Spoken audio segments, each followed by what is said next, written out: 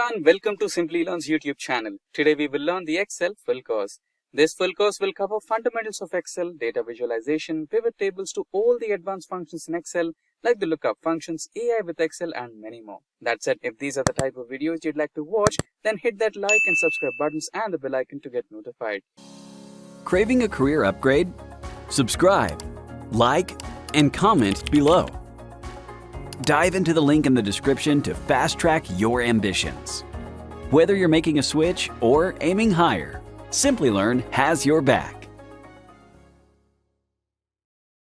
Just for a quick info, if you want to upskill yourself, master data analytics and land your dream job, or grow in your career, then you must explore Simplilearn's cohort of various data analytics programs. Simplilearn offers a data analytics postgraduate program from Purdue University in collaboration with IBM. Through this program, you will gain knowledge and work-ready expertise in skills like prescriptive and predictive analytics, regression, classification, and over a dozen others. That's not all, you also get the opportunity to work on multiple projects and learn from industry experts in top-tier product companies and academics from top universities. After completing these courses, thousands of learners have transitioned into a data analytics role as a fresher or moved on to a higher-paying job profile. If you are passionate about making your career in this field, then make sure to check out the link in the pinned comment and description box below to find a data analytics program that fits your experience and areas of interest. Now without further delay, let's get started. Microsoft Excel. So Microsoft Excel is a software product designed and developed by Microsoft for storing data in an organized way, that is, rows and columns. And Microsoft Excel is also capable to manipulate data through some mathematical operations. Followed by that, Microsoft Excel is also used to extract the insights from the data and represent it in the form of visually appealing graphs and charts. Now we have a basic understanding or an overview of what a Microsoft Excel software product is. Now moving ahead, we will understand the fundamentals of Microsoft Excel. So following are some fundamentals that you need to know before getting started with Microsoft Excel. So basically, when you install the Microsoft Office in your computer, you will have various Microsoft products, out of which Microsoft Excel is one of the products. So we will be dealing exactly with that particular product, that is Microsoft Excel. So when you get started with Microsoft Excel, this is what you will see in the first page. So this particular page is called as Microsoft Excel homepage, where you will be having various varieties of sheets. Microsoft Excel will give you some suggestions based on the type of sheet you want to work with. We will see this in a better way through the practical session. So once you get started with the sheet, you will have some more options. So this particular option is called as the toolbar menu. You will have the file, home, insert, draw, page layout, formulas, data, review, view, and help. So these are the tools that you will be using to work on your data using Microsoft Excel. Furthermore, we have a toolbar ribbon. So when you select some or the other option from the file, home, insert, draw, page layout, formulas, data, review, view, and help buttons, you will have a ribbon.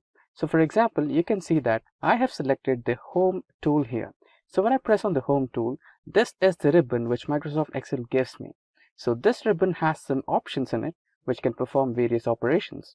Now in a furthermore detailed way, we will have toolbar groups. So when you see in the previous slide, we have a complete toolbar ribbon. So this particular ribbon is segmented into groups. So you can see the first group as paste, cut, copy, format, painter, etc., etc. And the second group is the font, the size of the font, and to increase the size of the font, to decrease the size of the font, bold, italic, underline, etc., etc. And here you can see the text alignment. So each and every group has separate functions. So each set is called as a group. And I think you can see a small arrow option over here.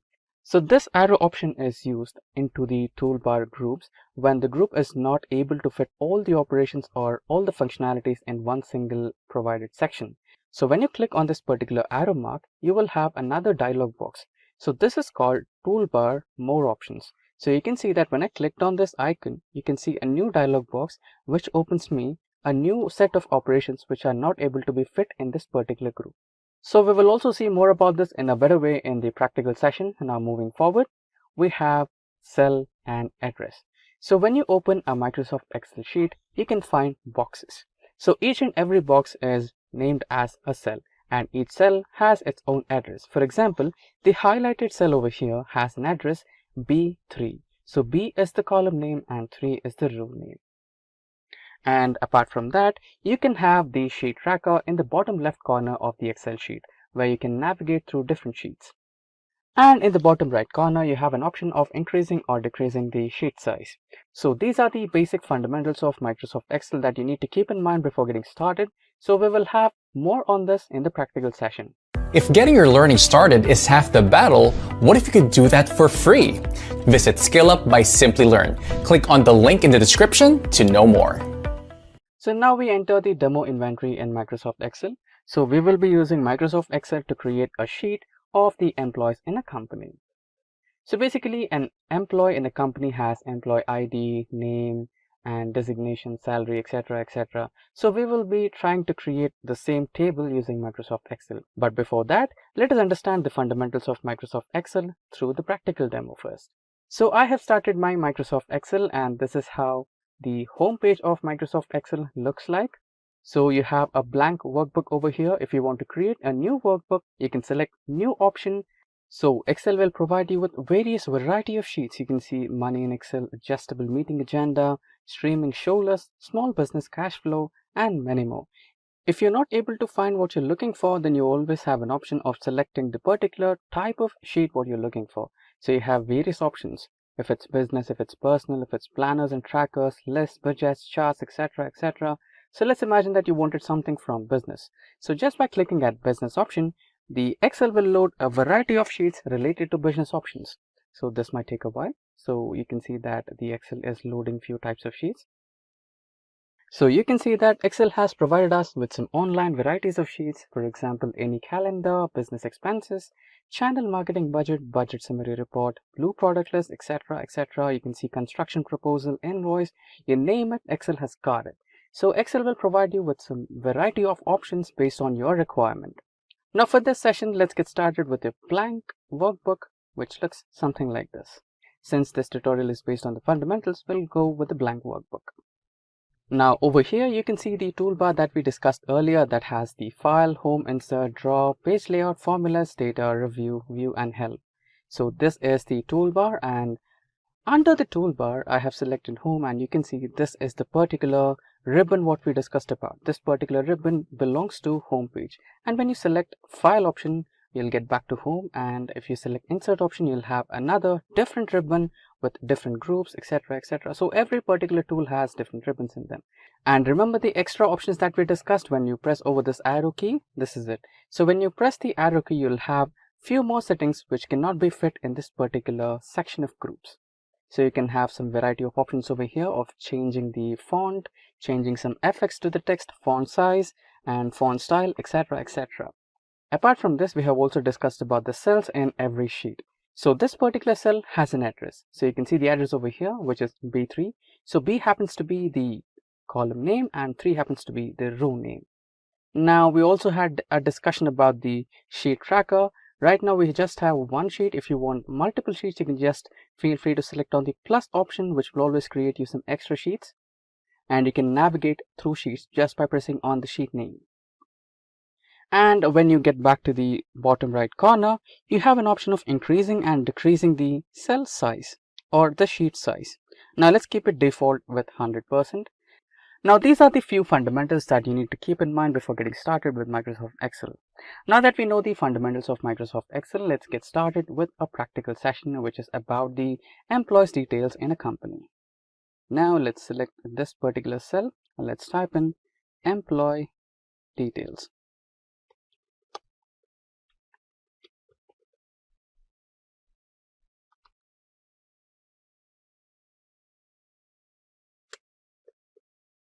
Yeah, we have the cell. Now an employee details table will have the information related to employees. So the information will be about name, it will be about employee number, it will be the designation, and maybe salary,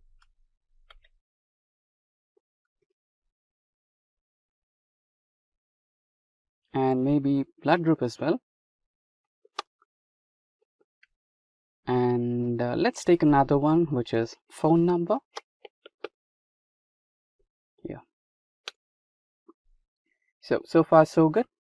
And you can see that we have some problem with this particular column. The designation, the name of the designation is practically good, but it is not visible. So when you're not on that particular cell, you can see that the name is incomplete over here. So you can always fix that. You can just manually change the size of the row or cell, or you can also feel free to double click on that cell, which will automatically set the size of that particular cell. And same goes to the blood group. Just let's try to double click on that, and same goes to phone number. Great.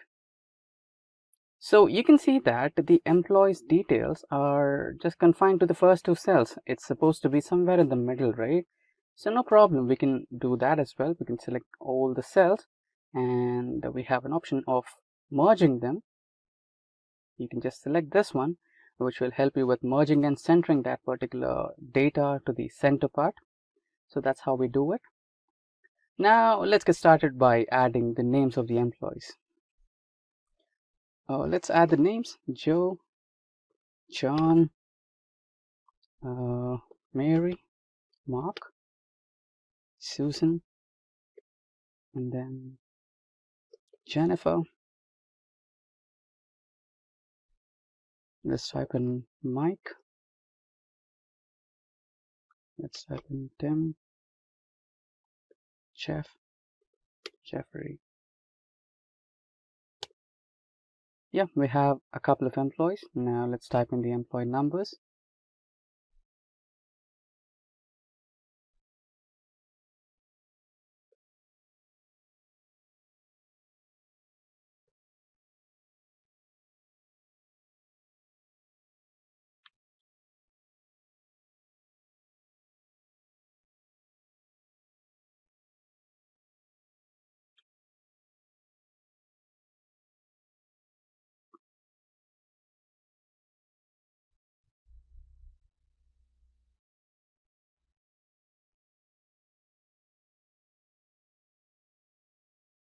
Yeah, we have the employee numbers now.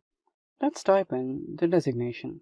Okay, let's choose Joe to be the CEO of the company and John as the software developer.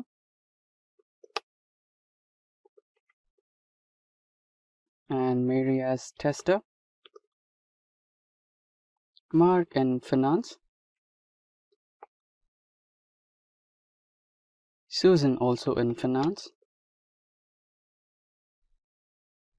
And Jennifer in testing.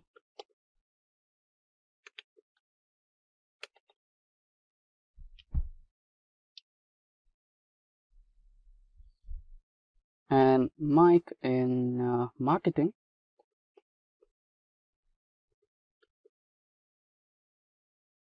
Same goes for Tim. And again, Jeffrey into software development.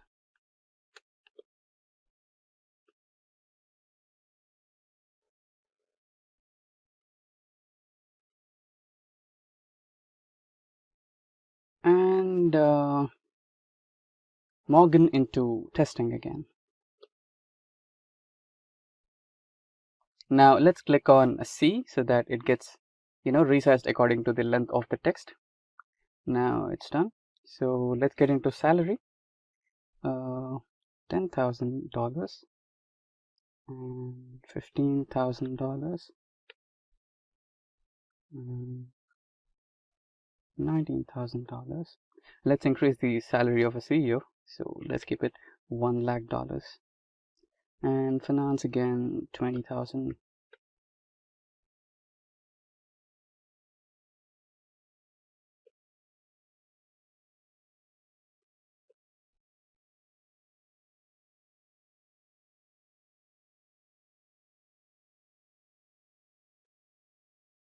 So yeah, the salaries are allocated.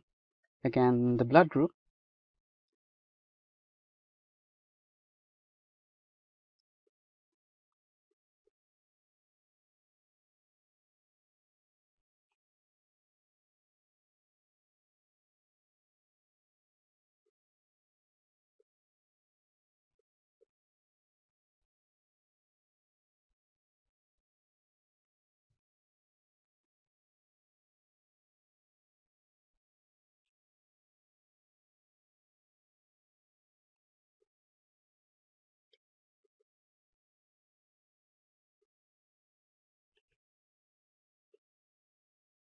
Yeah, we have the blood groups. Now let's type in the mobile numbers.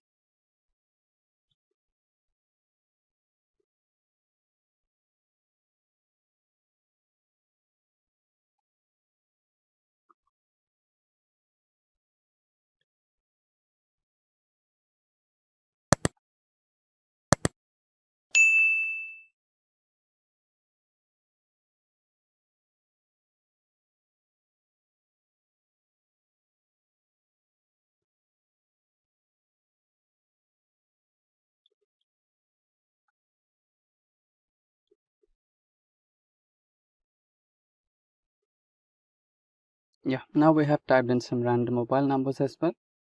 So yeah, this is how you can add in some data into your table. And now let us imagine that you forgot to add or remove a column. So let's imagine that we wanted to add a serial number as well, but somehow we forgot to add it.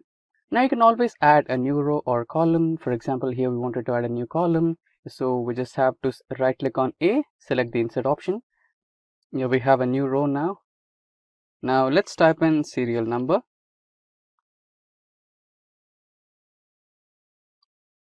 And let's type 1. Now, can you see the small box option over here? If you just drag it, you can, copy paste all those over here. And now let's right click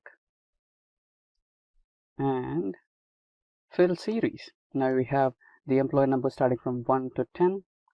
That's how you do it. And apart from this, you can also, change the font of the entire row. You can change the font to, say, Aroni, and you can always also change the font.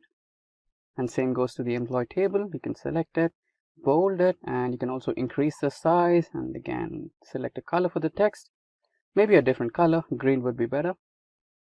And you can also select the entire cells and align them to the center. Looks more good. And you can select or double click the row names, so you'll have the proper spacing between all the rows and columns. So we have double click on the column, right? Yeah, so basically that's how you make things happen. Now let's save this. So I'd like to go to the save option and AMP data.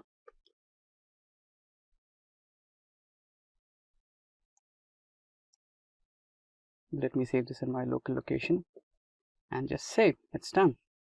So that's how you work on your Excel file with some basic data. And to learn more, don't forget to get subscribed to Simplilearn's YouTube channel, and don't forget to hit that bell icon to stay updated. So you're the first person to get an update on any technology, not just Excel. Now let's get back to the practical mode. And now we are on our Excel spreadsheet. So here we have some text boxes on the column A, and on column B we have lower and upper. Okay, so we have a mix of uppercase and lowercase in our text. So first we'll try to convert them to lowercase, and then we'll try to convert the entire text into uppercase. So for that you need to press on equal symbol and select the lower formula tab, and you selected the function. And now click on the cell A3, that's your cell address, and press on OK. Now all the letters are converted to lowercase. So we had J in the uppercase, which is converted to lowercase. Now all you can do is drag the formula to all the cells, and it will be applied to all the cells, right? Now let's similarly try to convert into uppercase and tap space, and there you go, you have selected the formula. Now the cell address, press enter, and drag the same drag the same formula to all the cell addresses, and there you go, all the cells are converted to uppercase. Now that's how you convert the cells or data in Excel to uppercase or lowercase in Excel. Now we are on the Excel spreadsheet. Now here we have some sales data based on a store. Now what we are going to do is we are going to add some multiple rows or a single row in this particular data. So here you can see the region wise, category wise, state wise, subcategory wise, and their sales and quantities, right? Now let us imagine that you must start to add a sale data here, right? So let us imagine that on the row 7th, you were supposed to add some detail. For example, some technology related sale happened on that day and you missed out to add it, right? So how do you create a new row now? So for example, if multiple sales happened on the same day, like 3 to 4, and you missed out them. So how do I add 3 to 4 rows in between the existing data, right? So don't worry about it. It's completely simple. All you have to do is select the row and right click and press on the option insert. Now this will insert one single row if you wanted to add one single row or tuple. And if you wanted to add multiple rows, for example, you wanted to add 3 rows altogether, then it's also simple. All you have to do is select 3 rows and right click and press on insert, and then you have 3 rows. So there you go. So that's how you add multiple rows in a Excel spreadsheet, or that's how you add one single row in an Excel spreadsheet. Now we have started our Excel worksheet, and here you can see we have employee details on our worksheet. Now all of a sudden you wanted to add employee second name as well, or a last name, right? So you're a beginner and you don't know how to add a column, or you might be a little ambiguous, right? So instead of using this simple step, you might end up creating a whole new sheet, or maybe other approaches as well, which are time consuming. So let me give you this simple step. All you have to do is select the column. So here you wanted to add a last name, right? So B is your column with the first name, and here you wanted to add a second name or the last name, which is in between the columns B and C. So remember that Excel adds a column always towards the left side of a column. So here if you wanted to add a column next to B, then you want to select the column C and right click and select the insert option so that it can be added in between B and C, which is adjacent to B. So let's look at it, right? So you have added the next column, or a new column right next to the column B, and it's in between the designation and employee name. Now you can add your second name. So that's how you create a new column in Excel. Now in case if you wanted to create multiple columns altogether, so here we needed a second name. Also here you have a designation and you wanted to add another column which assigns managers to the employees, right? So let's delete it, delete the second column, and let me explain you what I want to do. So here you wanted to add the second name of the employee and also the manager of these employees, right? So here you wanted to add 2 columns altogether, right? And now you might be wondering, could I add 2 columns together, or will it work only for the 1 column thing, right? No, it works for 2 columns and also more than 2 columns altogether. So you wanted to add 2 columns here, right? So select the 2 columns. You can select, or you can click on the column C and hold that left key and drag it along the right side. Okay, so here I have selected 2 columns and here it's 3, right? So you can see here it's 1 0 4 8 5 6 7 6 R cross 3C. That means you have selected 3 columns. If I navigate out of the 4, you can see we have selected 4 columns, right? Now right click and select on insert, and you'll have 4 columns in between employee name and designation. Now you might have to add your second name, manager's name, manager's employee ID, and the department, everything, or you can add anything or any number of columns in between the existing columns. Now we are on our Excel spreadsheet. Now you might want to add some extension to your data. Since we have sales here, you might want to add the dollar logo, right? So if you have like 5 to 10 rows, then it's easy. But if you have multiple rows, then it might be a little time consuming. In such scenarios, you might want to select the entire column, right? So how do you do that in a shortest method? So there are multiple methods to do it. So the easiest one, the first and the easiest one, is clicking on the column number or column name. So here we have the column name, that is E, and if you click on it, the entire column is selected. And here we have numbers. So let us imagine that you wanted to select the row number 2. Click on number 2 and you have all the rows, the entire row selected, all the cells are selected, right? So this is one way. And again, there is another way where you can just click on the first table header and press Control Spacebar. So the combination key is Control Spacebar for columns, and if you want to select the entire row, it is Shift Spacebar. So this is the method 2. And another method, so you might have a doubt here, right? So when you click on the column name or when you click on the row number, the entire row or entire column gets selected, right? And you wanted to select only the cells which have data. So we have another way for that. So you can select the cell. Now hold the Control and Shift key and press the lower arrow key to select the entire column with cells having data. So there you go. You have selected all the cells in one single column with only data, and all the cells which do not have data are not selected.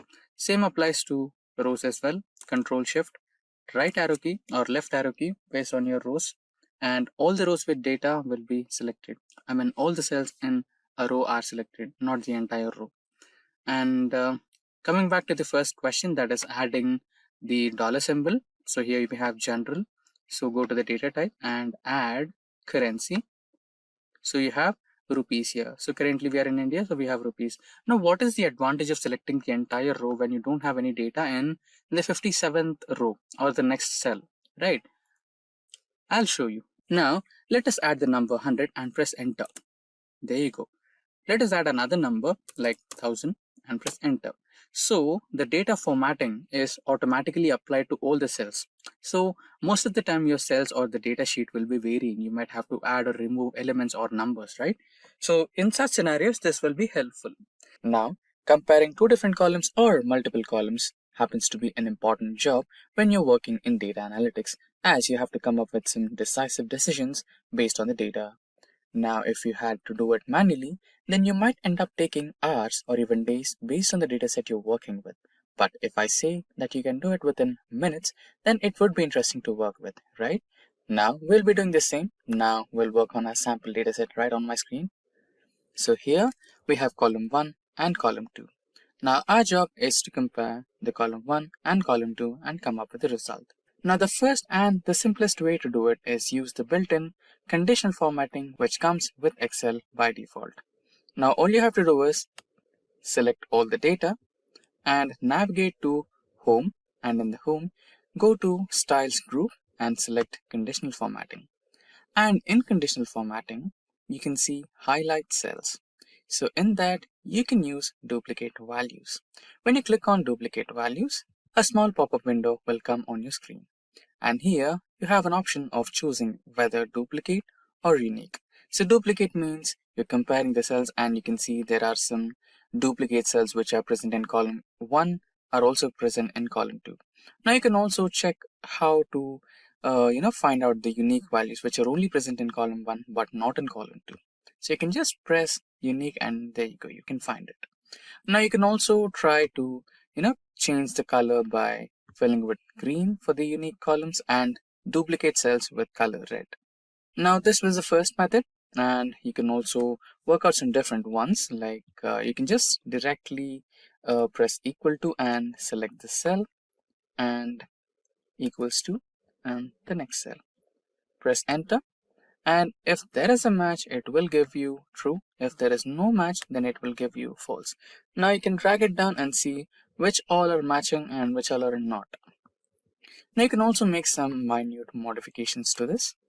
So if in case you didn't find the data, then you can say not found. So for that, you can try if and inside brackets, and then you can give the value as not found. If true, it's found. First, you have to give the true values. So for true, you can write it as found. And in case if it's not found, then you can write it down as not found. There you go. Close the bracket, press enter, and there you go. If there is a perfect match, you will have found. And if there is no match, then you'll get not found. Now, so far we have discussed comparing two cells using conditional formatting and also by using equals to operator and trying to add some tweaks to the equals to operator by involving with if operator. And apart from those, we also have another way to compare two columns in Excel. So another way is using the lookup functions. So we'll use a simple Vlookup function to compare both the cells. So for that, let's type in equals to Vlookup space and select the cell you want to check for, and then the range of elements you want to compare, and then I'll press F4 to log them. Now you want the data from column 1, and now you want the exact match, so 0. Press enter. So there you go. So the elements which are present in column 1 and column 2 are being displayed here. So but in case if the elements are not found, you'll get an error. So let's look at that. Simply drag the formula to all the cells, and there you go. So the elements which are matching will give you the proper result, but the ones which are not matching will give you not applicable or error message. This can be fixed. We can make some minor tweaks to the same formula. So we can add if error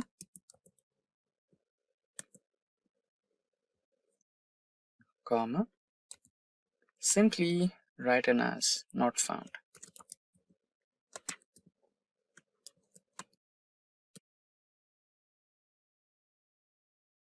and close the bracket. So that should do. So we have closed the bracket and press enter. There you go. Now simply drag this, and soon you can see the data which is having no match is shown as not found. Now there is another possibility. Okay, let's get back to another different sheet. So this should work. So we already have the formula, so let's erase that first. I'll erase the whole data and even this one. Yeah, now we have the clear column 4.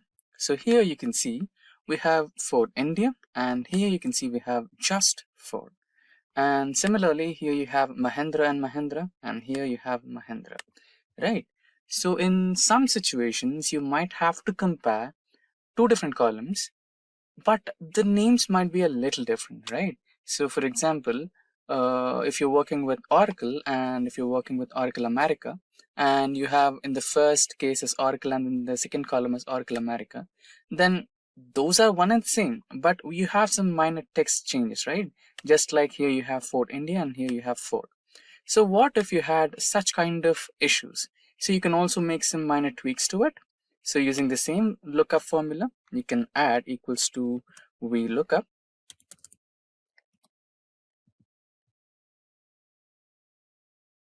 and also the comparison cell, which is this one. And you're not stopping there. You're trying to add the wildcard here. So the wildcard is asterisk, which means if there is anything like if you get the comparison between the first cell and the second cell which matches, and if there is anything extra rather than the actual cell, please try to consider it. So that's what we're going to do. So after entering the wildcard symbol, you'll select the range of columns which you have to fetch the data from, and then try to fix them using function key F4. You're looking from the column number 1, and then you're finding the exact match. Now you can close it and enter. Now let's try to drag it. There you go. So you have the data, Mahindra and Mahindra, Hyundai India, Honda India. So that's how you try to use comparing cells in Excel. Now you can see I'm on my Excel worksheet, and I have one table on my worksheet right now. So you can, transposing or, converting rows to columns is a very simple task. I'll explain you in two different ways. So the first way, select all the cells that you have on your sheet and press on Control C, so it will give you the copy option, and then you can also paste in the same sheet, or if you want, you can go to a whole new sheet and select the paste option over here. But before selecting the actual paste option, you can see a small drop down icon. Click on that and navigate to paste special, and in this you can see transpose option. Click on that, or make sure that it's checked and press OK. Now you can see all your columns are been converted into rows, and all your rows are converted into columns. So this was the first way. And what is the second way, you ask me? So it's really simple. select one cell somewhere, and you can, or let's create a new sheet as well. So here you can write down the formula as transpose and select the array which you want to transpose. So this is the array. So transpose is basically an array function in Excel. So once you are done with selecting your data, press enter. There you go. So all your rows are now columns and all your columns are now the rows. Now on my spreadsheet, you can see some data, which is the sales data of quarterly basis in the 4 different zones, that is north, west, south, east. So you can make things look better by hiding these columns. And if you hide these columns, it's critical for the end user to identify which columns are exactly hidden, right? To make things a little easier for your end user, you can select the columns and then go to the data option, and in the data option, click on the group option. So this will group these columns, and you will have the symbol of minimization, which will help you hide these columns automatically and unhide these columns automatically. Now let's also try to group GHIJ columns, and there you go. Now similarly, let's also try to group the rows of north and rows of west. Then you have the rows of south and rows of east. Right now, all these rows and columns are being grouped. Now, all you can do is just click on the minimize button and those will be minimized. Similarly, the rows, right? And to unhide them, all you can do is click on the plus icon and they will be unhidden. You can also try to ungroup the columns and rows. All you have to do is select the columns and click on the ungroup option. Similarly, the rows as well.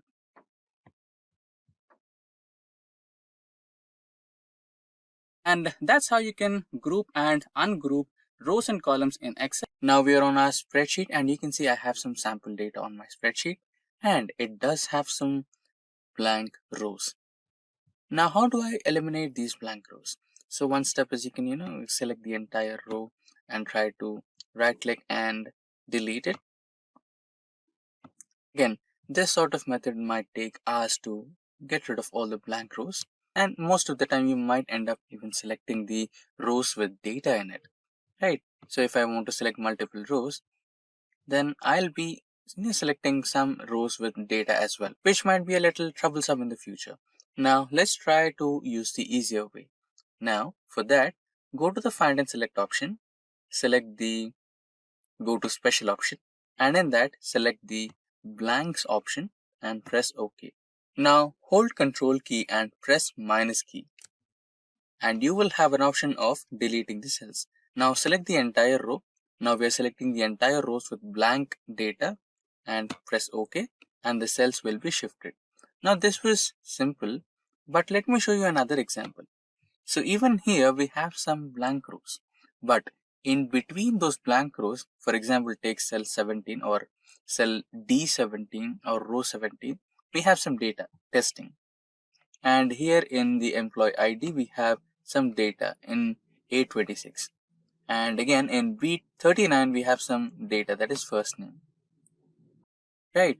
In such scenarios, how do I eliminate data? So we have a simple logic for it. So all we need to do is add another row, which is to count the number of cells in the row. Now that can be count. Now here equals to, the function is count A. Press tab and the cells will be from A2 to G2. Press enter. Now you have 7. So now we are basically calculating the number of cells. So if you apply the same to the entire data set, let's drag it. And there you go. So there are certain places where you find 0, which are basically the empty columns, right? Now let's do some formatting if you need.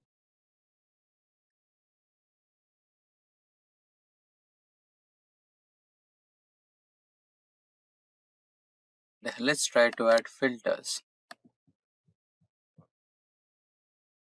Control A, Control T, and now table will have filters and headers. Now here you can see the drop down icon, click on that. Now instead of select all, what you can do is select 0. Now you will be highlighted with all the rows which do not have any data. Select all those and press on delete, or what you can do is the same way, control minus. There you go. Now clear the filter. Now all you have is the data without any kind of blank rows. So all the rows that had some amount of data are retrained, and all the data or all the cells or all the rows which do not have any data, which are completely blank, they have been eliminated. So here you can see columns and rows. So especially the fourth row and the column C, right? So currently we have data on our spreadsheet, and it is exceeding the number of rows currently visible on our screen, right? So when you scroll down, you can see that the header or the headers of all the columns are getting vanished or scrolled up along with the data, right? And you might want to keep that so that you'll have reference to every single aspect of or every single cell data you're referring to, right? So for that reason, you might want to freeze this. And also you might have a doubt, what if even I had this data in the column section, right?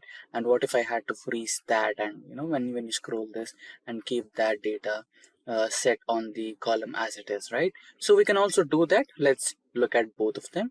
So there is a simple process to do that. All you have to do is select the cell for which you want to set the or freeze the column adjacent to it or the row adjacent to it, right?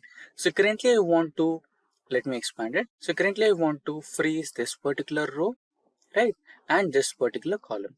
So the cell I would be selecting is the first cell here, that is D5, right? So when I select this particular cell, I can be able to freeze this particular row and this particular column. So now you need to navigate to the toolbar and then select the view menu, and inside view option, you can see there is an option of freeze panes, right? So click on the drop down. So you can see 3 different options. As we discussed earlier, we can either choose to freeze an entire row, that is the second option, or you can freeze the entire column, that is the third option, or you can freeze both, that is the first option, right? Freezing rows and columns. So let's select this one and see if our rows and columns are frozen or not, right? So now let's scroll down and you can see our row is successfully frozen there, right? And similarly, scroll towards right and you can see our column has been successfully frozen, right? So this is how you freeze rows and columns, or you can freeze panes in Excel. Now here on my sheet, you can see we have some numbers, that is $10 or $10.20, $22, $53.12, $12, and $110. Now the task is to convert these numbers into word format, that is representing the numbers alphabetically, right? This might be a little curious, and we also might end up searching for a predefined method which is not readily available in Excel, but there is a way where you can create a function using Excel VBA or macros. Now again, creating a macro is completely complex. Now identifying the trouble, Microsoft has already come up with a readily available macro code on their official website, which will support the various versions of Microsoft Excel, starting from Microsoft Excel 365 to all the way up to the older Excel version, that is 2010. Now you can scroll down and use this particular macro function which Microsoft has readily made us available, and use this to create our own macro in Excel VBA. Now let's get back to Excel, and you can create a macro using the developer option. Now developer options will not be readily available in Microsoft Excel. To activate developer option, go to Home and go to the options menu in the last, and here go to customize ribbon And here in the second drop down menu, you can see developer option. By default, it will not be checked. Click on the check option to activate developer options and press OK. Now you have your developer options ready. Click on developer options, click on Visual Basic, and here to insert a new macro, click on the insert button, click on module, and a new macro window is readily available for you. Now Control V to paste your code, and your function is with the name number to text, right? Now close the macro, and here your function will be readily available. Equals to, and the function name was number to text. Press tab to select the function and select the cell where you have the data. Close the function, press enter. Now drag the same formula across all the cells, and here you have the text converted from numbers. So here we have $10.20 and you have $10.20, $22 and no cents, $53.12, $12 and no cents, and $110 with no cents. Now that's how you can convert numbers to words using the macro, which is predefined for Excel in the Microsoft website. So, for example, let us imagine that you wanted to create one single cell for all the employees in your company, which stores the first name, second name, or last name, including their email IDs at one place, right? If you want to do so, like let me show you how it looks like. So let me copy this here. Then that's the first name. Now it's your second name, along with the email ID. Now let us imagine that you wanted to store all the employees in the same way, right? So you can do this by using combine operation in Excel. Now all it takes is just a simple formula, that is equals to, and the first cell address, that is A2, and you can use an ampersand sign. Now you can use the next cell reference, that is B2, and then colon, and the last cell address, that is E2. Now press enter.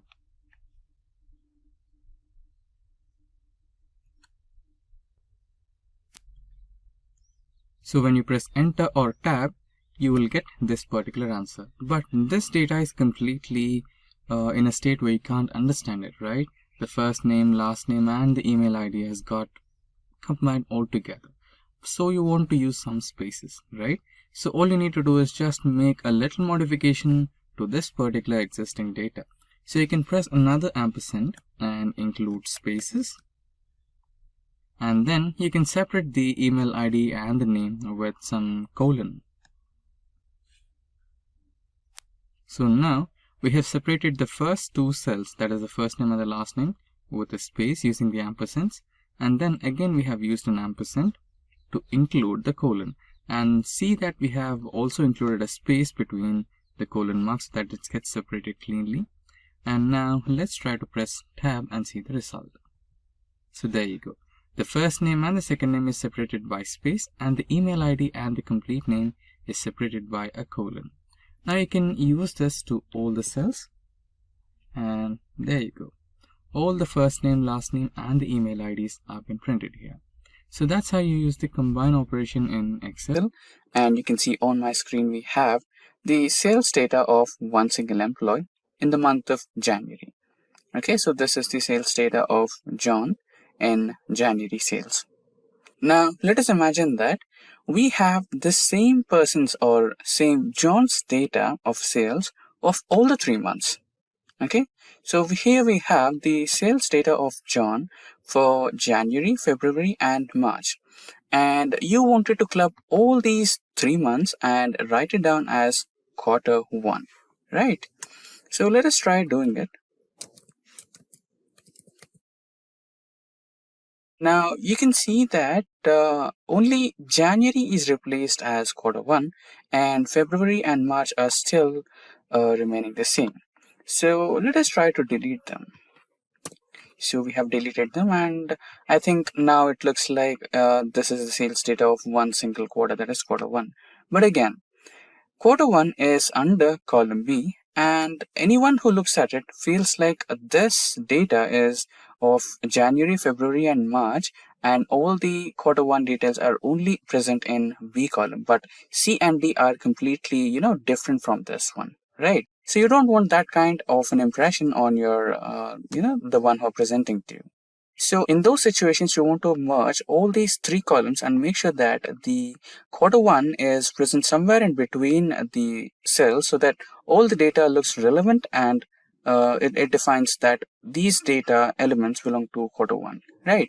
So there is an option in Excel to do that. So select all the cells that you want to merge and go into home button, and in home button, get into the alignment group and select merge and center. So you can do it directly. Also, you have a couple of more options. There is merge and center, merge across, merge cells, and unmerge. So we'll go through it one by one. So first we'll go through merge and center. So there you go. The cells got merged and it has been aligned into center.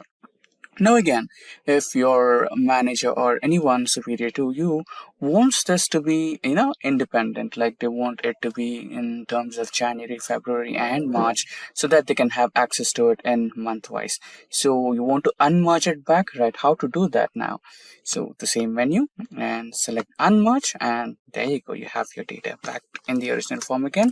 All you have to do is, rename a few cells. There you go. And you have it back, right?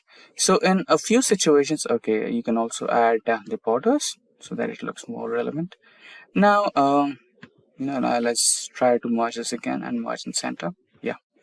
Now again, let us imagine that you are going through an appraisal cycle and you also wanted to add some comments about the sales happening in your company regarding all the employees, right? So also we have that here. Now let me expand a little bit. Yeah, there you go. So again, let's merge and center.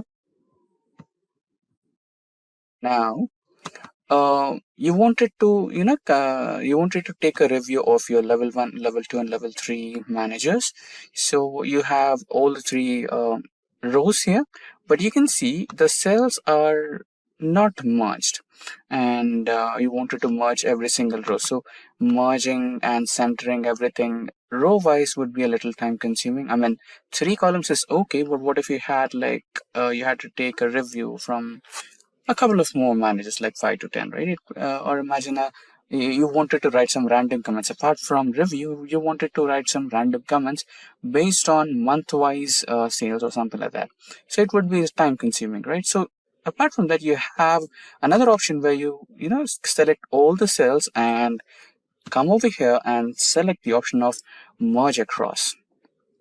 And all the cells will be merged all together at once, and you will be having those individual rows where you can write down your reviews, like review 1 and so on, review 2, right? So this is how the option of merge across works, and we already have been through the merge and center, and merge is completely similar to merge and center. So this is how merge and center, merge cells, and merge across and unmerge cells in Excel work. Now there are multiple ways to add date to Excel spreadsheet. For example, equals to today. This is a shortcut method, and you can enter, done. You will have today's date. But again, there is some problem with this kind of approach. So today's date is 4th of September 2022. Now, if you open the same spreadsheet after today, that is tomorrow or day after tomorrow, then you will have a concurrent date, that is 5th of September or 6th of September, right? The date will always vary or get updated according to time. Now, you don't want to change that, or you don't want that to be happening with employee's date of joining, right? It should be stagnant. It should not vary, right? So there is another shortcut way apart from using the datetime functions. There is a keyboard shortcut where you can add date to Excel. That is Control semicolon. So this is the shortcut way to add date to your Excel spreadsheet, and this particular date will not change. This will remain the same constant date throughout the time. Now, there is a chance where you might also have to add time to your spreadsheet, that is date of joining and time of joining, right? So there is another simple shortcut where you can add time by just pressing 3 keys, that is holding Control, holding Shift, and pressing semicolon. Then you'll have the time. So this is how you can add date to your Excel spreadsheet and add time to your Excel spreadsheet, and this date and time will remain constant. It will not vary like the today function that we have used here.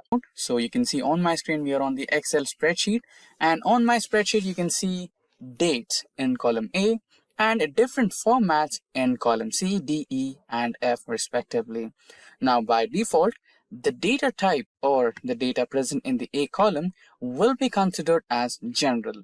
And there are a few situations where even if you try to format the date in your format, like the customized format, you may not be able to do it because it's still under the general data type. So for that, for being on the safer side, what we will do is select the data and navigate to the data toolbar. And in that, you have the text to columns option. Press that and remember to have the delimited icon. You might be having the dash as your icon or slash as your icon for the delimited thing, and select that and next, and here you can see, right, it's in general mode. So you can press on date and DMI will be your date format, that is date, month, and year. Now click on finish. So it's been formatted now. Now let's copy the same data and paste it in all the 4 formats so that we'll see the different formats that we can change to or customize to, right? So there you go. Let's expand the columns a little bit. Now we have day, month, and year. So now you might want to change a couple of things, right? For example, you wanted to change, okay, let's see the menu. So the way is to select the cells and right click and select the format cells option. And in here you can see the date function, and in here you can see different types of modifications that you can do to your data, right? So you might want to also change your dates based on the location. So right now we are in India, and imagine if you wanted to change something based on US, or if you are having your client in US and he wants the dates in US format, you can also change that. So here you can see English United States and press on that, press OK, and you can see it's been changed to US format where you have years in the first place, months in the second place, and dates in the last place, right? And now let us imagine that your client does not want the dates. All he needs is just months, right? You can also do that. Get back to the format cells option, go to custom, and here instead of month, date, and year, all you can do is just write down month and year and select OK. So you'll have only month and year, not the dates. Now your client is being a little more, he wants a little more detail, and he wants you to add a lot of granularity to your data, which includes day, time, etc., everything, right? So you can also do that. So the same way, go to format cells, custom, and here I think it's in date itself. So let's navigate a little. Yeah, here. So you have the day, date, month, and year. Press OK. So there you go, right? So that's how you can do it. And now let's try a little bit more. If we have a few more options pending. So go to format cells and custom, and you also have timings. So here you have date, month, year, and the timings. Press OK, and there you have all the timings as well. So since these dates are, I created them just a few moments ago to keep it simple, so I did not have to add the timings here. So if you are keen about adding the timings, you can also do that. For example, if you wanted to add the timings of the employees logged in and logged out, you can also do that using the same format. And you can see now we are on our Excel spreadsheet, and you can see we have a column of dates, and on the column B we have age. Now how do you calculate the age using the date of birth? So this is completely simple. All you have to use is the Datedif function, or if you also call it as Datedif function, based on your choice. We also have a specific entire tutorial based on Datedif in Excel for further information. That video will be linked in the description box below. You can go through it, or you can use the end screens and iCards linked to this video to get back to the tutorial based on Datedif in Excel. Now let's calculate the age of these dates, or these people with these date of births. So all you have to do is type equals to and type Datedif and open a bracket. We need 3 parameters here, that is the date of birth, That is the first parameter. Now the second one is the today function, because you're calculating the age of these people as per today, right? So we have a today function in Excel. Press on tab to select it and give a close bracket. Now comma, and if you wanted to calculate the age in terms of days, you have to give D as the input.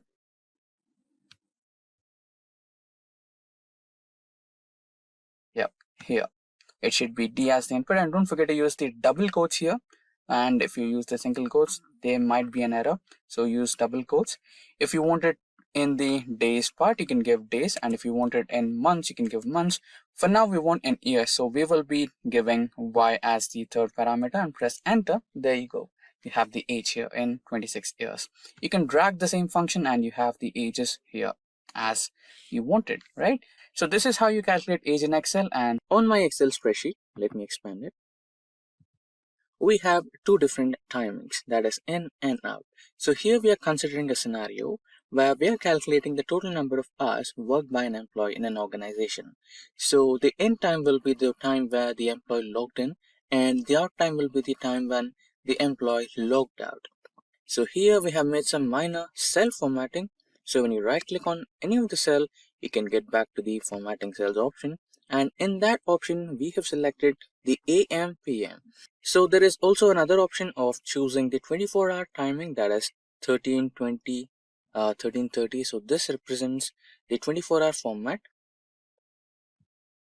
but since we are working on office timings, let's keep it as AM PM. Okay, so there you go. So we have our timings of in and out. Now to calculate the time difference between the in time and out time. So this particular calculation is completely simple. All you have to do is press equals to select out time minus select in time. So there you go, press enter and you have the total number of hours the employee has been working in your organization. So here also we have made some minor cell formatting. So usually it comes out as AM PM, right? But instead of that, we have made a minor cell formatting. We have navigated into time and we have selected the 24-hour formatting so that we have just hours in our output. So that's how we have calculated the time difference between two in times and out times of an employee using Excel. Now, DAX in Excel is a sophisticated formulas type language that comes in handy while working with relational data and extracting information via dynamic aggregation functions. DAX in Excel stands for Data Analysis Expressions. DAX functions are completely familiar to the general and default functions that are available in Excel. Now, DAX allows users to perform slightly escalated and advanced and custom calculations upon various data types like character data, date time, time intelligence functions, and many more. And in DAX, there are a variety of functions such as DAX table valued functions, DAX filter functions, DAX aggregation functions, time intelligence functions, date and time, information time, logical, parent, and many more. Now in today's session, we will look into one such type of DAX function in Excel, that is DAX date and time function in Excel. Now without further ado, let's get into practical mode. And we have started our Microsoft Excel. Inside Excel, we have opened a new blank worksheet. Now navigate to data option in the toolbar, and in that, go to the Power Pivot window. Now we have entered the Power Pivot window, and inside that you can see the option of Get External Data.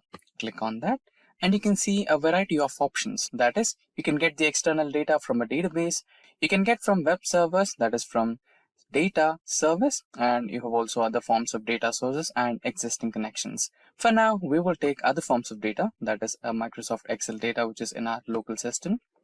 Select next. Now provide the location of your folder. Just browse and we will select DAX employee data. Open, and there you go. We have our data connected to our Power Pivot window. Click on next, and there you go.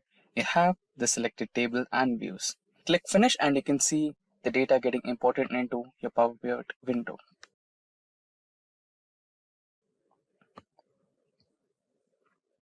There you go. By default, if you want to add any DAX related functions into your PowerBI window, you'll have an external added column over here, which looks something like this. If there is not an external column, you can also add the column. It's not a big trouble. Now we have some data here. That is the employee ID, employee name, designation of the employee, department of the employee, salary, and joining date, etc. Right, let's expand this view and see what's more in it. So this column is the date of birth and this column is the employee joining date, right? Now we have so much of data. Now let us imagine that we want to calculate the retirement age of all the employees. So now let's rename the column to retirement date.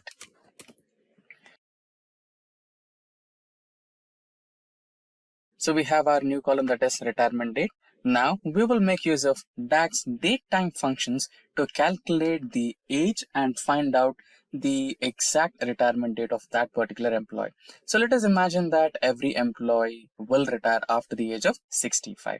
So we have our date of birth of every employee and the joining date of every employee. Now we'll come up with a DAX datetime function and calculate the age, and then we will find the retirement date of that employee. Now every DAX function starts with the same method or the same way as the simple Excel default method starts, that is by starting with an equals to, and then we will find edate, and now our first parameter, that is the start date, that is the employee, the date where the employee joined the organization. So our sheet name is sheet 1. Now our joining date is in the F7 column. Select F7, press tab to select it, and comma. Now how many months? So each and every year will have 12 months. So 12 months into the age, that is 65, star 65. And now you can close the function and press enter, and then you'll find the retirement date of that particular employee. So there you go. So we have the employee dates, that is employee retirement dates for all the employees. So the first one, that is Jack, has the retirement date of 19 February 2085, and similarly Jennifer has her retirement date at 15th of August 2084. So that's how we use the DAX functions in Excel. So this is one of the several DAX functions in Excel, that is DAX date and time functions in Excel. So you can see that I've got some data, which is first name of the employee, last name of the employee, and phone number. And let us assume that your manager has given you a task to identify all those employees which did not give an phone number. So you wanted to identify them using a checkbox, right? Like you will be providing a check for all the employees that we have received the phone numbers, and you will not be checking the employees which did not give the phone number, right? So let's try to do that. So to include a checkbox, you might want to get into the developer option. But for few reasons, Microsoft has disabled developer option by default. To enable developer option, all you have to do is just navigate anywhere on the ribbon here and right click, and then you can see customize the ribbon option. When you click into it, you will be redirected into the ribbon option, and here you can see the developer option on the right side, right, this one. So by default you can see that your developer option is not enabled. To enable it, you have to check in it, and there you go, you have it now. So press OK and you'll have the developer option. Now go to the developer option and select the insert option, and there you can see the checkbox. Now draw the checkbox anywhere. I'll draw it over here, and there you go. You have the first checkbox, right? Now if you want, you can even customize this. So carefully click it.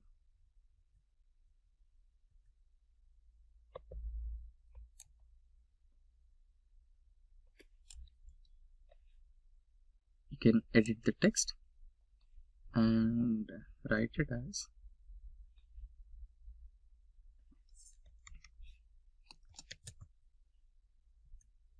done. Okay. Now you can even copy this to all the cells. Just select and drag, and there you go. Now you can go ahead and check all the employees which you have received the phone numbers, and you can eliminate the ones which did not provide you with the phone numbers.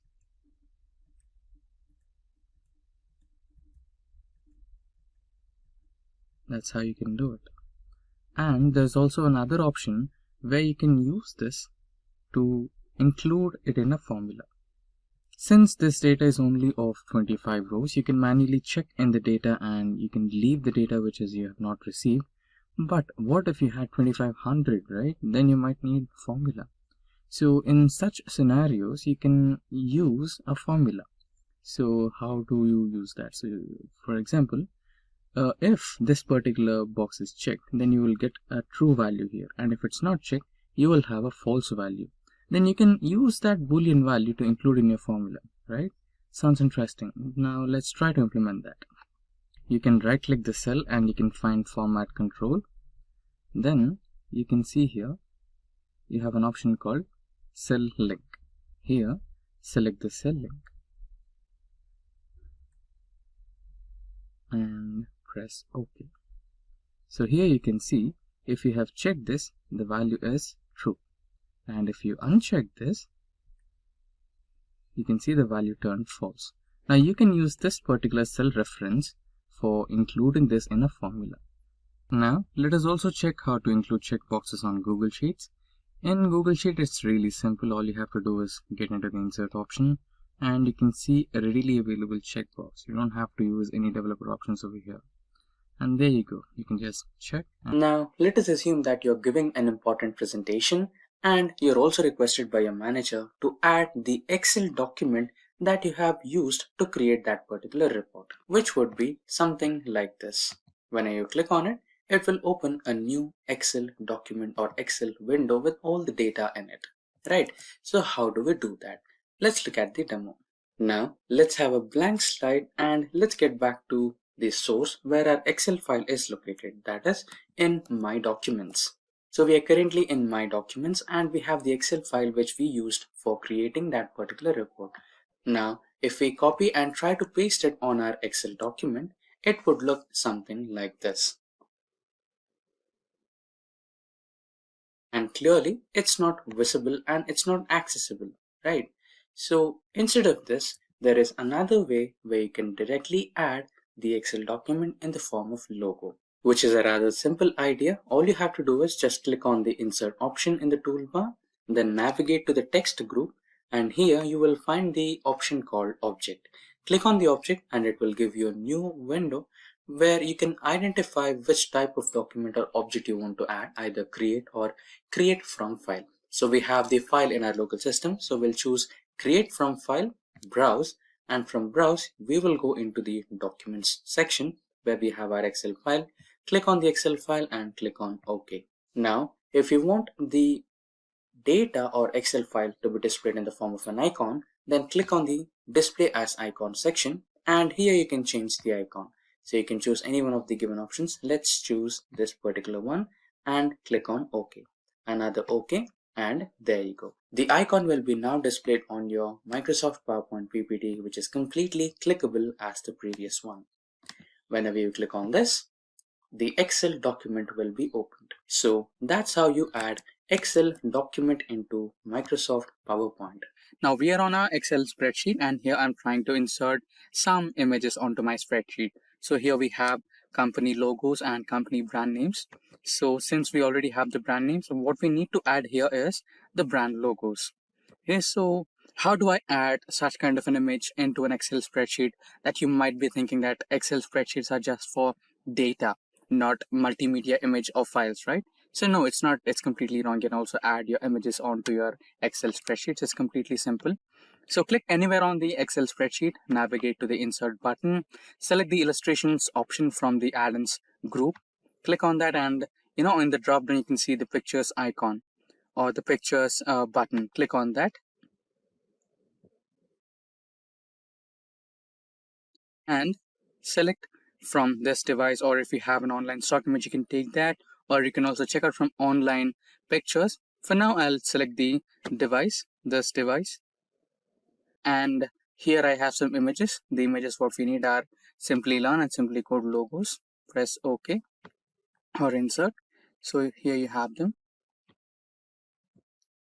Now you can also adjust the size of the image using the small buttons here. Press it over here and done. So you might be wondering, is it all done? Is there anything more to do, or just adding an image is done? No. Most of the times when you create or you work with Excel spreadsheet, you will not just add some data and add a relevant image to it. Most of the time you add some graphs, or most of the time you'll add some charts to showcase the data dashboard, right? So it will be something like this. So this is how you add the image or graph onto your dashboard, and sometimes you might not have enough place to display your entire dashboard. During those situations, what you do is you try to hide the row or column. So now let's try to hide this particular row. Let us imagine that you wanted to show only two charts and there is no space for your third chart. In such scenarios, you might want to hide or remove that third chart. Okay, so let's try to hide it and see if it gets hidden or not. When you try to hide it, you can see the column A has no data and the row number 4 has been hidden. So we have 3 and 5. But what about the image? It is still present, right? So if you want to make sure that the row also hides the image, then you might have to do a little formatting with it. So select the image, go to picture format.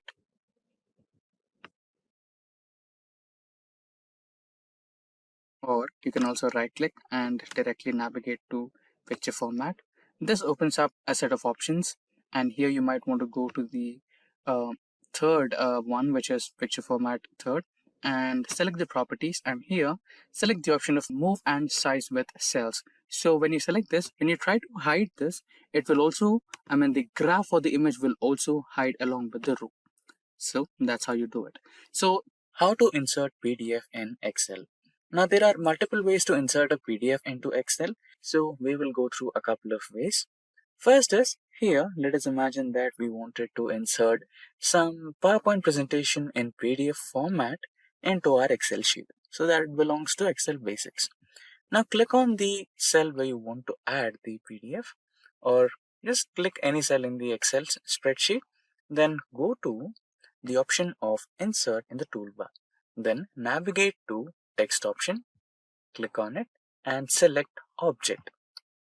And here you can select create from file and then you can browse. And here you have your Excel Basics PDF in my documents. Click on that, select insert. So here you can just press OK and the PDF will be inserted. Now you can minimize the size of PDF to fit the cell. There you go. The PDF got successfully inserted into your Excel spreadsheet. Now let's discuss about the second way. Now the second way is completely same. The only difference is you can add some logo to your PDF. So you can see it has been added in direct form of a PDF, like what's the first slide of the PPT. But instead of that, if you wanted to highlight it as an icon, then you can select the display as icon button here and press OK. Now you don't have to reformat the size of your PPT or PDF. All you have to do is add the logo to your PDF and it will also include the title. So this is another way of adding PDF to your Excel sheet. Now another way. So a few times you don't want the first page of the PDF to be visible or any kind of logo of that PDF reader to be visible on your spreadsheet. Sometimes all you want is some dedicated image or a dedicated logo, right? So this time let's try to add a dedicated image to our PDF. So go to insert again. Here you can see the illustrations option. Click on picture and from this device. So I will select the Simplilearn's logo, and now you have to resize the logo a little bit to fit the cell. There you go. you can click on the right click button and select the option of link. Now select the existing file or web page option. So if you are interested to learn more on hyperlink in Excel, we have a dedicated tutorial on that. Please go through hyperlinks in Excel by Simplilearn, which will explain you everything about hyperlinks in Excel, how to insert them, different types of documents to be inserted, and how it works in real time. For now, let's try to insert the existing web page and go to documents, navigate to documents, and inside this you have the Excel basic PDF. Click on OK and it has been added to your image. So when you click on it, it will open the PDF document attached to it. So when you hover over to the cell, you can see it will ask you a permission. Do you want to continue or not? Just click on this, ignore the warning. So you can see the PDF has been successfully opened. Convert PDF into Excel. Now to do this, let's get back to the practical mode and try to convert some PDF data into Excel. Now you can see the PDF document which I am looking to convert from PDF to Excel. So this particular PDF document has a table. So this is the state-wise GST collections that happened during March of 2020.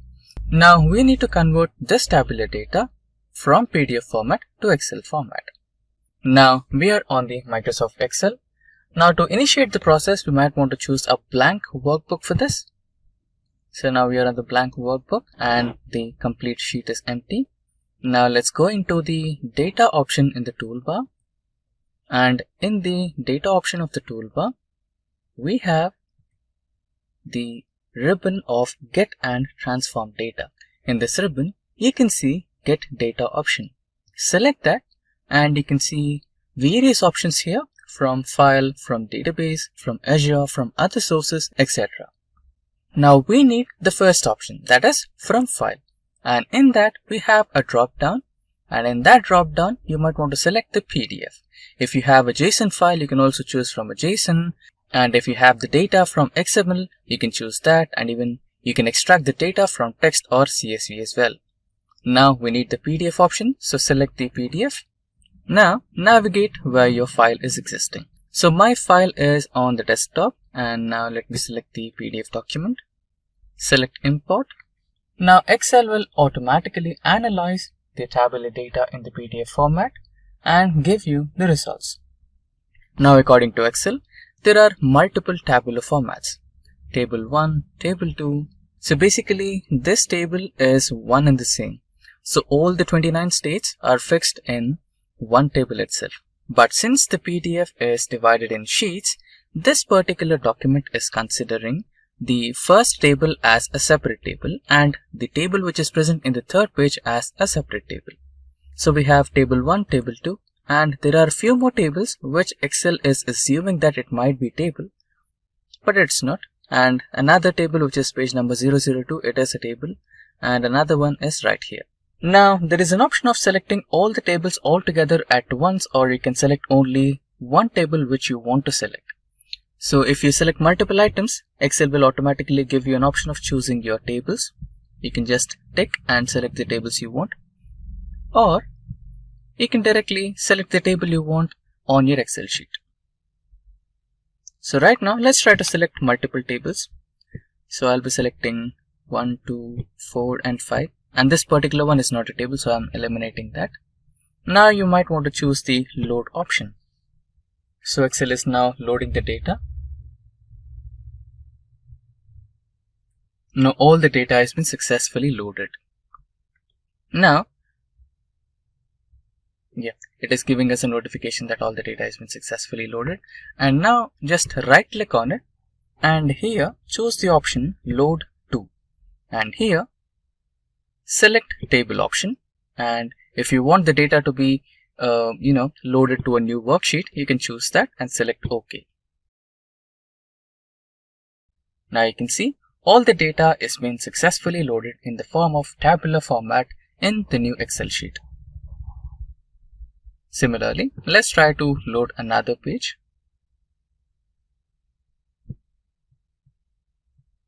In the table format, new worksheet, select OK.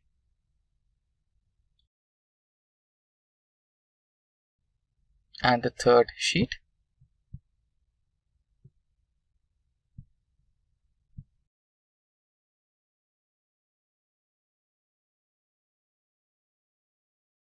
Now get ready to impress your boss by converting all the PDF data into Excel sheet just in a matter of few seconds with few steps. And there you go. All the 4 tables have been loaded successfully in the form of Excel in just a few steps. Now this is how you convert PDF to Excel. That is how to add tick mark in Excel. Now on my spreadsheet, you can see some employee data. So they've been assigned a task and they want to update the task status as done and not done using symbolic statements. That is tick mark and into marks. Now how to do that? It is really simple. We'll discuss 2 different ways. The first way is to do it by conditional formatting. So click a cell on the task status, go to conditional formatting, click on the new rule. Yes, of course, we can use the icon settings, but we want to automate it. So click on the new rule, right? So here, instead of to color scale, select icon sets. Now go to the settings. Here we don't want the third symbol, so select no cell icon. And here, instead of percentage number formula, let's add just a simple number. And the second one as well, just a simple number. Now, in the icon settings, select tick mark. You have various types of them. You know, the circular tick mark. Let's select the generic tick mark without any outer circles. And into here, generic X mark. And now let's set the values. When the value is greater than 0, it will be green. And when the value is less than or equal to 0, it will be X. And the reference value is 0, and here also the reference value is 0. Everything is okay. Click on OK and done. And here you cannot see the logos yet. We need to add some formula here, which is equals to if. Click on tab to select the symbol, and if cell address C2 is equals to done, then the value should be 1. Else the value should be 0. Close the bracket, enter. Right. Now you can see this particular logo here. Now drag the same formula, it's done. Now you can see we do have numbers. You can eliminate those numbers as well. Just edit the rules. And here you can see show icon only. Click OK and the numbers will be removed. Also edit the second one and there you go. The numbers are gone and only the symbols remain. Now what is the second technique? The second technique is available in the developer options. You can activate it by, going into the options here, go to file and here go to options and here go to advanced, customize ribbon, and in here on the right hand side, you will get developer options. Click on the tick box and it will be enabled. Now go into developer options and click into insert menu. Click on the form controls or active X controls, select the checkbox and now just place it over here. You can edit this particular checkbox, delete everything, drag it as checkbox as well. Now you can drag the same cell across all the functions and you will have the checkbox as well. Now you can click on it and say if it's done or not. That is how to add watermark to Excel. Now on my sheet you can see some data. So here we wanted to add some watermark logo to your Excel spreadsheet so that it looks genuine and work by you, right? So that's the overall idea of adding a watermark. Now go to the insert window and in the insert window, go to the text option, click on that, select header and footer. Once you select header and footer, you can see something on your screen like this. So in this box, which is highlighted by a cursor, is where you're going to add the picture. On my top in the menu bar, you can see header and footer elements. In this, select the picture element and it will navigate to you to a different option window. Since we are adding the image from our local system, select from file, or if you are adding from your Bing or any search window, you can also add that or OneDrive as well. But now let's go with from file. It will directly navigate you to the pictures folder in your local system. So here is my Simplilearn's logo. Click on it and select insert. Now you can see the image is added in this format, which is ampersand and picture. And you might wonder, where is the picture? It is actually present. To view it, click on any cell in the spreadsheet and there you go, you can see it. Now you might be wondering, the image is a little towards top and abnormally placed, right? So no worries, you can always format your picture. Just press enter and use enter to move your picture towards the center of your data spreadsheet. And also there is another option of format picture altogether. Here you can adjust the height and width of your image by increasing and decreasing width or increasing and decreasing height. Using the arrow marks also works. And apart from this, there is another option of picture formatting where you can choose your image to be washing out, black and white, grayscale or anything. So currently I'm going with automatic, which will automatically adjust the brightness and everything for your image. It looks perfectly fine. So click on OK and there you go. Right. So now this should be fine. Right. Now everything is done and everything is automatically saved if you are having that autosave option on your spreadsheet. And let's go back to the normal view from the header and footer view. Click on the view and go to normal. You might be confused, right? Where is the logo? It vanished. Did I have to save it? No, it's already saved. Everything is fine. Even the image is there, but you cannot see it in normal view. To see it, click on File, click on Print, then you can see the logo. It will be present only on the printed pages, not on the normal view. Okay, so that's how you work with watermarks in Excel, and that's how you can add and customize your watermarks using Excel. How to modify or increase cell size in Excel. Now, most of you might probably want to increase just the cell size or just to increase the visibility of the text. So one of the easiest way is just to press on the plus icon on the bottom right corner of your Excel spreadsheet. So this will automatically increase the text size and you can see the text more clearly. Now apart from that, if it's just not that what you want to do, you can also modify by hovering over to the line between two columns and right click, which will give you the option of format cells or column width. So either of these options will help you to maximize or minimize your column width. Similarly, you can apply the same idea for your rows as well. So you can either format the cells or modify the row height of your cell, and this is another way. And another simple way is to just hold that line and drag it so it improves your width of the column. And another way is to just hover onto that line and hold it and drag it to improvise or increase your width of the cell, and same applies to your row. So this is another way. So apart from that, there is another way, that is format cells from this particular option in the home button. You can select this and here you have the row height, auto fit row height, column width, auto fit column width. For example, let us imagine that you wanted to, just by mistake you increase the cell size and you wanted to restore it back to the original thing, right? So you can just click on the auto fit height and click on the auto fit column width.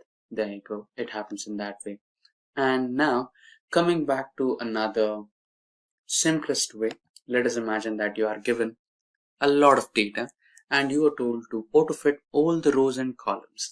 Now we have already seen the format cell option where we will auto-fit all the columns and width of the column and also the height of the rows, etc. right? But there is also a keyboard shortcut to do this. So all you have to do is select a cell and press Ctrl A to select all the cells in the spreadsheet. And once all the cells are selected, all you have to do is press and hold Alt key and then release it. Then the combination of keys, that is HOI. So your column width has been now adjusted. Now the same formula or the same shortcut key with a small modification. Press and hold and release Alt key. Now H, O and A to adjust the row height. So this is the way where you can increase or decrease or modify or auto-fit all the cells in Excel. Now you can see that we have the first column, that is A column, and the first cell of that is text, and all the other cells are numbers. But as a whole, Excel considers the whole column as a general data format. So why are we discussing about this? So to create a barcode in Excel, you have to make sure that all the elements in the column are of text data type. So the first step is to convert this general data type to text data type. So you can do that by going into the data type and selecting text. And now all the elements in your first column A are type text.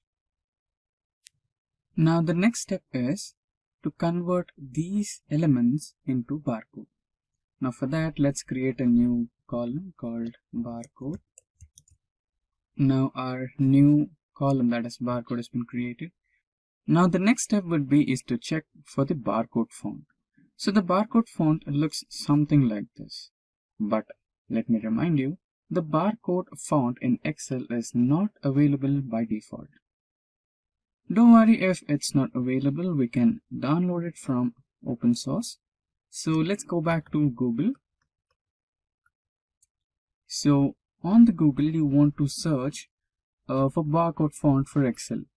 So the one that I would recommend is 3 of 9 barcode font. Now you can download this font by just clicking on the download button over here. Now I've already downloaded this font on my local system. Let's now try to install that. Now the 3 of 9 barcode folder will come in the form of zip folder. You have to unzip that.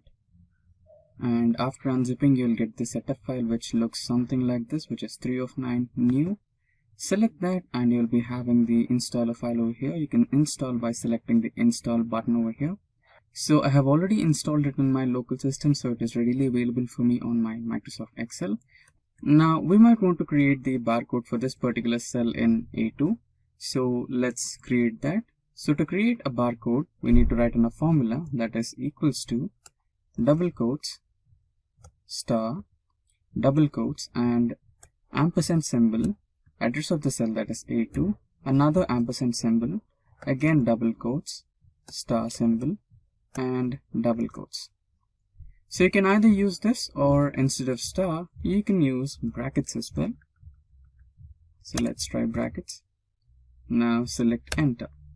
Now this will generate another type of code in your resultant cell. Now we will change the font for this particular resultant cell and we will get our barcode. Now you can just drag all these cells so that you can apply the formula to all the codes. Now I got all the codes over here. Now select all the cells, get into the fonts, and here select the barcode font, and there you go. You have the barcode for all the numbers you have in your column A. So that's how you create barcode in Excel. Excel Flash Fill is a feature of Microsoft Excel where Excel can sense a pattern in a cell and apply the same logic to extract the similar resultant pattern out of the remaining cells in a table. Might be a little confusing, right? So let us simplify it. So let us imagine that you have a text in one of the cells in the Excel sheet and you wanted to trim a part of that text. For example, let us imagine that there is an assembly where the car parts are assembled together to finish a car.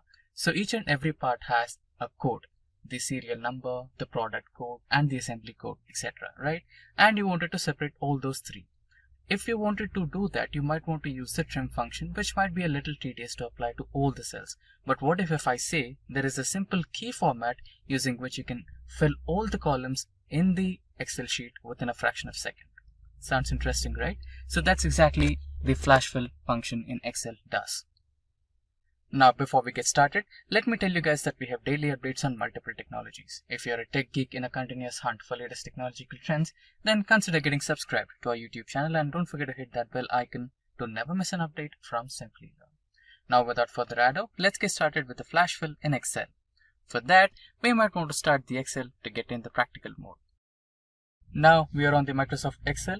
And remember the example we discussed? So this is a similar example. Now the first column in the sheet is the product detail. So this product detail consists of the product code, that is 112.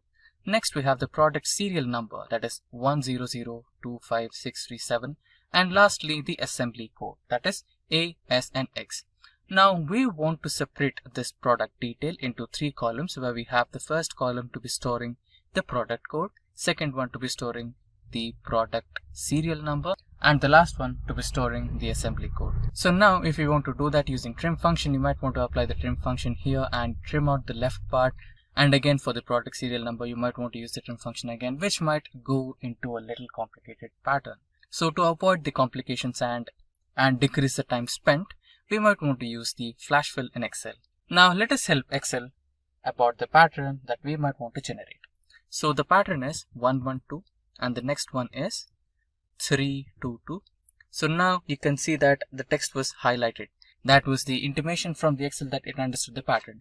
Now going into the next cell and holding the control key and pressing the E button will help us to fill the remaining cells in the column B. So that's how it is done. And similarly, let's try out for the serial number. For that, the serial number is 1002 5637.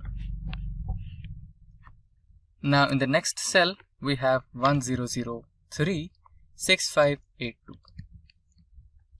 Now we can go to the third cell and press Ctrl E for Windows, and if you're using a Mac operating system, then you have to press Command E and all these serial numbers will be filled. So this will reduce the time in separating the pattern and filling the columns.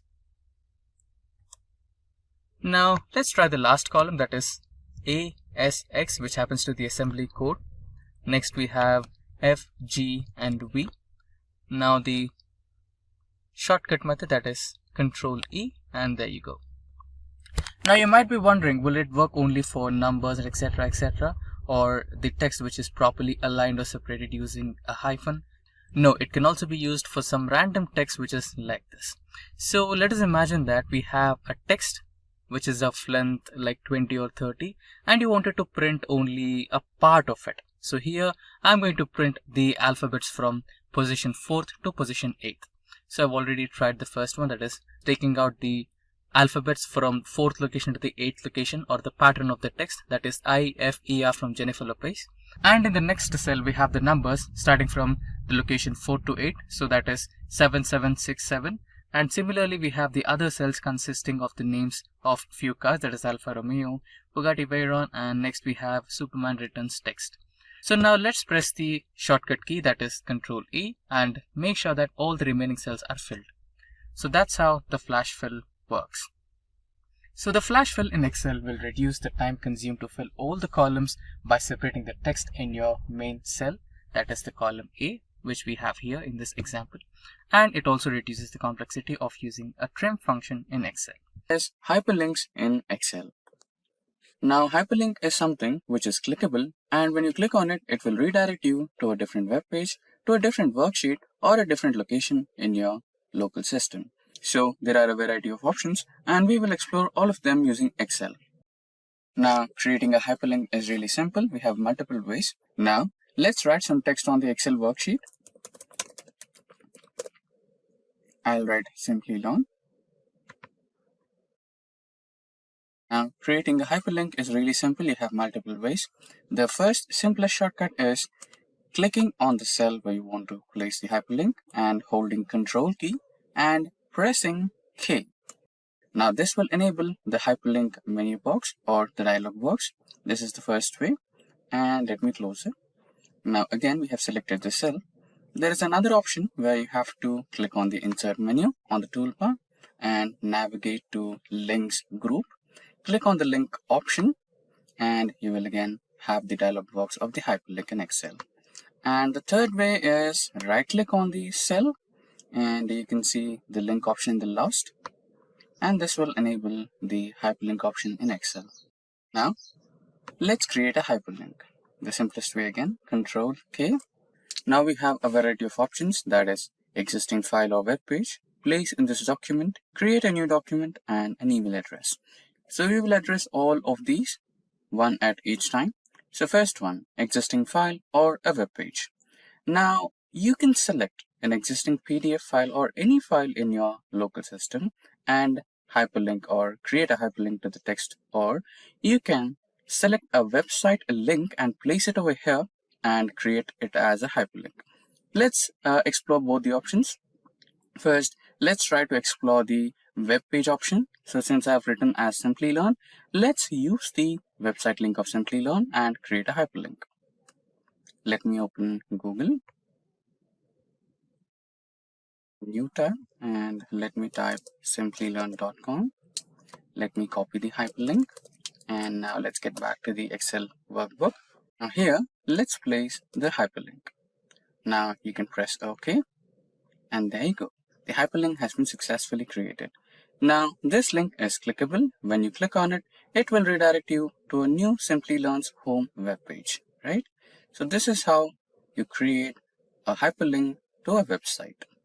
Now we shall explore another option, that is using an existing file, right? Let's create a new text box here. Let's name it as existing file, and okay, existing file should be good. Again, the same, you can either click right click and select hyperlink, or Control K. Now let's select existing file or web page option. Now here you can see navigate key, press on that, and let's navigate our files. Let's select all files here. Remember to select all files. Okay, by default it shows as Office files. Now let's explore our file option. So let's select Fundamentals of Computer Programming option, which is a PDF file. Press OK, and there you go. We have created a hyperlink. So when I click on this, you can directly navigate to an existing PDF file in your local system, and it will be open as a web page. Click on it and you can see the PDF file. Now close. Now another thing, when you navigate onto this, you'll see the lengthier HTTP address, and same happens here, right? So if you're a little uncomfortable watching this lengthier link, you can also edit it. You can choose the option of edit hyperlink and see the screen tip option. Click on it, and here you can change the text to display option and write it as click here to know more. Press OK. Again, press OK, and now if you navigate onto it, instead of seeing a lengthier hyperlink, what you can see is click here to know more. Okay, I think I made a spelling mistake. So I think I forgot an E somewhere over here. Yes, click here to know more and press OK. Right, so here you can see click here to know more. Let's try this again over here. So edit hyperlink, screen tip option, and instead of the lengthier text box or hyperlink, you can write as click to open notes.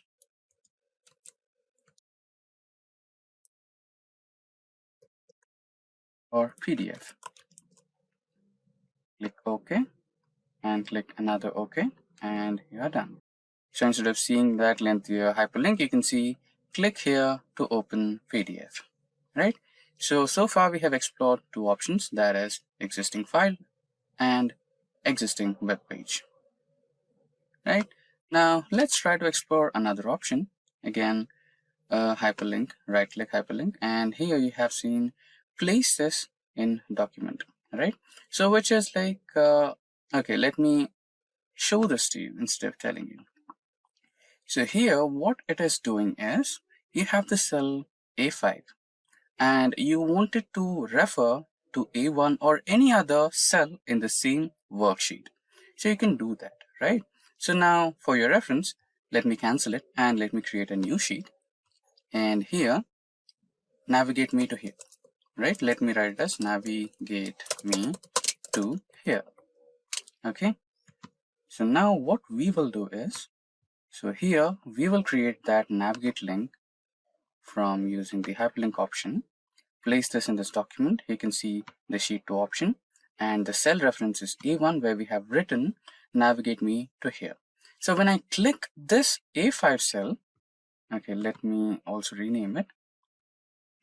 Write it as navigate cell, navigating cell, right? Now create that, Control K. Let me select sheet 2 and the cell address is A1. Press OK. Now what's the change, right? When you click on this, you will be redirected to sheet 2 cell A1. Navigate me to here, right? So this can be like a shortcut when you have multiple sheets, like 100 sheets. Then you can have a different column over here and add the navigation address to all those cell links. You can just click on that cell, and go into the different sheet and to the specific cell which you have given the address. In our case, I have given sheet 2 address cell A1, right? So this is another trick. Now let's get back to the hyperlink thing again. Control K, and another option is create new document. So you might have been through, option of having, let's say, some cheat sheets or clip-on clipboards, right? So let us imagine that you're working through a huge worksheet and you wanted to, have a track of everything and keep notes updating, right? So it might be a little complicated to understand. So let me show it practically. So let me write it down as clipboard or sticky note, right? Okay, I think this has a hyperlink. Okay, this can be used, no worries. Back to hyperlink option again. Create new document. Now here you can create a variety of documents, right? So it can be a text document, it can be an Excel document, it can be a PDF document, right? For now we'll create a text document. Okay, we'll name it as tracker.txt. so this should create as a text document, and the location can be anything. So you can, take it as a desktop documents download. So let me take documents here and select OK. So I'll be having this tracker.txt located in the documents folder.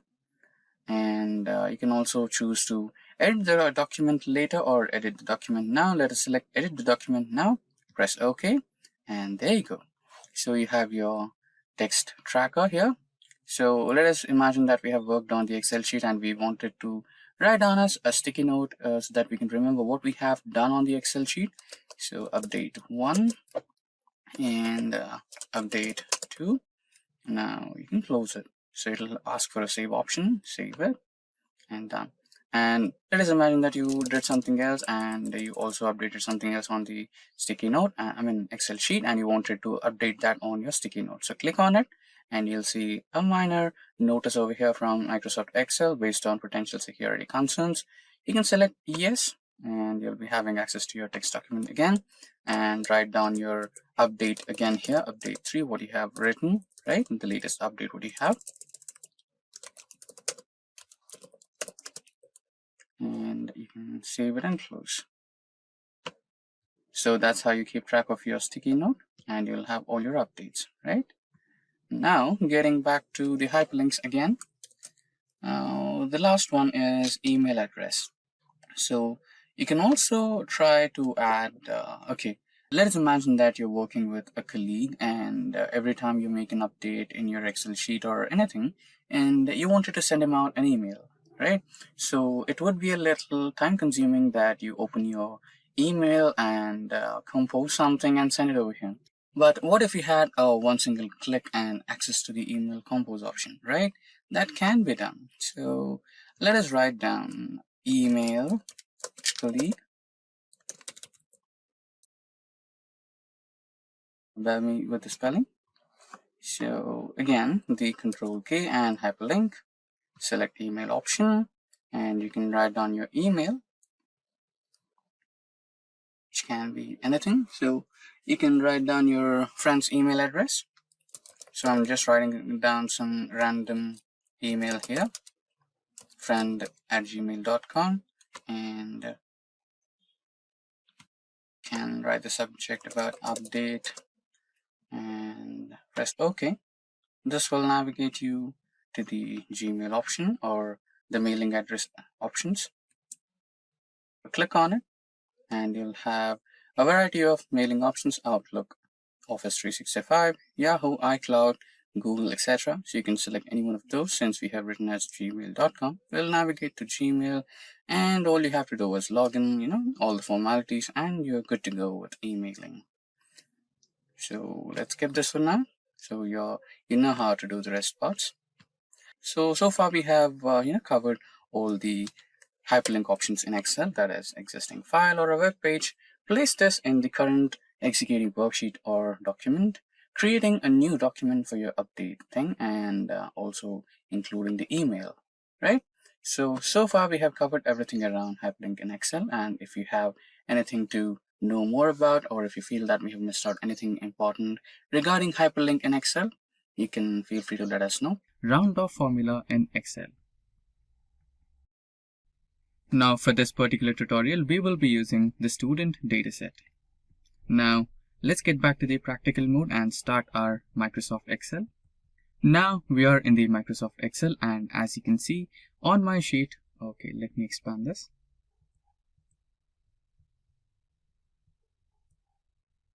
So as you can see on my screen, we have the dataset belonging to students. So we have 10 students, and every one of them has name, roll number, class, blood group, and marks, etc. And at the end we have the percentage. And as you can see, we have the percentage in terms of float values, and we have a lot of decimal values like 8 and above. So what if you wanted to just have 1 or 2 digits after the actual percentage, like 80.6 or 80.66, right? It would be a little bit more or good to read, right? So that's what a round off actually means. So now let's work on having rounded off values for the percentage. Now let's create a new column. Let's name it as round off percentage. Great. So to actually perform the round off formula, we do have a predefined method for that. For that, you just have to type in equals to round, and there you go. We have round up and a round down. So both of them perform the same operation. Let's select a round up, and this is the M column and the row number is 3. So we'll have to press M3 and the number of values after the decimal point. For now, let's select 1, and there you go. Press enter and the value should be rounded off. Now 80.66 is being rounded off to 80.7. Now when you drag the cell to all the rows, then you can see all the values will be rounded off. Here you can see 75.16 has been rounded off to 75.2, and 82.33 has been rounded off to 82.4. So we end up with having rounded off. So first we will understand what exactly is standard deviation. So standard deviation is a calculated square of variance. Now what is variance? Okay, nothing to worry. Let us also understand what is variance. Now the next part, variance. So what is variance? Variance is a measure of variability. It is calculated by taking the average of squared deviations from the mean. Now what are deviations? So slowly you can understand that we are getting into the topic of statistics and graphs. So before getting deep into it, let's understand what is deviation. So the deviation is a measure that is used to find the difference between the observed value and the expected value of a variable. In simple terms, deviation is the distance from the center point. So for example, when you are going through a graph, so you will be expecting some value, right? And if you get some difference that is above or below the expected point, that is called the deviation. What is the difference between the expected point and the obtained point? So that is the deviation. Now, next is the observed value. So the observed value is the value that you get in real time, unlike the predicted value. So now you might be thinking, to calculate standard deviation, we might need a few more parameters, and you're exactly right. So to calculate standard deviation in Excel, you need variance, and then you need deviation, and then you need mean, right? So all these parameters are supposed to be calculated first, and then you will be having the final formula to calculate standard deviation. Now that we understood the theoretical and formula-based explanation about standard deviation, it's time we calculate the standard deviation using one of the most popular business intelligence tool, that is Microsoft Excel. So let's get back to the practical mode. So now we are on the practical mode, and we have some sample data on my screen right now. Let me expand it a little bit. Yeah, there you go.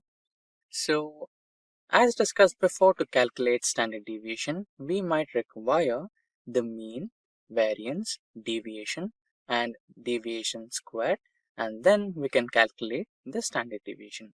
So let's go step by step. So the first one is calculating sum, right? So to calculate average, we might need sum of all the scores. So we have the index values, that is 1 to 10, and scores of each index value, that is 1 to 10, right? Now let's calculate the sum of all values here. Press tab to select the function, select and drag these cells, press enter, and then you have the scores. Now you want number of indexes. So clearly you can see we have 10, but still let's count them. COUNT, tab space to select and select the number of cells, press enter, and you have count. Now what's the mean? So mean is simply the average of all the numbers, right? So you can either divide the sum by count, or you can simply use the average function. So let's try to use the average function so that we also have an idea of how the average function works. Press tab to select it and select all the cells, press enter. Now you have the average or mean value. Now we have the mean value, and now after finding the mean value, we are supposed to find out the deviation. So remember the deviation, that is the difference between the obtained value and the predicted value, right? So the obtained value is this one, which is here in C2, and the predicted value is this one, that is 82.6. That's our mean, right? According to formula, we are supposed to eliminate the value of obtained minus the mean, right? So select the cell equals to C2 minus the obtained value, that is mean. Now press F4 to freeze the value, and now press enter so that you can freeze the value and drag the formula across all the cells. Now you have the deviation, right? Now the next step is to find the sum of all the deviation numbers. So either you can apply the sum formula to all these numbers, or you can just drag the cell over here and the formula will be automatically copied. Now similarly, the count function to count all the values, that is, drag it and you'll have it over here, right? Now the next step is to find out the square deviations, or the square of the deviations, which is really simple. All you have to do is equals to select the cell and see that small hat kind of logo on the number 6, use that. Now into 2, press enter, you have the square. Similarly, drag the same formula across all the cells and you'll have your square numbers. Similarly, drag this summation function over here, so you'll have the sum of this and the count number as well. Now comes the final formula. Now we have the mean value, that is over here. Let's color it. And we have the variation square. Now that is, which is this one. Let's color it in a different shade. And we have deviation as well. Let's color it in a different shade. Now we need to find the variance, and after we find the variance, the last step is to count the standard deviation, or to calculate the standard deviation. So what is the formula to calculate the variance? So for variance, you need the sum of deviation square divided by total number of values minus 1. Press enter, and that's your variance. Now the standard deviation. So the standard deviation is really simple. You need to calculate the variance to the power of 0.5, and that's your standard deviation. So that's how you calculate standard deviation in Excel. I hope all the formulas and the explanation was clear. So you can see that we have got started with Microsoft Excel, and on the left hand side we have a simple table with all the teams in an IT industry, starting from IT admin, testing, development to client consultant support. We have got everything in this particular table. Now our main idea is to find out the index of these particular elements. For example, if you wanted to find the index of the element marketing, then how could you do it? So here, let's try to use the match function in Excel. For that, we want lookup value and position. So on the right hand side, you can see that I've created two separate columns as lookup value and positions. So in the lookup value column, we will be inserting the value of which you want to find the index. Now, for example, let us consider that we want to find the index value of team marketing. So I'll be writing marketing in this particular lookup value.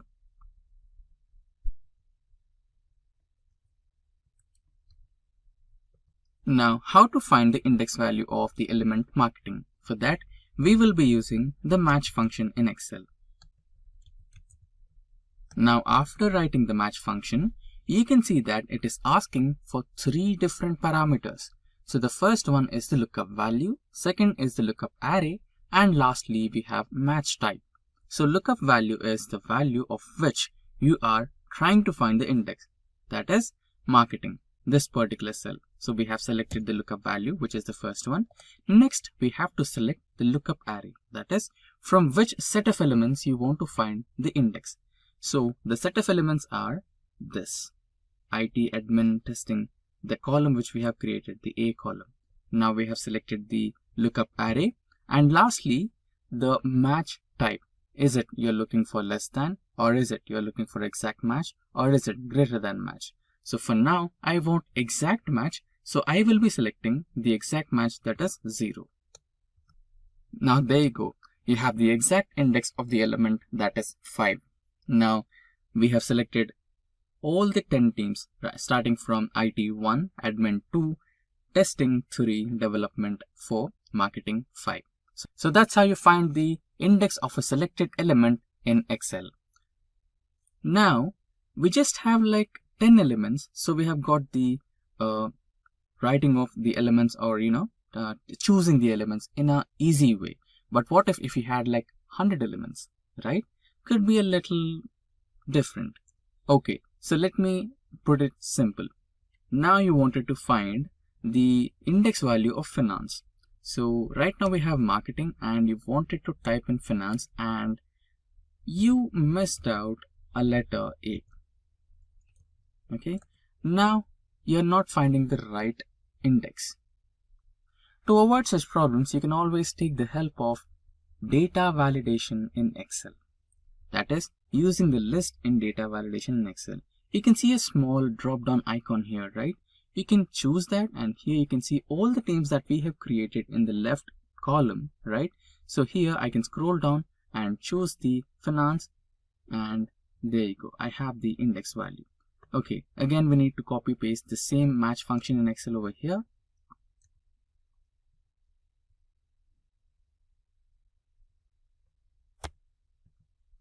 Equals to match, lookup value, lookup array, and exact match. So there you go. That's how you make use of data validation in Excel, and using the list you can comprehend all the list elements in this particular column into the list of data validation, and you can choose the team whichever you want to find the index for. So this is how you can make use of match function in Excel or index match function in Excel. To sort data in Excel. So on my spreadsheet you can see some employee data, and on the column F and G you can see employee date of birth and employee date of joining. For example, you wanted to sort the employee data in the form of earliest joining employee and the latest joining employee, right? That is, who is the employee who joined first to this company and who is the employee who joined last to this company. So for that, you just need to select the column of date. So let's select both the columns and go to home and check or verify if the data type is date or not. So generally the data type will be set to general by default by Excel. So we need to make sure that we have the proper data type, which is date. Now that we have the proper data type, select the entire column and go to the data option, and here select the sort option, and in the sort option select the expand selection.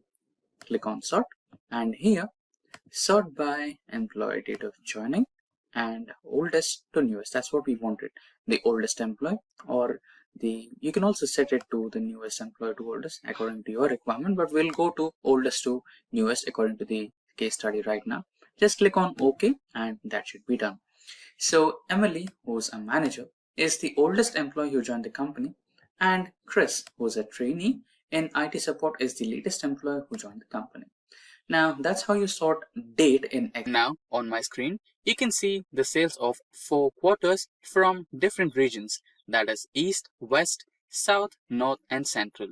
Now you might want to calculate the sum of sales happened from all the regions in Q1, or you might want to calculate the sum of sales happened in one region of all the 4 quarters. That is, either you want to calculate the sum of all the regions from quarter 1, or you might want to calculate the sum of all the quarters in one region, right? So to do this, you have some simple functions in Excel. So you might say me, you have some function, etc., right? For that, you might want to go into the, equals to mode and fetch sum option and subtotal or SUMIFS. You have to select the function from here. But what if I tell you that there is one simple, easy shortcut where you just have to make one single click and you'll have all the sum, right? So that seems interesting. So on the top in the home bar, select home, and on the top right corner, you have the editing group. In editing group, you have aggregation function, that is summation. So you have different aggregations here, sum, average, count numbers, maximum, minimum, more functions. Here you might want to select the sum and you can get all the summation numbers here. So I'll select one cell. So the second query where we wanted to calculate the sum of all the sales happened in East region with all the quarters included, that is this one, C2 to F2, right?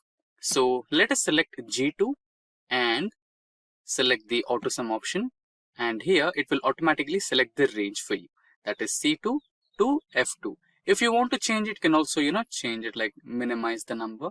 If you just wanted to calculate the sum of 3 quarters, you can do that. So now we want 4 quarters, so select enter, and there you go, you have all the sales of all the 4 quarters of East region. Now if you simply drag it, you will have the sum of all the 4 quarters of all different regions. Now let us calculate the summation of Q1 of all the regions, that is this one. Select auto sum and it will automatically select all the cells for you, that is from C2 to C6, right? Press enter and you'll have the summation. Similarly, you can drag it and you have the numbers here of all the Q2 sales of all the regions, Q3 sales of all region, and Q4 sales of all region. Now let us try to change the color so that you can have a reference, that is it's different, it's this total sum, or right, you just have a reference to identify it. Now similarly to this one as well.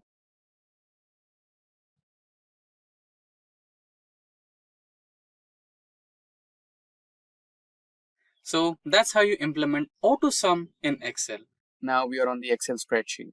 So you can see that I have 5 different sheets of the same data.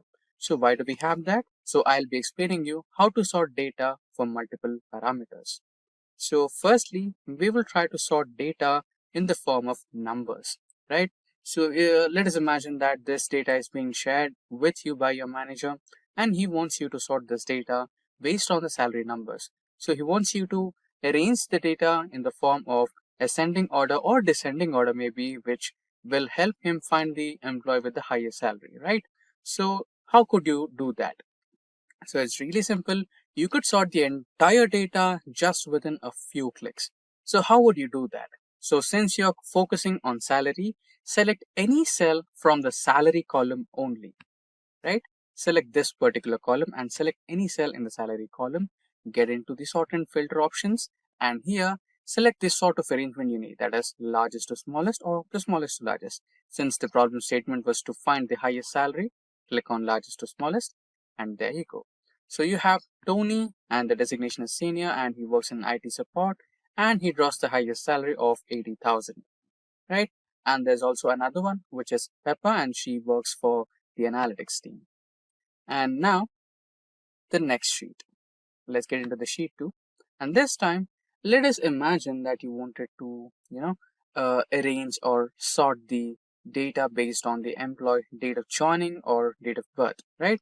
Again, if you wanted to arrange the data in which you find the youngest employee or the oldest employee of the organization, you can do that. Click on any cell in the date of birth column and go back to the sort and filter.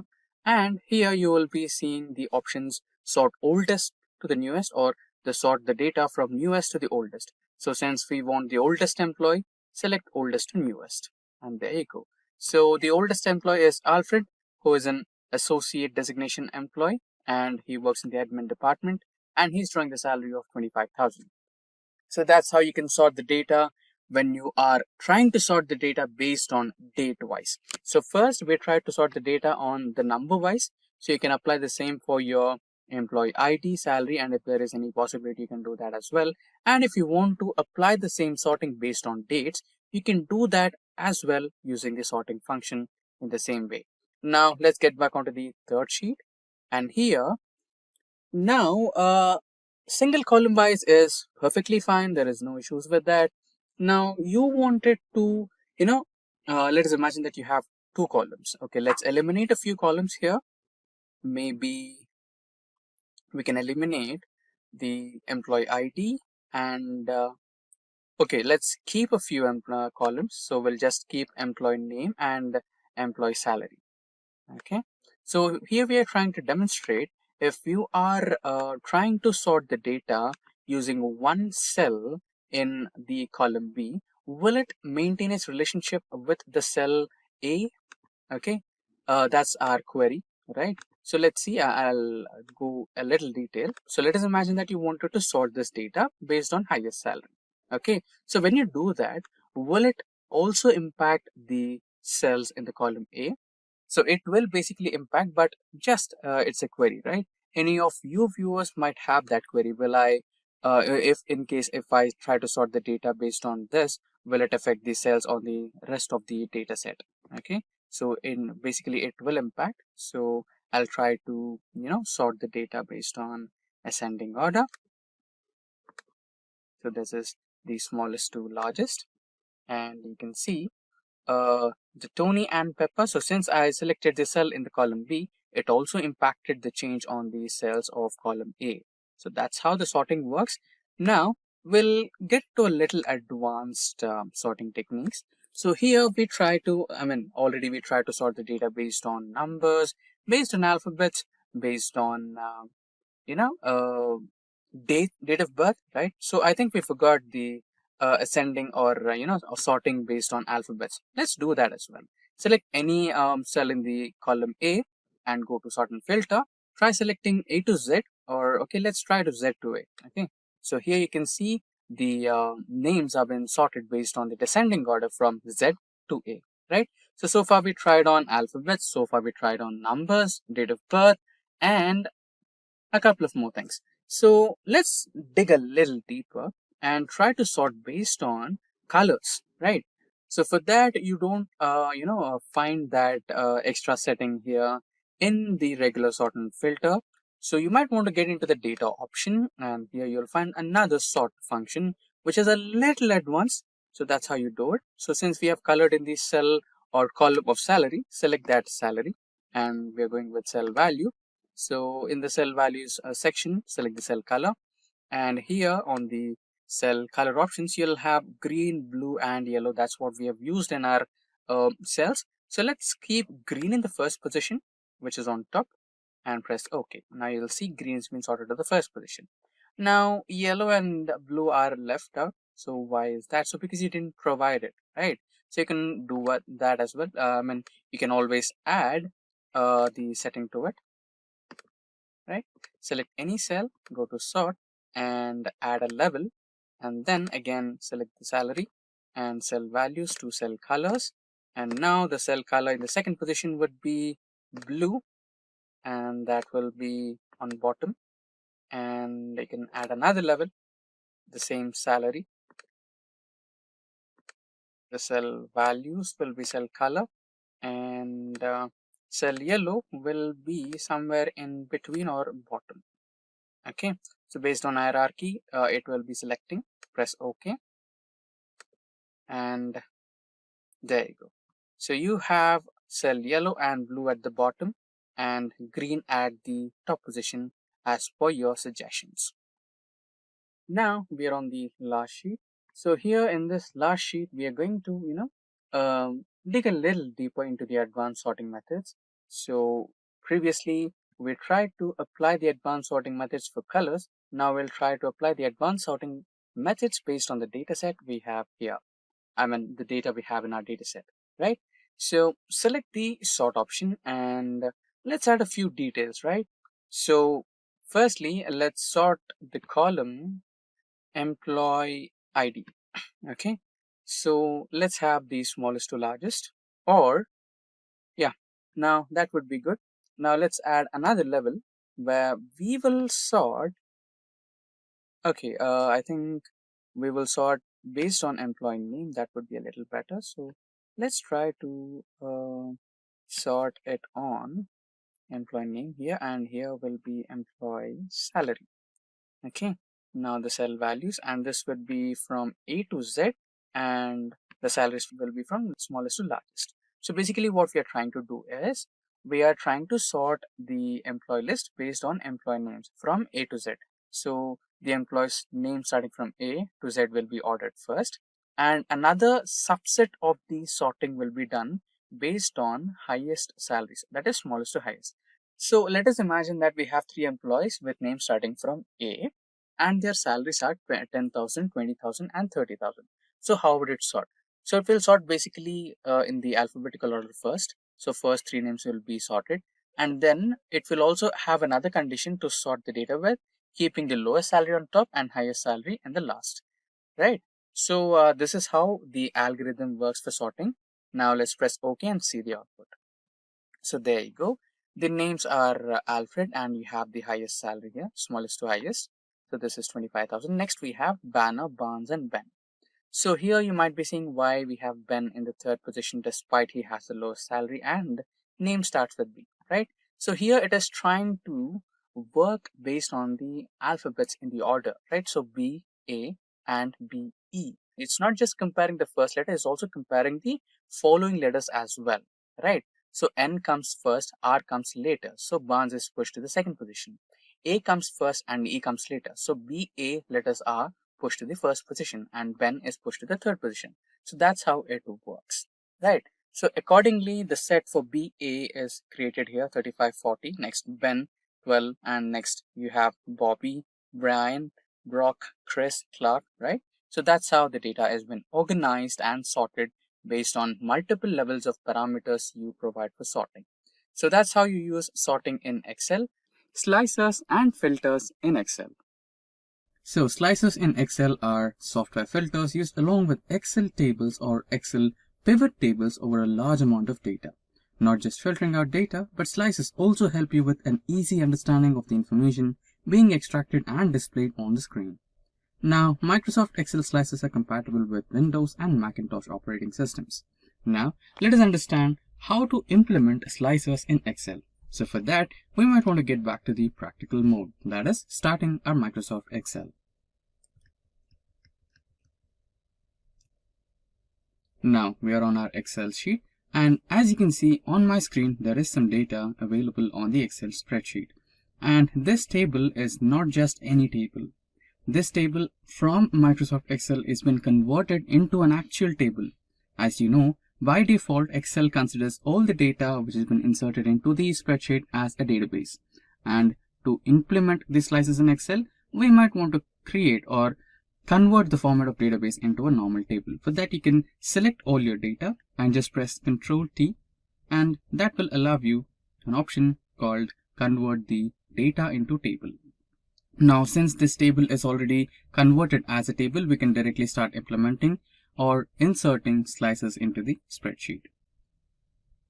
Now for that, select all your data.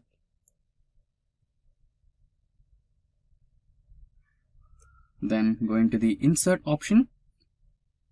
And in the Insert ribbon, you can see the Filters group. And in the Filters group, select the option called Slicer.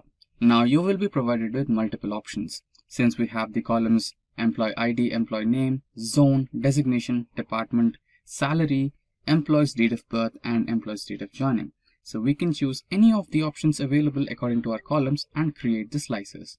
Now let me select the first one, that is zone, next designation, department, and let's also select employee name. Now press OK, and there you go, we have our slices. Now let us try to rearrange these slices. All you can do is just select and drag them up.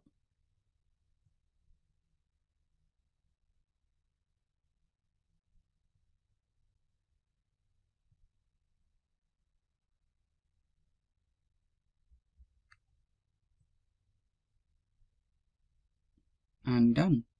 Now let us imagine that we want to see or take a look at the employees who are working in the East zone. Then we have all the information displayed on the screen who are working in the East zone. They are Jack, Tony, Banner, Fred, etc. and their department, designation, etc., all on one single screen. So this really helps you while you're presenting your data in a presentation. Now for a change, let's try to select the department. Now if your client wants to select the data from only analytics department, then you might want to select on the analytics key on the department slicer, and there you go, you have an employee called LookUp who works in the East zone, and his department is analytics and his designation is contract based, and the salary he is getting is 65,000. Now similarly, you can see that we have only selected analytics, and your client also wants data from IT support. Now you can see that analytics is gone. But what if you want both analytics and IT support? Then you have an option called select multiple. Then you can select analytics and IT support, and if you want HR, you can also do that. And in the zone, if you want West along with East, then you can do the same, East and West, and you have all the employee details. And in the designation, let's try to select senior, trainee. Okay, select multiple, senior, trainee, and manager. So that's how you do it. So that's how it's done, and that's how you implement slicers in Excel to simplify the filtering options using slicers during a presentation. It is really simple to add filters in Excel. So we are on a practical mode right now. So on my screen, you can see an Excel spreadsheet of sales data. So here you have various columns, regions, category, state, subcategory, sales, quantity, and much more, right? So now let us imagine that we want to add filters on the region part. So we have South, West, East, etc., right? So we want to, let us imagine that you want to extract the data of only West region and you wanted a filter. So doing it manually could take a lot of time. So using filters will be helpful. Now select one cell on the headers part and select the filter option in the data toolbar. You can see the data option in the toolbar, right? So click on the data option and navigate to sort and filter group, and in that select the option of filter. Now you can see the filters are being added to all the column headers: region, category, state, subcategory, sales, quantity, right? Now we wanted the West category. So when you see or when you click on the drop down icon, you can see all the options are selected, right? The central, east, west, south, everything, right? But now we just want West one, so click on West and select OK. There you go. So you have everything from the West region. Now let's imagine that you wanted to look into office supplies only or technology only, right? You can do the same with technology and press OK, and now you'll have all the technology related sales in the West region, right? So that's how you use filters in Excel, or that's how you add filters in Excel. Yes, goal seek in Excel. So for this tutorial, we'll be considering the students database. Now let's get back to the Excel. So now we are on the Excel sheet, and you can see that in this particular Excel sheet, we have some student details. We have the serial numbers, names, roll numbers, class, blood group, and some subjects like math, science, computer, statistics, social, GK, and the final marks obtained, percentage, and total marks, right? So let us imagine that a company has come for an interview. So all these students are going to attend an interview, and the minimum percentage to attend the interview will be like 75%. So you can see that we have 75 here, and all the students have got above 75 except for the one student, which is Mike, right? So for Mike to attend the interview, he needs 75% or above. So he can make some modifications in one of these subjects, right? So there is always an exam after the exam called as improvement exam. So if you can like to score some extra marks in the subjects which you have scored less, so that you can make up to the percentage what you're expecting, you can do that.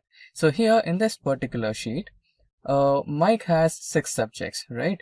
And in 6 subjects, you can see he has scored 76, 91, 45, 71, 94 and 62. So out of these, he have scored less in one subject. Compared to all the subjects, one subject is really low, that is computers. So what if he can give an improvement exam and increase his percentage to 75, right? So that can be done. So we can do some brute force methods, like we can change the marks like 55 and then check this particular one, so it's getting 74, right? So using the brute force method will be a little bit lengthy. So you can do this because it is just a small table which has least number of data, and you just have one single cell to modify. So that can be done in small tables. But what if you had some table with hundreds of rows or thousands of rows? That will be time consuming, right? So for that, we have some inbuilt functionality in Excel that is called goal seek in Excel. So for now, let's eliminate the marks here. So we have eliminated the marks and the upgraded percentage is 65. Now we need the target as 75. Okay, so let's write it as Mike's target, right? We need Mike. So Mike's new target as 75.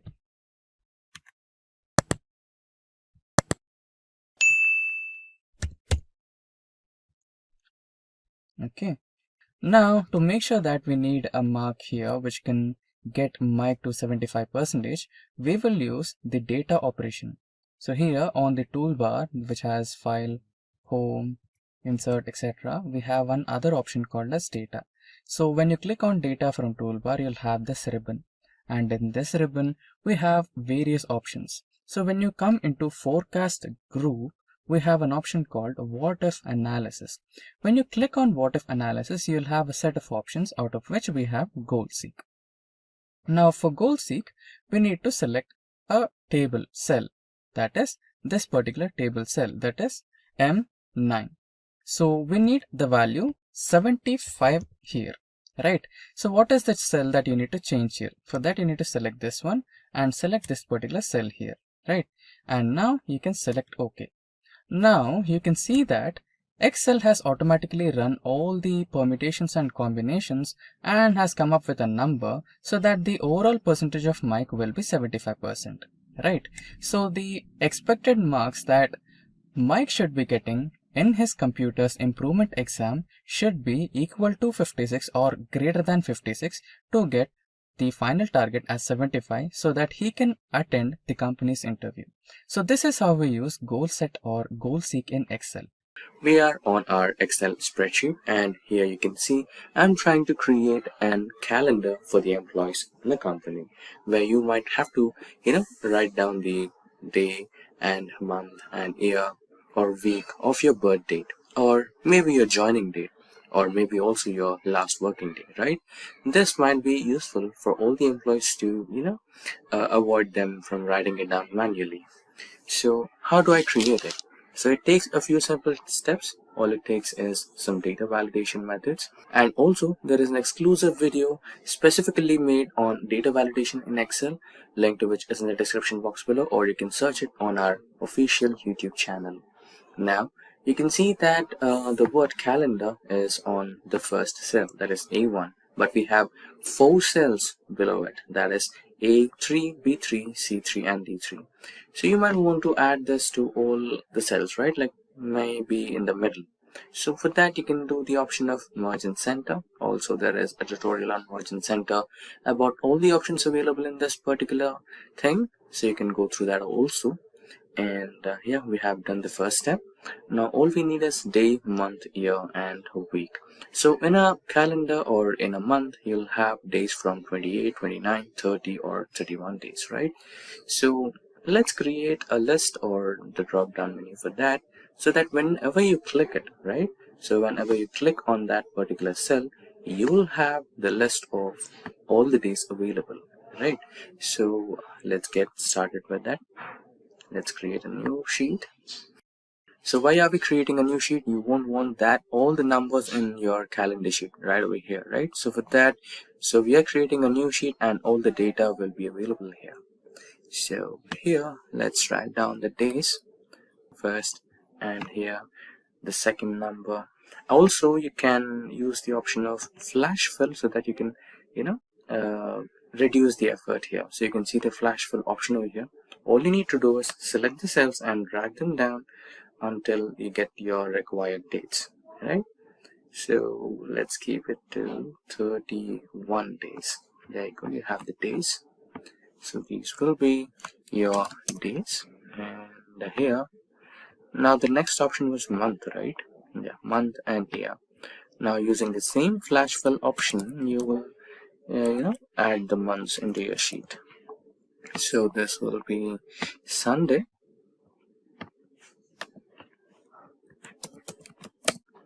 So Excel has this smart flash fill option where you can just drag the data and everything will be filled according to your requirements. So Sunday to Saturday. Now the next one, right? That is your month. So same as the before process, we'll create January. You can use the flash fill option and all the way up to December. Now the last one was the year. So 1990 and 1991. So you can select the cells and flash fill up to 2022 maybe. Yeah, 2022 should be good enough. Now this is the flash fill option you have here, and also we have an exclusive tutorial on flash fill altogether. You can go through it for a detailed explanation as well.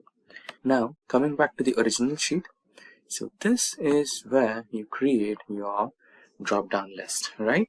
So select the cell where you want to add the drop down list, navigate to data, and then here is your data validation menu.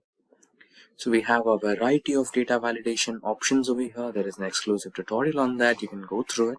For now, we'll look into the list option only because we want to create a drop-down list, right? So here it will ask for source. Click on the source here, the source bar, right? Now navigate to sheet number 2 where we have the days options. Select the range. So this will be your range and select OK. Also, you can add some message here, right? What you can do is, in case if there is an error or something, right? You don't want that to be happening. So all you need to do is write down, select from drop down.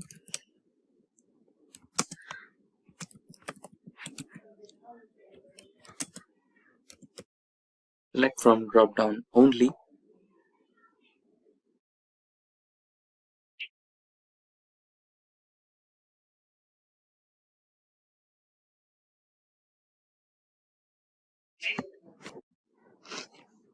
So this could be a message, select from drop down only. The title is select options or just options. In case if there is an error, you can write down your title as invalid data and you can write down a message as please select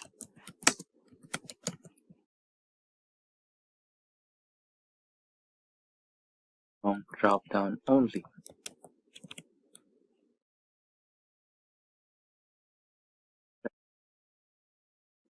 So in case if someone tries to write as 32 or 33 to check the integrity of your data validation, then they will encounter an error and an error message, and then they must be understanding what exactly they try to do and if it's correct or wrong, right? So this is to make sure that whatever the data you enter is correct and valid. So okay, And here you can see select from the drop down list only, options with option list as title, and let's try to enter 32, right? And when you press enter, you will see an error. So the error message is invalid data. Please try to select from drop down only. So you can go for a retry and select the drop down, right? So let's eliminate them and now select something from the drop down. So let's take it as maybe 10, right? So this is how you cleared the day one. Now let's try to do with the month. Same data validation option. Settings will be list and source will be this one.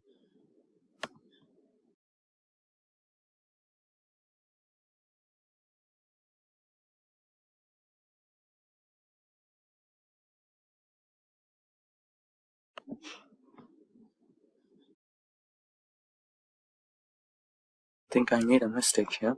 So let's cancel this and go back to sheet 2 and rename this as our week.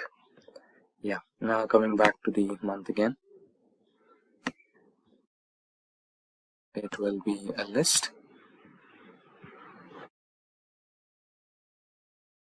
and the source will be in sheet 2. Navigate to the sheet 2 and select your range and the input message the same. Options,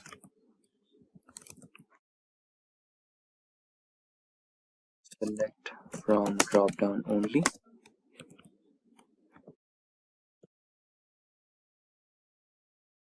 And error alert, title will be invalid data. This one will be please select from drop down only.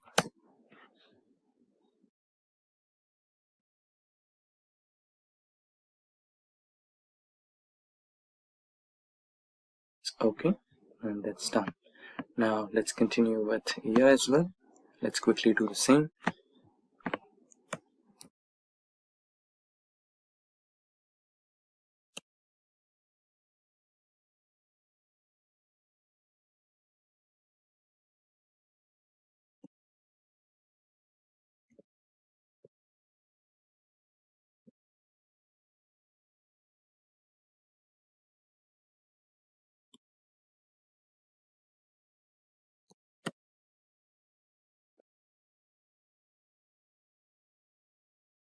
It will be a list.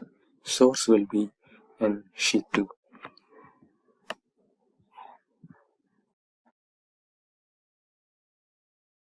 This is your list. Press OK. And lastly, the week. Same process. It will be a list. Source will be in your sheet 2. The input message, options,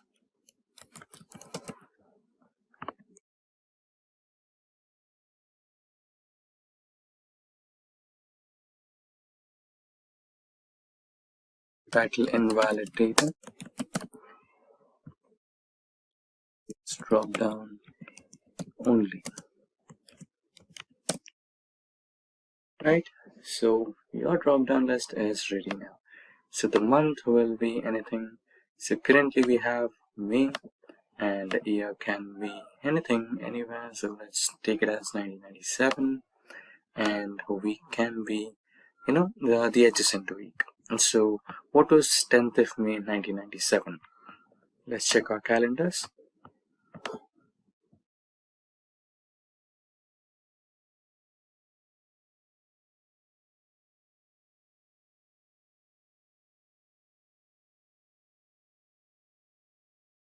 So it was a Saturday.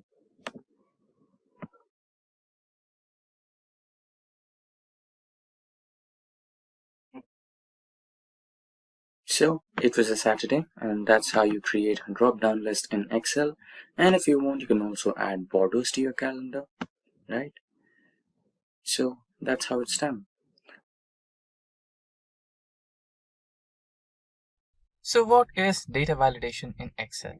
So it is a feature by Microsoft Excel where it can restrict data entry into certain cells by using data validation. and it will prompt the users to enter valid data in the cells based on the rules and restrictions provided by the creator of that particular sheet. Now this would be a little confusing to understand, so to understand it in a much better way, let's get back to the practical way where we will start entering some data validation rules to our Excel sheet and try to enter data into it. Now we are on the Microsoft Excel, and this particular sheet is based on employee ID, employee name, employee department, employee salary, fiscal year, and work timings of the employees. Now we will be applying some data validation rules to each and every column and try to enter data based on the rules we have entered. Now for the first one, which is the employee ID, we'll enter rules based on the employee ID number. So to apply the data validation, you need to go into the data tab on the toolbar, and inside the ribbon you can see data tools group, and in the data tools group you have the option of data validation. Now select the entire column, go to the data tools group, select data validation option, and you will have this particular pop-up menu. And here you can see different types of options. So since we are entering employee ID, it would be a whole number. So let us select whole number option. And now here you can see the option of between, not equal to, not between, greater than, less than, etc. So let us select between, and let us assume that your employee ID has 5 numbers, and it should be between 10,000 to 11,000. So let us provide 10,000 and 11,000.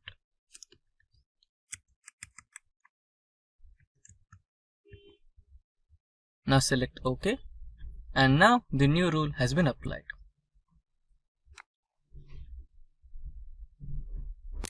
So now the minimum value of each and every employee ID should be equal to or more than 10,000 and less than 11,000, and it should have 5 digits.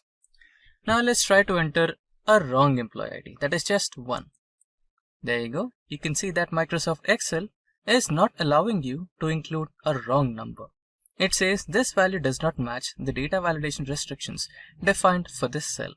So now you can press retry and try to enter some number which is in between 10,000 to 11,000. Now it is 10,901, and this will take the entry. Now let us assume that because I am the creator of this sheet, I know what should be entered here. But what if I give this sheet to you and you are the person who is trying to enter the number and it shows the error and you don't know what was the error, right? To avoid this kind of confusion, what you can do is you can do some ways where you can provide the message to the user. So that can be done by, okay, let's select the sheet again and go to the data validation, and here you have the same settings. Now here you have another option saying input message. So before input message, let us go to error alert. Now here the error title would be data entered is not valid. Please enter. This is the error message. Please enter EMP ID between 10,000 to 11,000. Press OK. Now when you try to enter the wrong number, it will show that particular error alert message. See, data entered is not valid. Please enter employee ID between 10,000 to 11,000. Now this is fine, but how long this will be, what if there is an option where you just hover over to this cell and it automatically tells you to enter the value between 10,000 to 11,000 without having to face the error? Yeah, even that can be done. So you can select the entire column, go to data validation, and here this is the input message. This is where you can do that. So here you can write the message name, valid data. Please enter data between 10,000 to 11,000. Now, when you hover over to any cell in this particular column, it will automatically show you this message where you can avoid all the errors. Just select OK. See, when you select any cell in this particular column, it will automatically tell you, please enter data between 10,000 to 11,000. So here you don't have to face any errors, right? Now let us try to enter the valid data 10902, and it will take it as the correct value, and again 10903. Now in case if you try to provide the wrong number, it will show the error. See? So that's how it is. Now we have finished the whole number part. Now let's get into the employee name, where we have to provide the second type, that is text length. Now let us imagine that in your company you're trying to provide ID cards to your employees, and you know that ID card is really small, and inside that ID card you need to include the employee photograph and your company name, employee ID, blood group, phone number, address, everything, and also you need to include the name of the employee. So what if there is an employee with very lengthy name, like 30 characters, 40 characters? Yeah, in India it is really possible that you might have a lengthy name. So what you can do is you can provide the text length where the text is limited to like 15 or 20 characters. So you can include that name in the ID card. So you can do that by allowing the data validation criteria with text length. Minimum can be anything, so minimum can be 1, and maximum here you can provide 15, and press OK. Okay, minimum will change it to at least 2, and yeah, let it be 1. So minimum is 1 and maximum is 15 characters, and press OK. And let us also provide the input message. Enter character type, character data. Please enter valid name.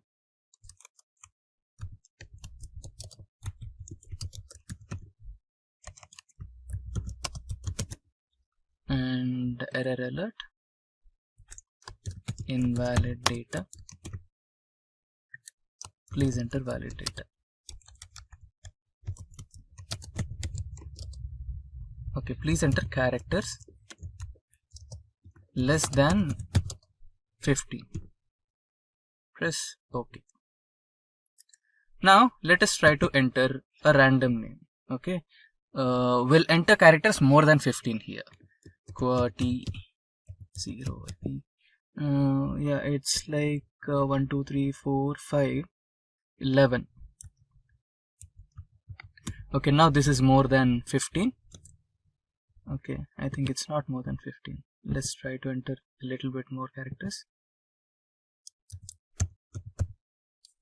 Yeah, now we have entered more than 15 characters, and it is showing please enter characters less than 15. So now we can retry and try to enter some valid name.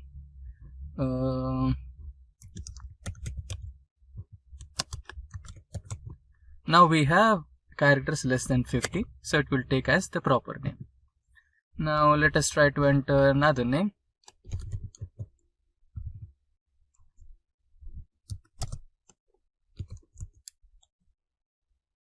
I'm just entering some random data. So another name maybe.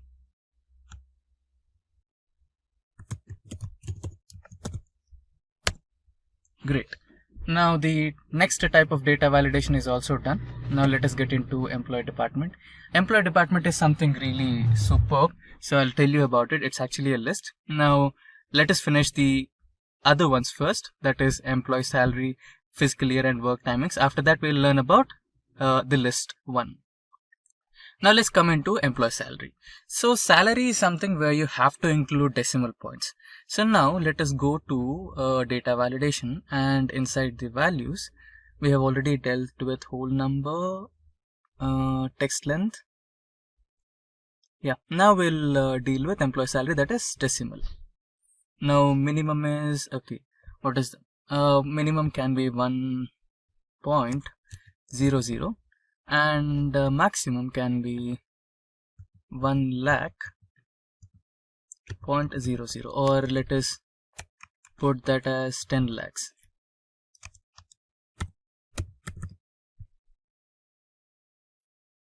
Press OK. Okay, not just then. Enter valid salary. Okay, now let's change it to minimum as 10,000. So the employee minimum salary will be 10,000, and input enter valid salary. Enter salary between 10,000 to 10 lakhs. Let us include a comma here too.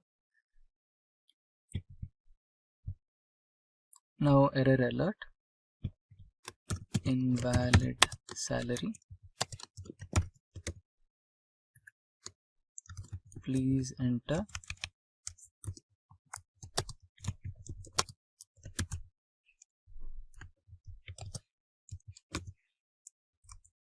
between 10,000 to 10 lakhs. Press OK. Now the message and the data validation conditions are applied to this column. Now let us try to enter some invalid data first. It will show the error. Now we need to enter the valid data. Yeah. Now it is taking the valid data. Let us provide 20,000 and this has 35,000. Now the next one is fiscal year. Let us imagine that we wanted to work on the employees for current working year, that is 2020 to 2021, and or you can consider 2021 to 2022, not more than 2021 and not less than 2021. For that you can provide the year option as well. So for that you need to select the entire column, go to data validation, settings, and inside here you have an option of date. So let us provide the date option as between, and start date is 01/01/2021 and end date is 01/01/2022 and input message.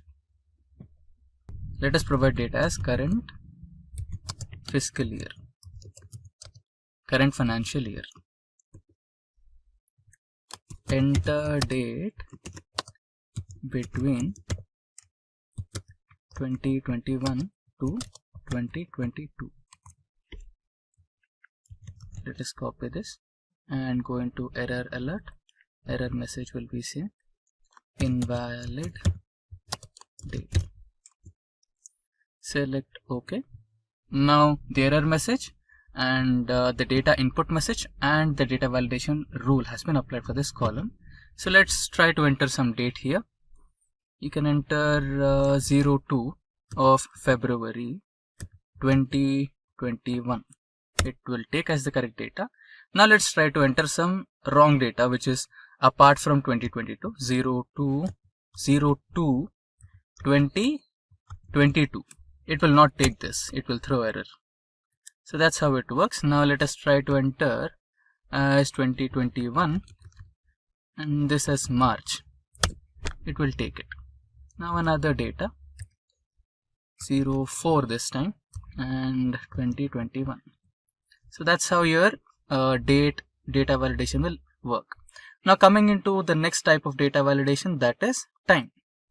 So we have time here. Let us imagine that you are providing some work timings to your employees. That should be from 9 AM to 5 PM, not more than that. So you want to keep your work life balance for all your employees. So you just want them to work between 9 to 5 and that should be fine. And anything apart from that time should be invalid. So you can do that by selecting time option between. It should be in between and the start time will be 0900 and this should be 17. that is 5 p.m. in the evening. And input message, please enter time between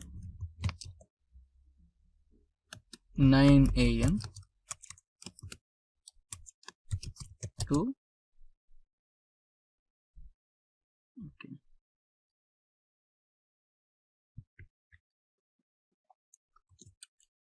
5 p.m.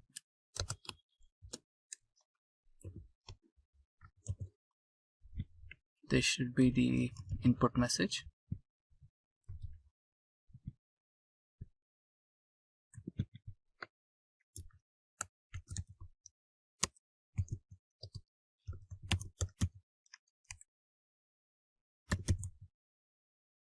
Now error alert, invalid time,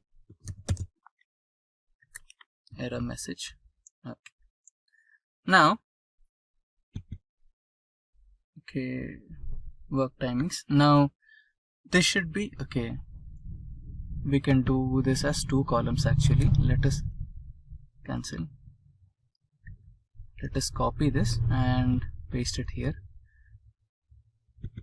You can do it as login timing, and this should be okay.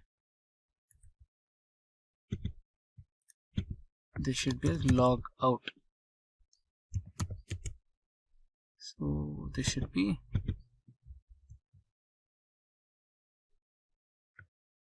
okay. So this will be considered as login and log out times. Now let us provide the login time. This should be the right time, and let's try to provide wrong timings. 08. Now it will not take it. It will throw as error. So it's working fine. Let us provide 10. Now let us provide the logout time. It should be below 5 p.m. So let us provide 5. It will take it. Okay. Let's try to provide something just 1 minute less than 5. That is 59. Okay. There is some problem in this. Let's check it.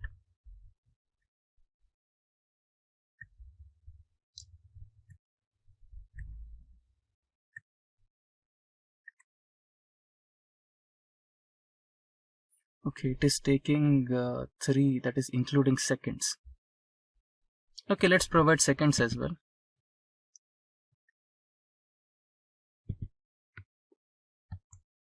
Zero 5 0 0 0 0.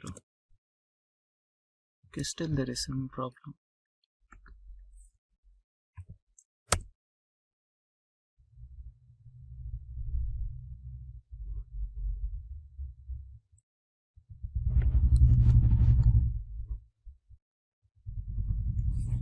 Okay, we have entered 4. We are supposed to enter 24-hour timing, right? 14. Okay, it should be 17. I think this will work. Yeah. Now we are following 24-hour timing here. So let's provide another timing, that is 16:30 00. This will be valid, and 15:30. Yes, this is also valid.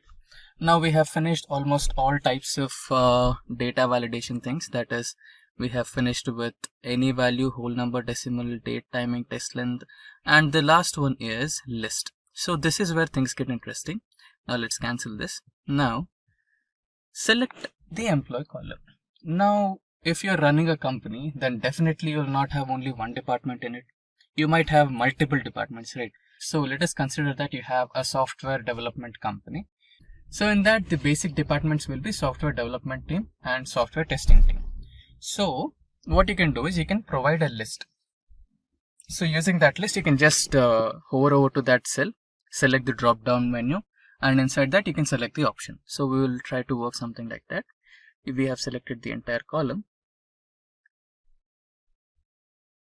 selection, okay. Let us select the entire column again. Go to data validation. The selection contains some cells without data validation settings. Do you want to extend data validation to these cells? Yes. Now let us provide the list option. and here source you can provide as developer and tester. Press OK. Okay. Now input message, select one,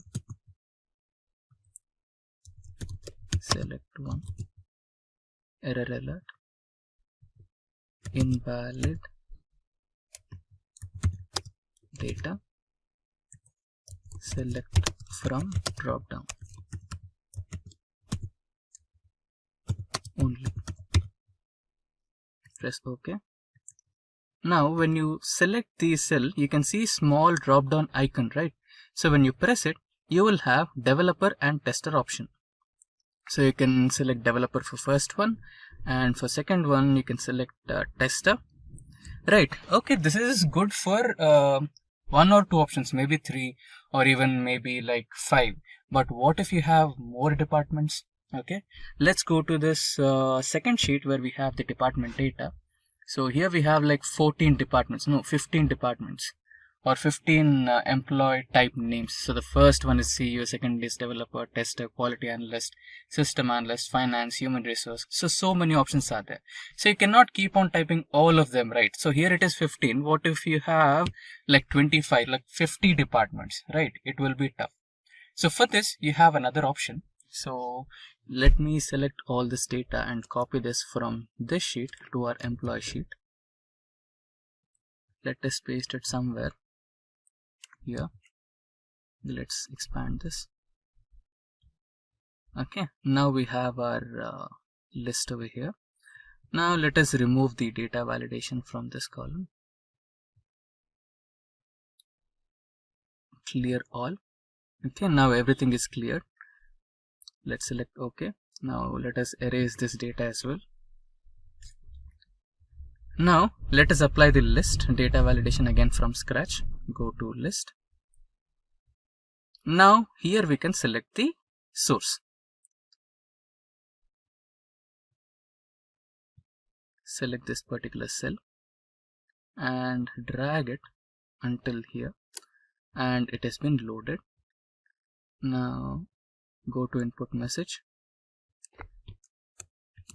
data options,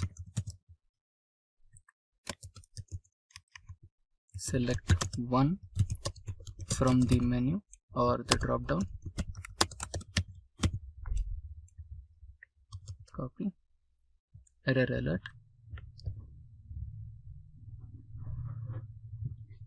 select only from the drop down menu, invalid entry. Yeah. Now let's select OK. Fine. Now you have the icon here. You have all the provided options. You can scroll down and select any one out of these. You can select knowledge transfer for the first one, and second one would be system analyst, and the last one would be human resources. Now in the list everything is fine. Okay, this is showing you the menu options and everything. So but what if you provide this sheet to your new joinee or new employee in your company, and by mistake he messes up something like deleting this? Okay, so we have deleted systems analyst, and when you click on the options, here you don't have systems analyst. In that place you have blank space, right? So there is a way where all your data can be messed up. So to avoid this, what you can do is you can actually save this data in a different sheet, like I did here, like department data. You can hide this sheet, or you can protect this sheet with password or something, so that nobody can mess this up. So now let us get back to the employee data and select this column and clear everything. Press OK, and let us also clear this and this as well, and this one too. Now let us eliminate the rows or cells, the employee, everything.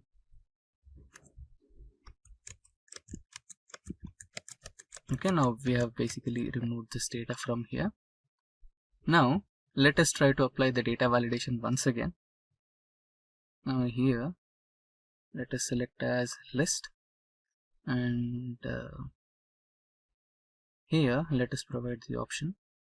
Let us go to next sheet. Let us select all these options and press OK.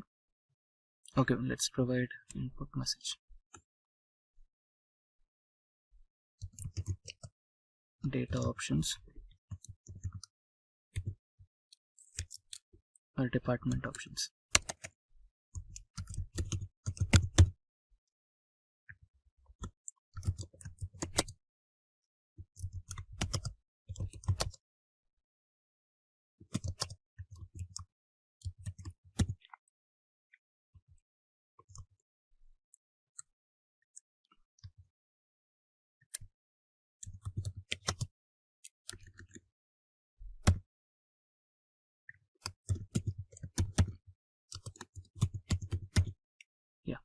Now let's select OK. Now let's hide this sheet. Now the sheet has been hidden and you still have the options.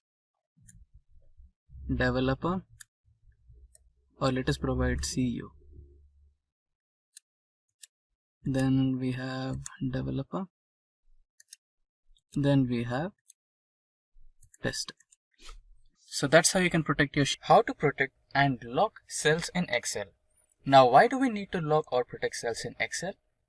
Let us imagine that there is an Excel sheet with really confidential data and you need to pass that data to your subordinate or your colleague to make some minor edits. Now, let us imagine that the edits are supposed to be done to only 1 or 2 columns and the rest of the columns should be left as they are. Now, there is a huge possibility that sometimes unknowingly or unwillingly, there might be some edits done by your colleague or your subordinate. So to avoid such kind of unexpected mistakes, you might want to protect and lock your cells that you don't want your subordinate or your colleague to edit.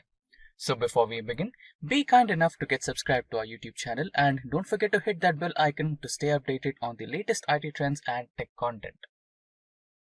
Now without further ado, let's get started with our 1-point agenda, that is lock or protect cells in Excel. Now let's get back into the practical mode and start our Microsoft Excel. Now we are on the Microsoft Excel and this particular spreadsheet is related to employee details. Yeah, now the screen is visible a bit better. Now let us imagine that this is our confidential data and you want to edit only 2 columns, that is the designation column and phone number column. Now let us imagine that the company has finished one annual year and now there are some promotions happening in the company, and let us also imagine that the phone numbers of the employees provided by the company have undergone some changes. So now the minor edits that you want to make are related to the designation column and phone number column. Now you can see that all the columns, that is the blood group, new salary, salary hike, current salary and name of the employee, serial number, employee number, everything is editable. So in such kind of scenarios, when you pass on this data, there might be a possibility where your colleague or subordinate might end up making some mistakes, right? So you want to avoid that. So you can do that by locking the cells. Now let us rename this sheet. Now the sheet has been renamed successfully. So now you can lock the cells by the following process. So in this process, you have 2 major steps. First one is to lock the cells. And the next one is to protect the cells by a password.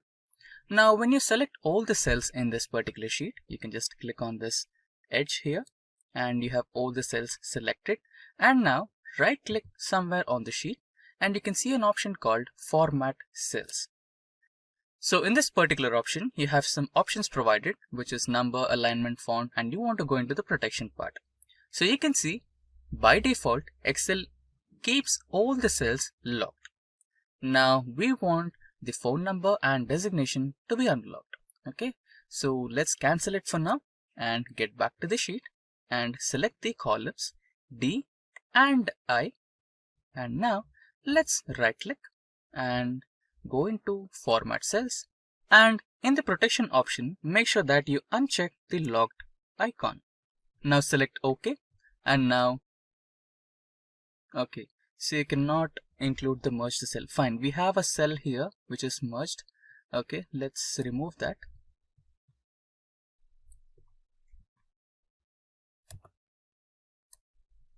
Okay, now again select the entire column, right click, get into format cells and uncheck the lock option, select OK. Now we have finished the first part, that is locking all the cells which you don't want to get edit and unlocking the cells where you want to make some edits. Now the second stage is protecting the sheet. Now right click on the sheet name and you can see an option called protect sheet. Click that, and now here you can see select locked cells and also select unlocked cells.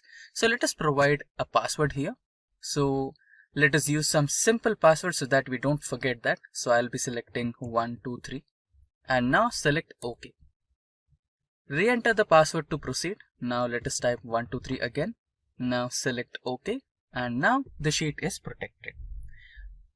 Now we have successfully locked and protected all the cells in Excel.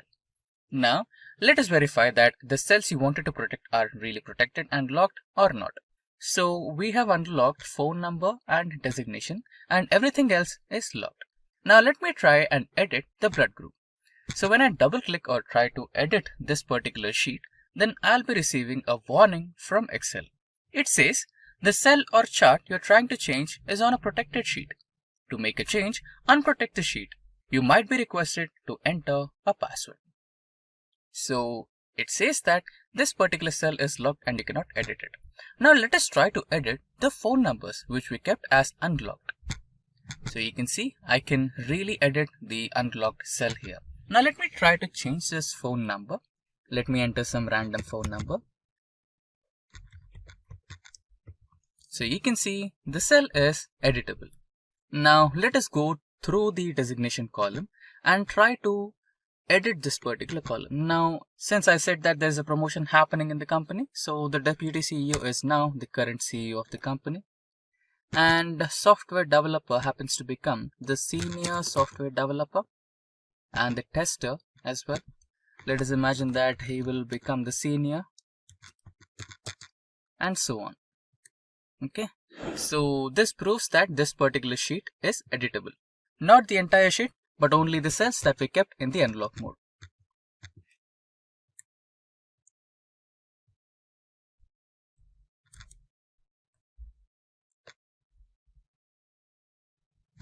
Okay. Now this is how you lock and protect your cells in Excel. Now you can see that I have sales data on my worksheet. So let us imagine that your manager asked you to find the average of sales happening in your company, right? So let's navigate to the bottommost cell and write it down as average here. Okay, average sales. So here, this is a cell where you want to keep your average, right? So here we'll be writing a small formula, that is average, and tab to select it. Now you must select the array of data, right? So this is my array, since average is an array function, and now press enter. So there you go, you have the average sales data that happened in your company. So to understand the page setup in MS Excel, we will go through a demo inventory in Excel where we'll be considering some restaurant data. Now without any delay, let's get started with the practical demo. Now we are on the Excel sheet and this is the data I was talking about. The restaurant data where we have the first column, that is rank, and next we have the restaurant name. Followed by that we have the sales happening through that restaurant, and then we have the segment category. That is what kind of service does that particular restaurant offers. Now this is the list what we made, and what if we wanted to represent this data in the form of a printed paper, right? So I guess you can see all the columns and rows here. So you can see that we have almost like 250 rows. So there is no chance, or there is no way to print all those 250 rows in one page. Of course it is practically possible, but when you try to read the content, it will be so tough to read because all the rows will be clubbed together so closely so that you cannot read it. So you need to print them page by page. So, and you need to also take care of the data is aligned properly according to the page size, everything, and even you need to take care of the margins of your page, right? So that's what page setup basically means. So we had a detailed overview of our data and what actually we're trying to make. Now let us see how page setup is possible in MS Excel. So to go to the page setup menu or go to the page setup options, we have three methods. Let's start with the simplest method. So the simplest method is by just clicking on File and go to Print option. And you'll see all the page setup options right over here. And you can also go to Print menu by pressing a shortcut method, that is Control P. So you'll directly end up on the page setup options. Now let's look at the second method. So the second method is, you can see the toolbar over here, right? Which has File, Home, Insert, Draw, Page Layout, Formulas, Data, Review, View, and Help. So the second method, we can use Page Layout option from the toolbar. And you can see when you click on the page option from the toolbar, you have a new ribbon over here. So this ribbon is all about page setup options. So it will offer you margins, it will offer you orientation, size, print area, breaks, background, print tiles, etc., etc. Right? So all these options or menus in this ribbon belong to page setup. Now let us look at the third method. So the third method is something similar. You have View option on the toolbar. So just select View, and you can see we have few page setup options over here as well. The normal, page break, page layout, custom views, and we have grid lines, formula bar, heading, zoom in, zoom out, select to zoom, freeze certain panes, right? So all these are also the page setup options. So we have the three methods to enter the page setup options. Now we are familiar with those. Now let's get started with the practical mode on page setup. For that, let me use the simplest method, that is holding the Control key and pressing P, which navigates me to the print option. Now we have various set of options here. We have no scaling, normal margins, letter, portrait orientation, collated, print active sheets, and Note 1 for Windows. You can see this option is the printer's option. For example, if you're connected to a printer, which is the hardware printer, then your MS Excel will show the printer's name here. So other than printer, you can also make some other arrangements where you can just directly print your complete data in the form of PDF, and then you can export your PDF to your recipient. That's also possible. Okay, now let's get started with the first option, that is print active pages. Okay, to understand this better, we need to create a new sheet. Not a problem. So you can see that we just have one sheet over here. So let us kind of select all the items and create a new sheet and try to paste it over here. Or let's try to paste it over here. Okay, now let's try to extend these.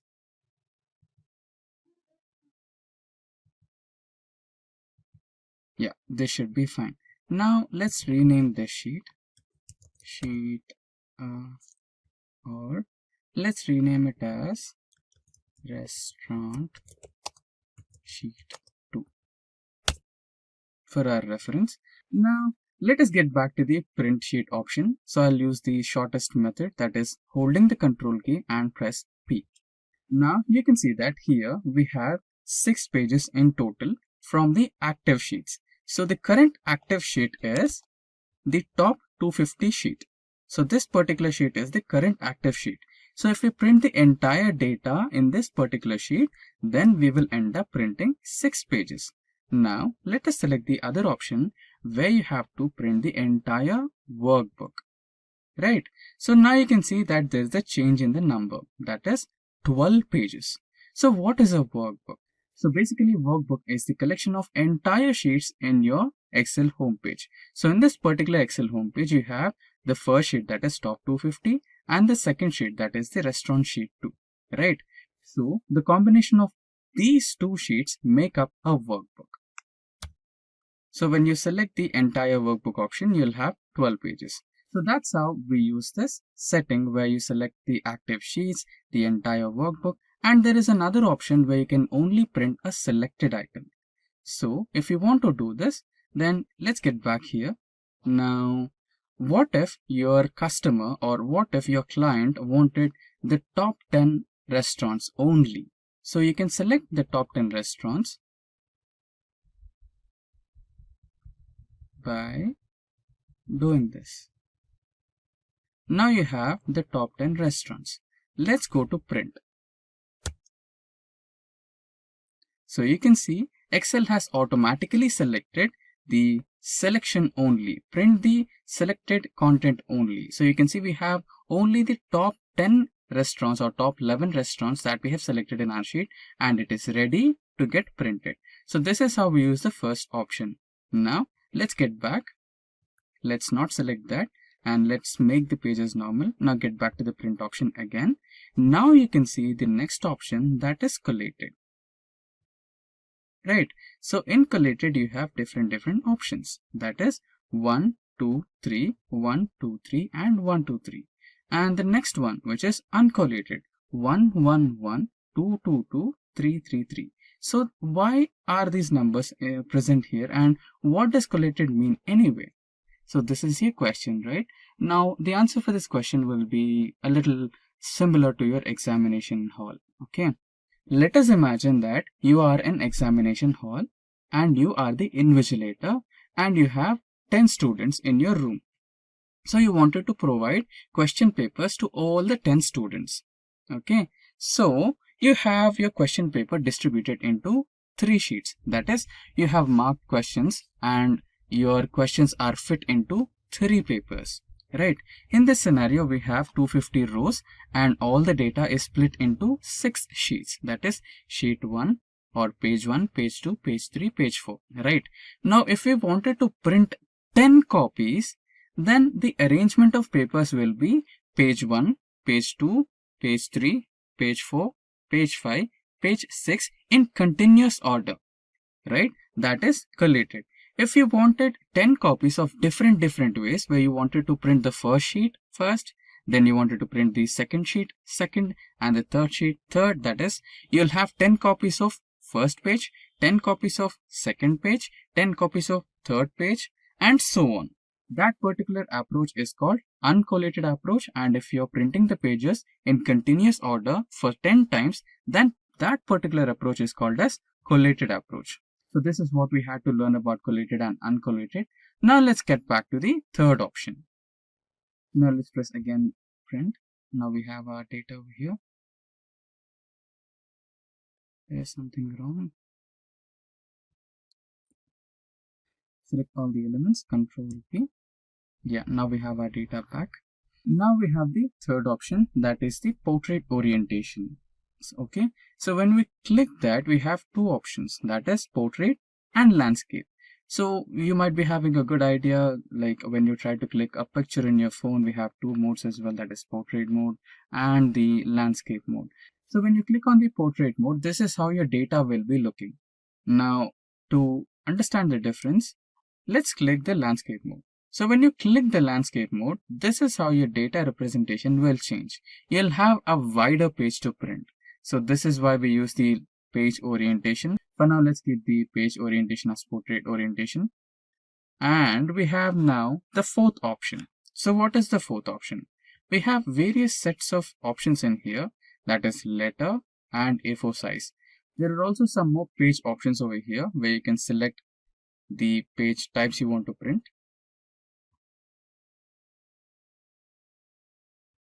So basically you'll be having few more options, that is A4, A5, A3, etc. But here we just have 2, that is A4 and letter. So basically you'll get those options, and followed by that next we have margins. So here you can see we don't have any margins for our data.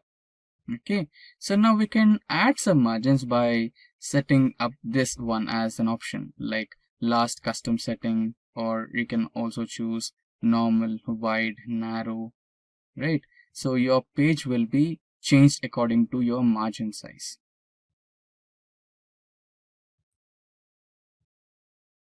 Right, so this is how you can change the margins. Now let's keep it as default. Let's set the normal one. Now we have the next option, that is scaling option. So here you can see we are trying to fit the page. So when you're trying to print these sheets using no scaling, then the actual size of the page will be printed. Now you can also modify that. You can fit and print these sizes. So you can remember the first option that I said of printing all the 250 rows in one single sheet. This is how you can fit it. So fit the sheet on one page, where you can see all the 250 rows are fit into one page, but the data is not readable.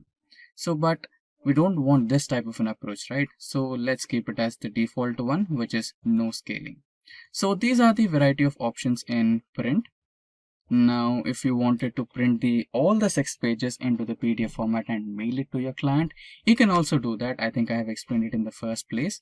So you can see we can do it by just selecting this option, where you can print all the 6 pages and into PDF format, and then you can mail them to your client. And you can also select the number of copies you want. You can increase the copies to 2, 3, and any number of copies you want. For now, I'll keep it as 1 copy.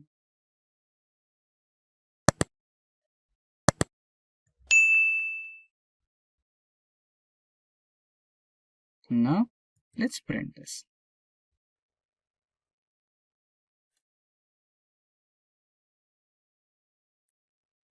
Now let us select the location,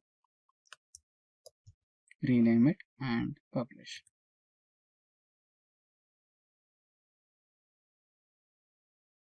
Now let's get back to documents and see if the page is printed or not.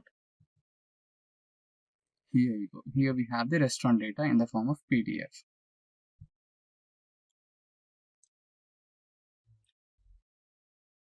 So we have our entire 6 pages of data in the PDF format.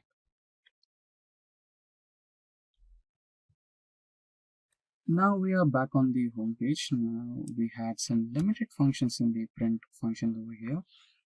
We had tried to export the data. So you can also export the data or try to print it from the print option over here. You can just select that as well. You can try PDF. Yes, the pages are printed now. There you go, we have the restaurant 2 PDF data. So that's how you can print all your data. You can either choose the export option or you can either choose the print option. Now when you see into the print option, we have limited number of page setup options over here. Now let's check out what we missed. So we are in the page layout here. So we had gone through the margins, we had set all the margins, and then we have also gone through the portrait and landscape. Now you can see the size. When we were in the print menu option, we had only A4 and letter. But here you can see there are a wide variety of options. That is, other than letter, we have tabloid, legal, statement, executive, A3, right? We have A5 and many more other options. And if you want some more paper options, you can go to more and you can always select a few more options. That's how you do it. And yeah, we didn't have the break option. So remember when we had been through the print option, we did not have the break option there. Let's select this to normal A4. So you cannot see the break option over here, right? So here we have the break option. So what does break option does? Right? You can actually break the page. Remember we spoke about the top 10 things or the top 10 rows. You can always do that. So you can just keep the top 10 restaurants in your first page and then break the remaining. And to set page breaks, you can select the cell. Now I need the top 10, so I'll select this particular cell, which is in the 11th position. And now I'll try to implement the page break. Insert a page break. And now you can see on my sheet, there is a thin line which is separating the 2 pages. That's how you can see the indication of a page break implemented onto your page. Now how do you see it? You can see it by selecting Ctrl P, where you can see the first top 10 restaurants being printed on your sheet. So there you go, we have the first top 10 restaurants printed on our sheets. So that's how you use the page break. Now let's try to eliminate all the page breaks. So you can select breaks and reset all page breaks. So the page break has been eliminated. Now you can always choose a background for your data as well. You just, if you want, you can add a picture to your background. I think that's not available for now. Okay, you can work offline as well. Let us select this one. So you can see that we have added a background to our data. We can select all the text files and then we can change the color so that the text becomes a little visible. Yeah, that's how you do it. Now if you don't want the image to be added on your file, you can also remove that, delete page background, and there you go, all the images are gone. Now the next important part, that is the print titles. Now why do we need print titles? For that, let's try to print this. So now you can see the first page. In the first page we have the title, rank, restaurant, sales, segment, category. But if you go to the second page, you don't have that title, right? You don't have the title, rank, name of the restaurant, sales, and their service category. So if we want that, then we need to add titles. Now for that, let's select the print titles option. Now let's select the rows to repeat on top. Now for that, we need the first row. Select the first row and this particular row will be repeating into all the pages. Now let's try to print it. So yeah, now you can see the titles are being added to all the sheets. You can see the page 2, page 3, page 4, page 5 and page 6. So you can see the titles added to all the sheets. Now we are on the spreadsheet. So here, what exactly are page breaks? So page breaks are something which help you during you're trying to print your data or present your data in the form of a web page, right? In those times, you cannot fit your entire Excel data in one spreadsheet or one paper or one web page, right? So in those scenarios, Excel will try to eliminate a few parts of your spreadsheet or it will try to split the spreadsheet. So how exactly it looks like? So go to the view option and click on the view and click on page break preview. Here you can see the dotted lines, right? So these are the things which separate your data in form of pages so that it can be printable on one single page. So some of the times the user or the X-user manually inserts a page break, right? So how do you insert it? Just go to the page layout and here you can see the page breaks, insert a page break, and you have successfully inserted a page break. Again, go to the view, go to page break view, and here you can see the solid line. So these solid ones are the ones which are inserted by the users or anyone who had the access to the data. Now how do we eliminate them, right? So we can eliminate them and we can try to get the sheet back to the normal way. So all you have to do is click on the cell which has the page break, which is right under the page break. Go to the insert page break, page layout menu, go to the breaks option, click on remove page break, and there you go, you have successfully eliminated the page break. And page break preview to make sure that the page break has been successfully removed, so you cannot see that anymore. So that's how you try to insert or eliminate a page break in Excel. So conditional formatting is a method to visualize your worksheet. We already have the charts in Excel to visualize our Excel sheets in graphical form, but what if you had to see or visualize the data in your worksheet as it is? So that is where the conditional formatting comes handy. Now let's get back to the Microsoft Excel and try to implement some conditional formatting. Now we are on the Excel worksheet. This particular dataset is based on a store. Now we have various columns in this particular dataset. We have row ID, order ID, customer name, etc. And finally we have quantity, discount, and profits. Now let's go to profits. Let us imagine that we have provided this particular store with a target of minimum 15% profits. Now let us find out the stores that have hit the 15% target and the ones which did not. So for that, let us select the entire column. Now you can find the conditional formatting option in the home toolbar, and in that ribbon, the ribbon with styles has the conditional formatting option. Click on that and you have various options over here, highlighting the cells, top bottom rules, data bars, data scales, and icons. So data bars are actually the bar graphs which highlight themselves on each and every cell if you implement them, And these are the color scales. If you want to implement some colors, you can go through that. And if you want to represent your cells with icons, you can also do that. For now, let's highlight the cells. So select that, and inside this, select the greater than option. And here you can provide the percentage, that is 15%. And the cells or the stores which hit the target should be highlighted with the green color, and select OK, and there you go. You have your stores that hit the 15% target and the ones which did not hit the 15% target. Now, if we want to highlight the ones which did not hit the 15% target, you can highlight them with the color red. So, conditional formatting, highlight the cells less than 15% with color red and text dark. And there you go, it's done. Now let us consider another example. So this particular example is based on train dataset, and here we have the passenger ID, survived, passenger class, name, etc. Now we have a train accident incident over here. Now 1 is indicated that they are alive and 0 is indicated that they are not alive. Now let us use this column and conditional formatting. Highlight the cells containing the text as 1 with color green. Okay. And highlight the cells that contain text 0 as red, that indicates they are not alive. And let us select the icons.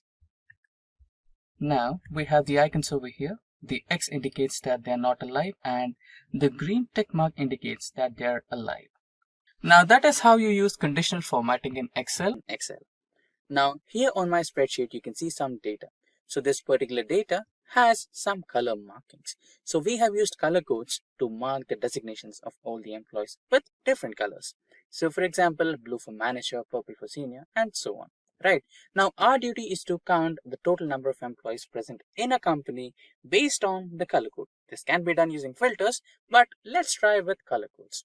Now we don't have a readily available function in Excel to count cells based on their colors, but we can make use of macro.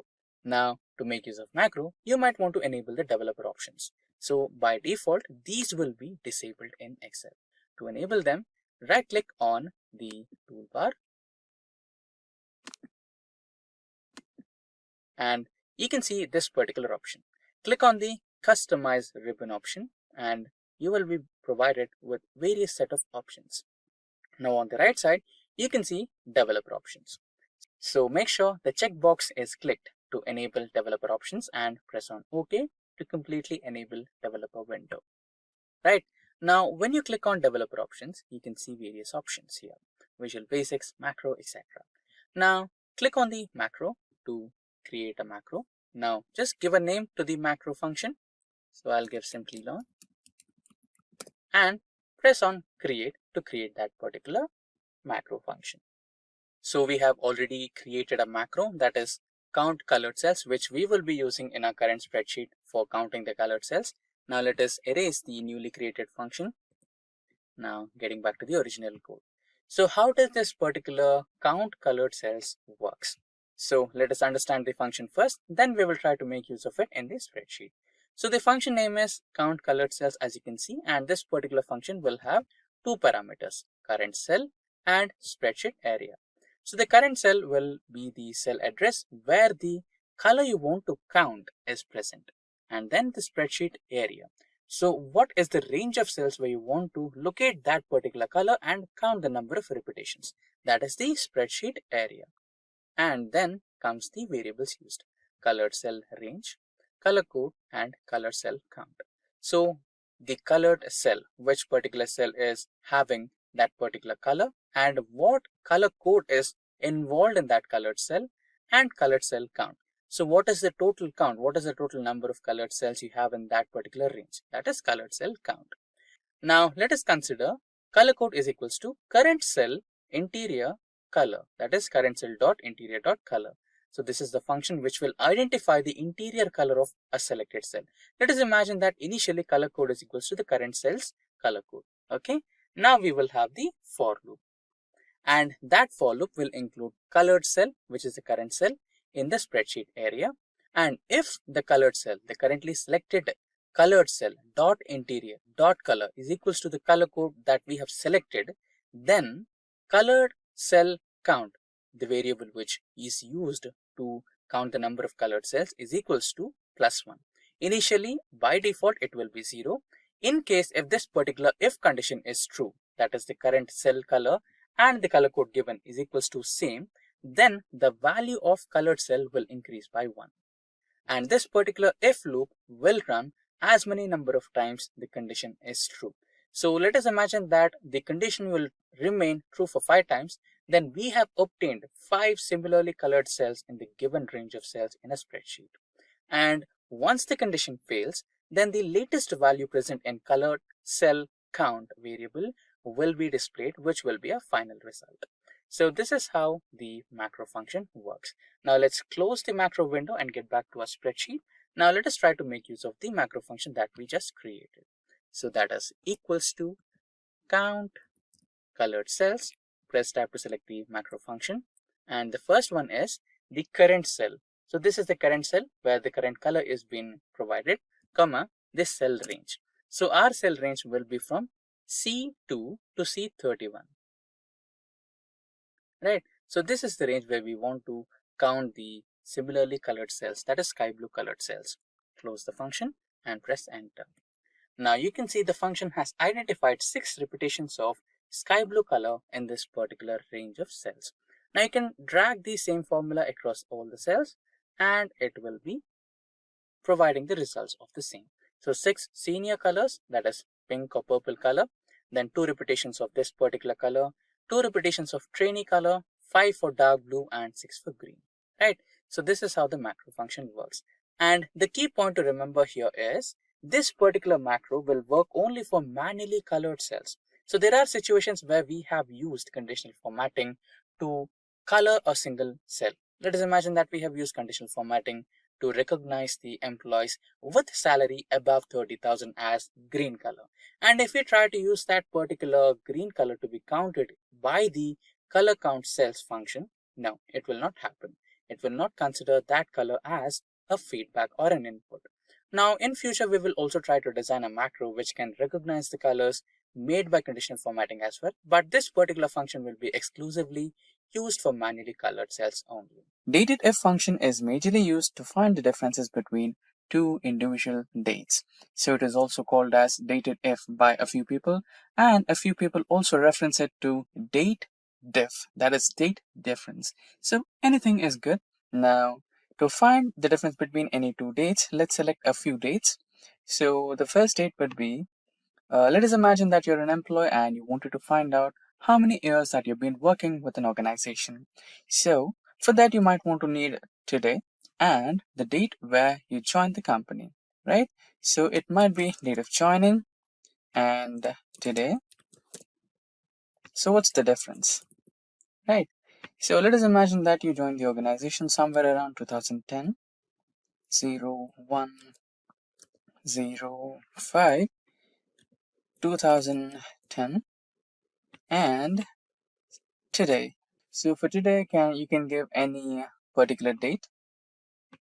Let us imagine that today is 1st of January 2021 or 2022.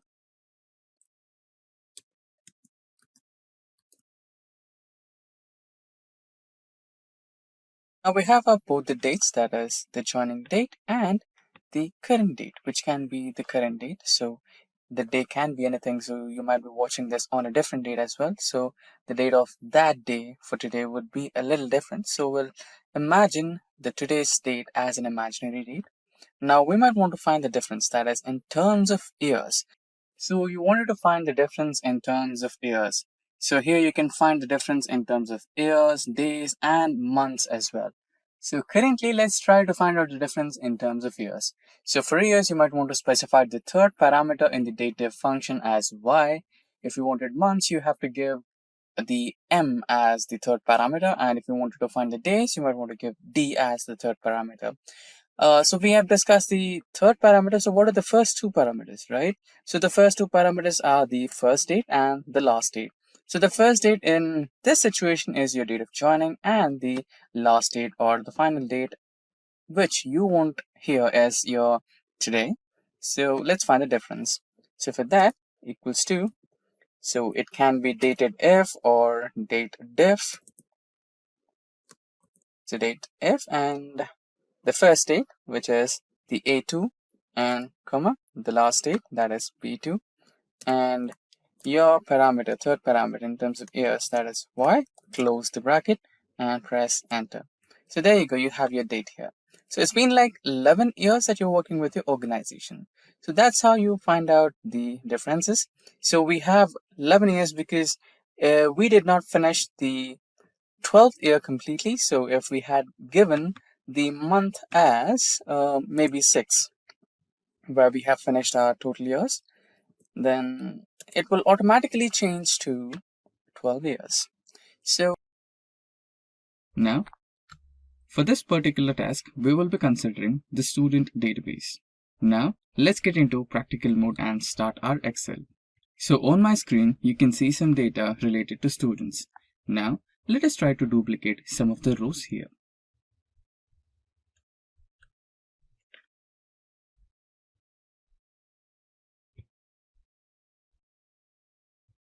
So we have selected the rows 8, 9, 10 and 11.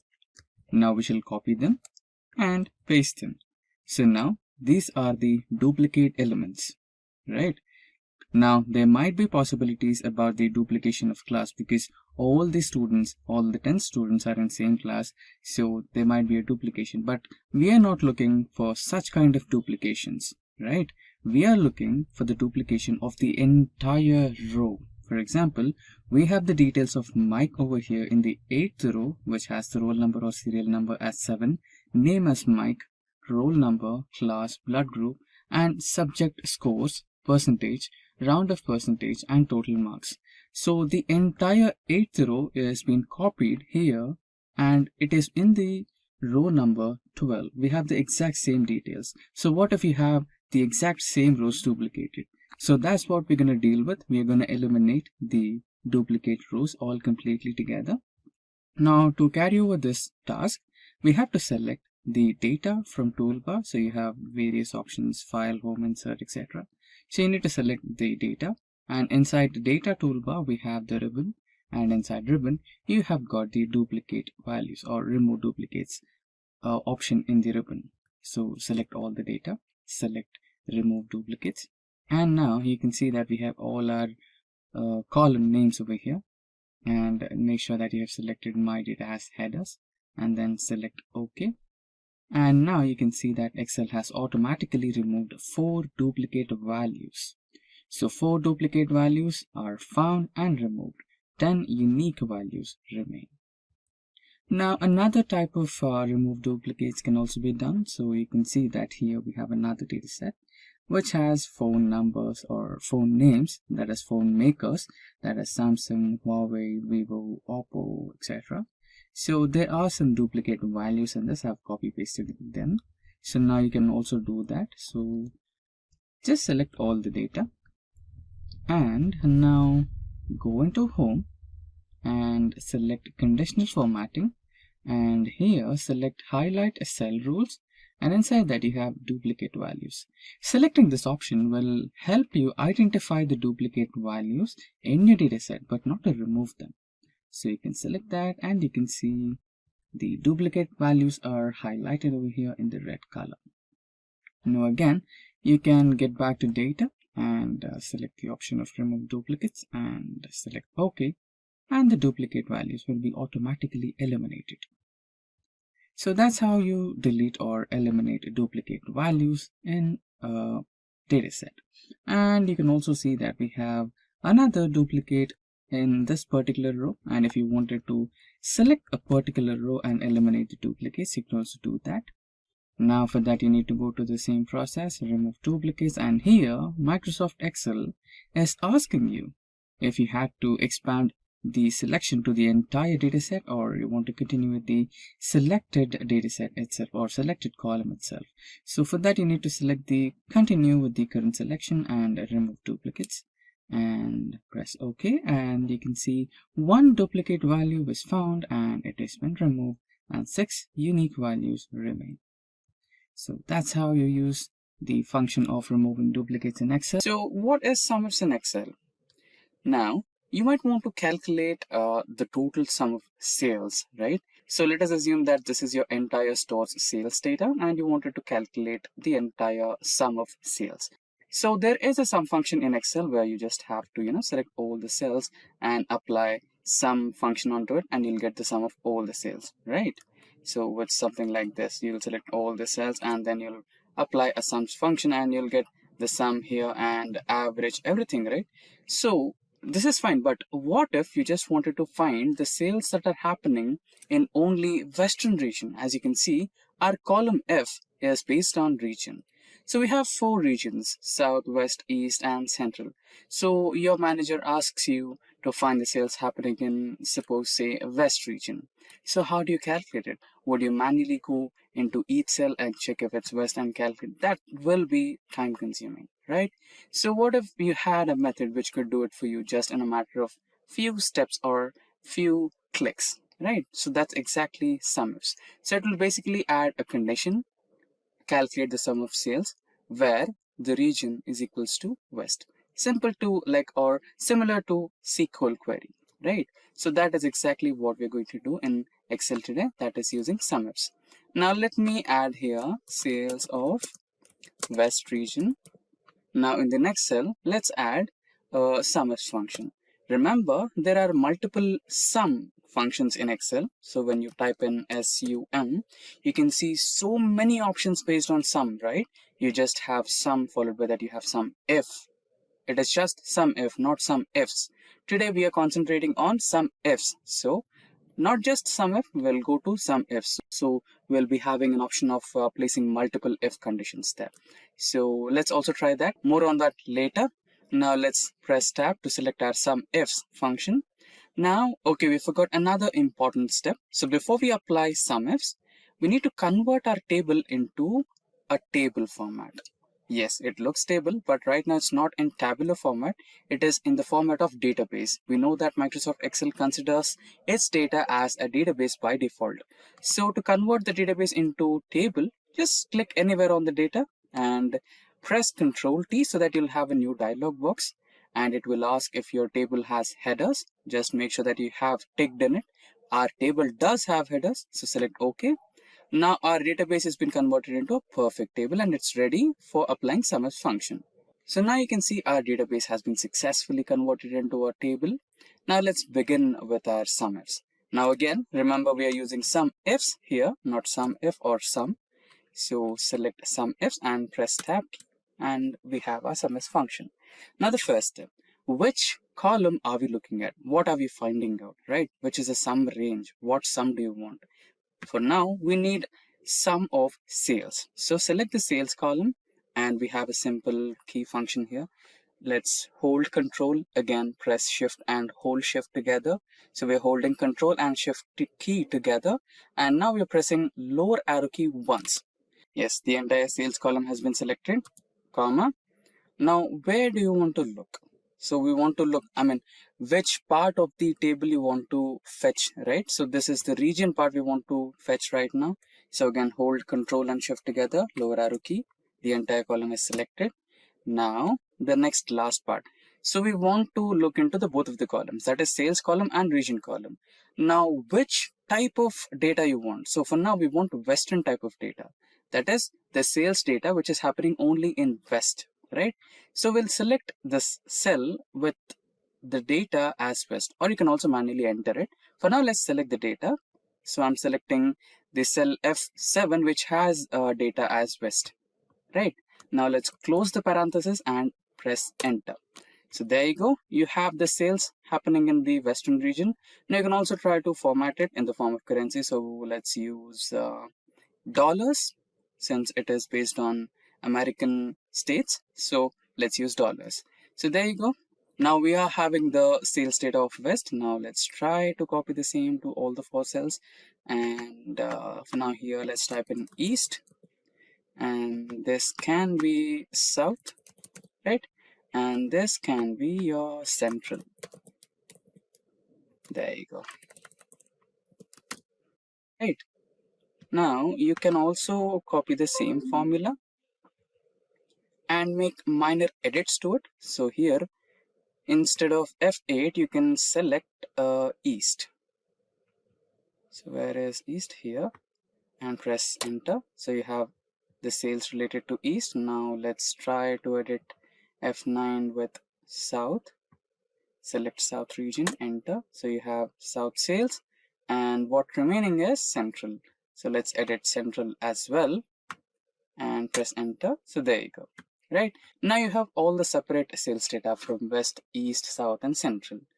Now again, you might want a bit more granularity in data, right? Or in your reports, right? Like you wanted to find the sales data happening in West, and you wanted to find out the category based on only furnitures. So your manager will ask you, okay, a fantastic job. So now just give me another minute detail on the data. I want to calculate the sales happening on West based on category furniture, right? So he wants furniture, or he wants office supplies only, right? You can also do that. It's not an issue at all. Now let's try to copy this cell and paste it here, and sales in West, let's add another input here on furniture, right? Now you wanted to calculate the sales happening in West region only on furniture. So you can also do that. Now we can use the same formula as well. Just copy paste the formula here, right? And you can add few things here. When you try to add a comma, it will automatically generate the next criteria. So it is expecting that you are looking for adding another criteria, right? Now which column you want? You want category. So let's select category. You want to select all the cells. Same trick, Control Shift lower key, and again press comma, and you wanted to select only furniture. So select on furniture cell. There you go. Now press enter. So there you go. We successfully have the sales data from West region based on category only furniture. So that's how you do SUMIFS in Excel. You can also add a few more details to it. Like in furniture, you can also look only for tables. So here you can see in West region, we have furniture sales data, and we have sales data of West region based on furniture, which includes only tables. You can also do that using SUMIFS function in the same way. All you have to do is select this subcategory column and select the cell which has the data as tables. So this is how you use SUMIFS in Excel. Now creating a pivot table is just away from a few clicks. Trust me, it is just a couple of clicks and you'll have your pivot table ready to operate. Now click any cell or select any cell on your spreadsheet which has the data, and navigate to insert menu on the toolbar and select pivot table, and that's how simple it is. Now automatically Excel will choose your data. You can see the lines over here, dotted line. That means the Excel has already selected the range of data that you want to put into your pivot table, and you can either select the existing worksheet or a new worksheet. I'll select a new worksheet over here and just press on OK, and there you go, you have your pivot table ready.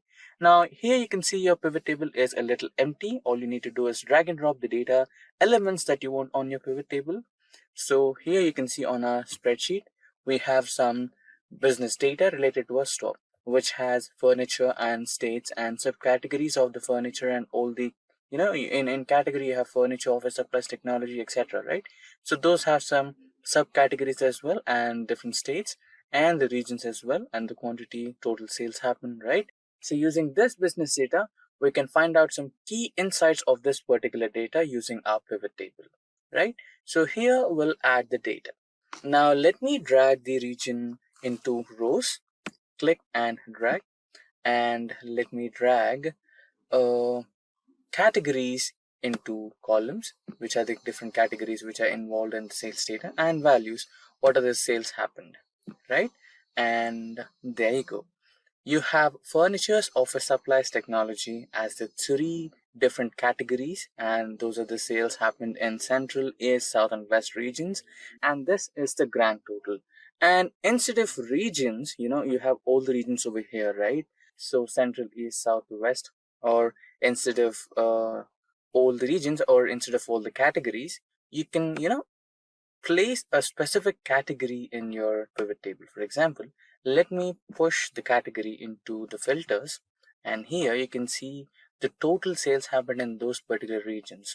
Now, what if someone asks you to find the sales of only furniture, right? So your manager comes to you and he'll ask you, get me the sales of only furniture. So you can select that, and there you go. You have the furniture sales in all the regions, right? Or you can also do the vice versa. You can also drag regions into the filters, and if you wanted to find out the region wise sales of furniture, you can also do that, right? So here we have furniture, and here you have all the regions, and let us try to find the sales of furniture in the central region, and there you go, right? So this is how the pivot table works. And you can also remove the regions. For example, if you wanted to remove a certain element from filters or anywhere, if it is columns, rows, anything, you can just drag and drop it, right? So that's how it works. And also you can increase the level of detail or improve the granularity, right? So here we have categories on our columns. So you can also include subcategories into the columns, right? And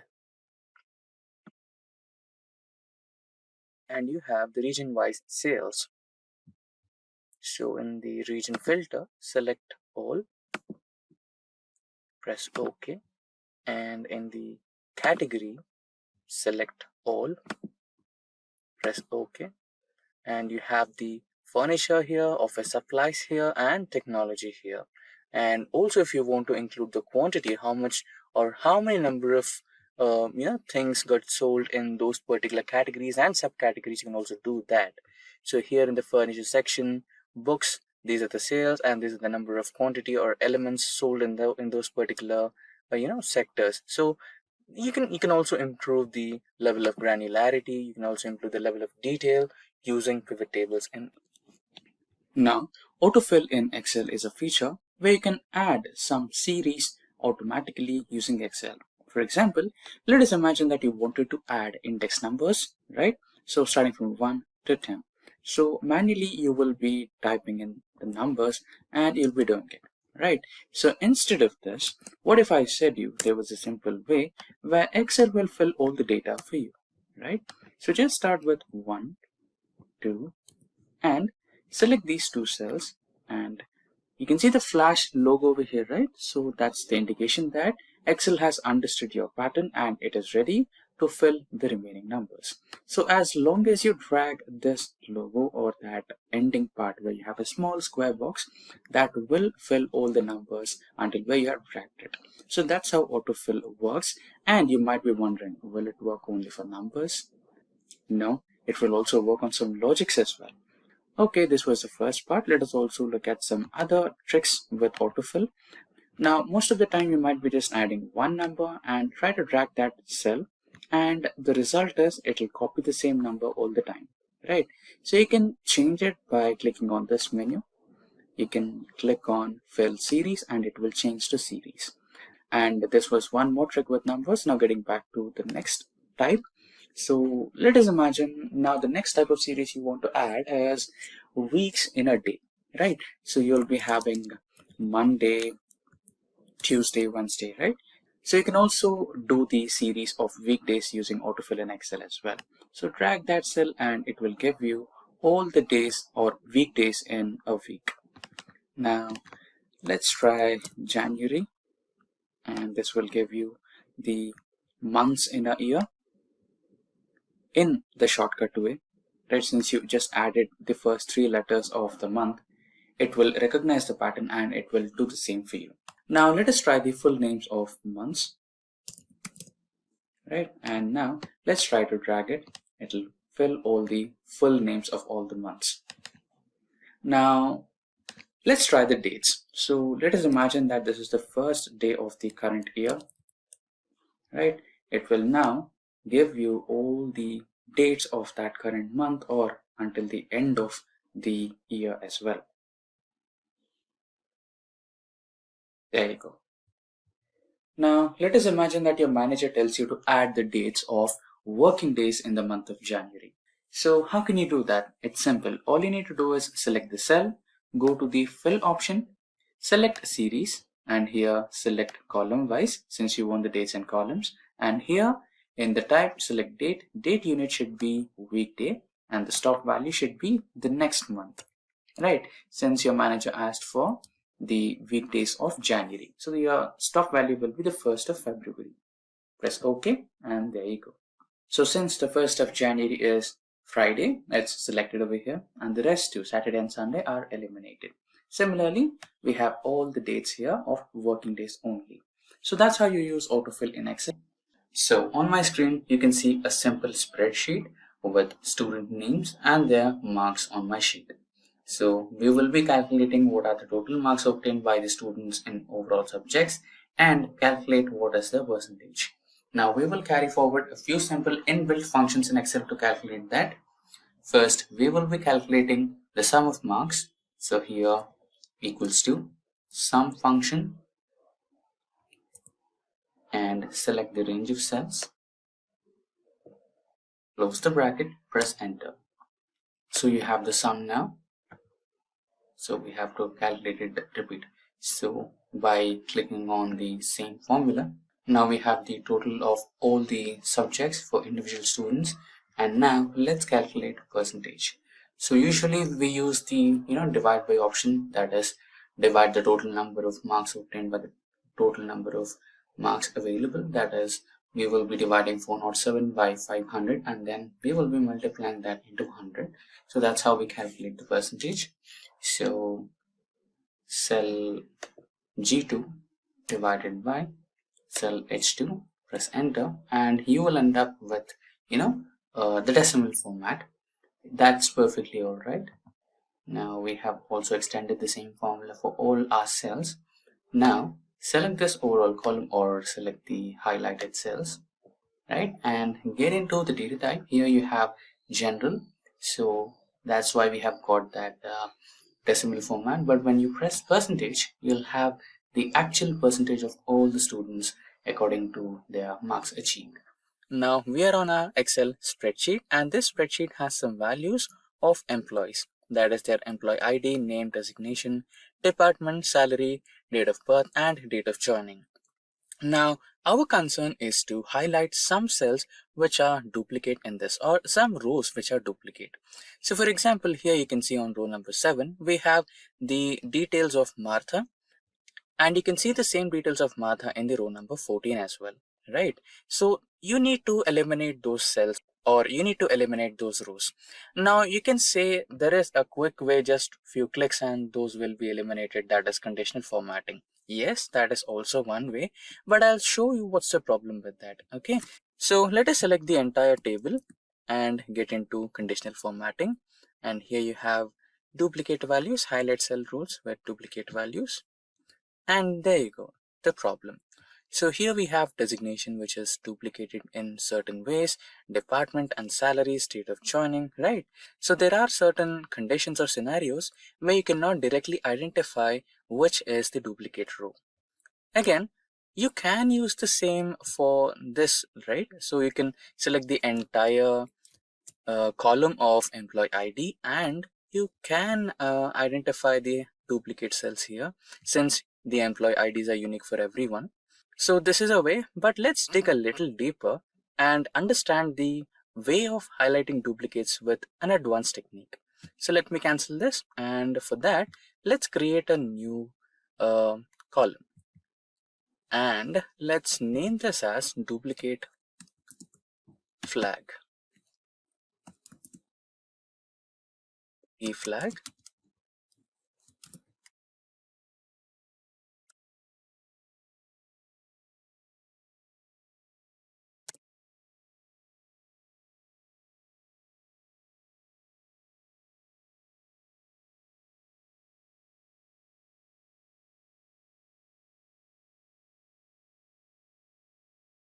So the new column has been created, which is dflag. So here we will be using a simple formula, that is COUNTIF, and here press tab to select the formula, and here we will be adding our range, that is which range are you considering. So the range will be the employee ID, since employee IDs are unique for every employee. And let's press function F4 to fix it. And now again the criteria, and the criteria will be the same cell, that is A2. And now close the bracket and press enter. Now let's drag the same formula to all the rows. Okay, now here we have. Now what you can do is sort it in an advanced way. Go to sort and filter and custom sort, and here you'll be sorting by the D flag, and it will be smallest to largest. So now you can apply the conditional formatting to highlight it. You can select the column H or the D flag, go to conditional formatting, highlight cell rules, and here you can get into greater than and give the value as 1. Okay, so all the cells which are repeated multiple times will be selected here, and they will be highlighted with a selected color what you have given. So I've given red. So now you can select these cells and highlight them or delete them from your spreadsheet. And now all your data in the spreadsheet is unique and clean. Now let's quickly get onto the practical mode, where we will have some data sets over which we will be trying to apply the charts. Now there are various types of charts in Tableau, and those are the pie chart, the column chart, the bar chart, column versus line, pivot chart, and sparkline charts. So we will discuss one after the other. First, let us discuss about the pie chart. So as you can see, we have a small data set on my screen which I have personally created, and this deals with the companies and this deals with the shares of the automobile industry. So now for this, let's create a pie chart. Select all the data and then get into the toolbar, and inside the toolbar you can see various options, and inside that we're going to use the insert option. And when you select the insert option, you will have a ribbon here, and inside the ribbon you can see groups, tables, illustrations, add-ins, and here you go, these are the charts. So now we needed a pie chart. So select on that icon and you have various types of pie charts. You have 2-dimensional pie charts, 3-dimensional pie charts, donut type of charts, etc. Right? So I would like to go with the 3-dimensional pie chart as it looks a little more appealing and easy to understand.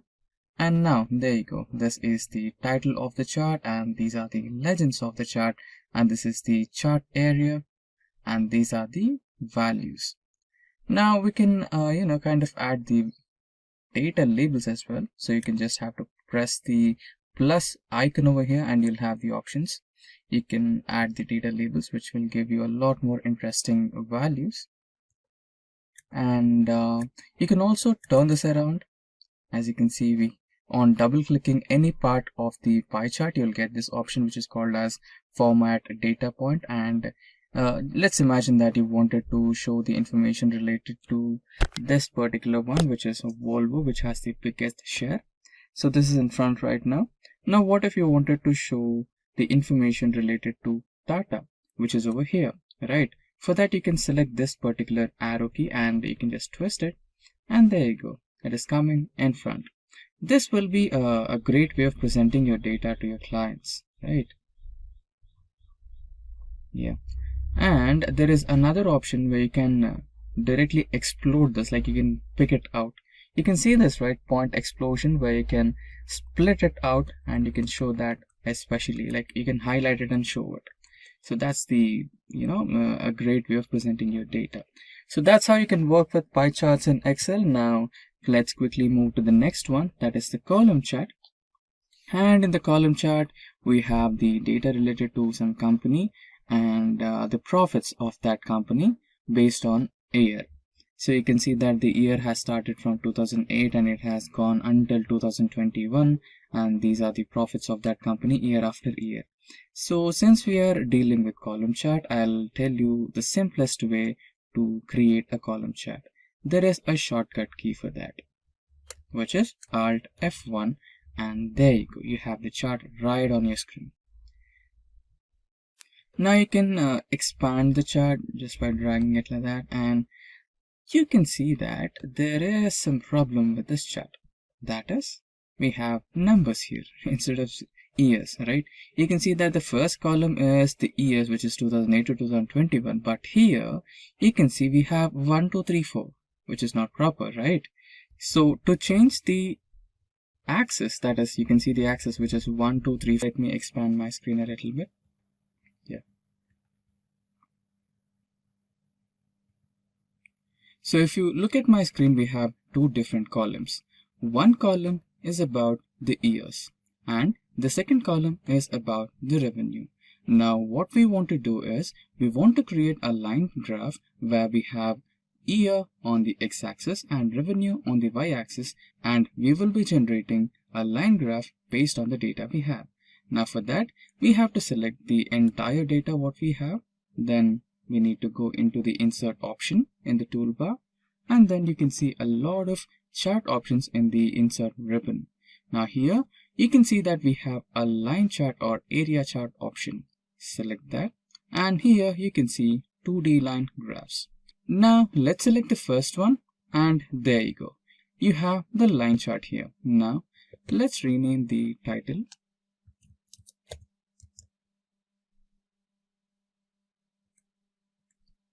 And there is one problem with the chart here. You can see that the x-axis is not actually pointing the years. You can make a change to that, no worries. Just right click, and then you can see the select data option, and there you go. You have the edit option here. Just edit it, and now select the range. I am selecting the years now. Let's select OK, and there you go. You have the years here. You can just try to expand it a little more. Yeah. So now you have the revenue on the y-axis and year on the x-axis, and this shows the growth of revenue in your company.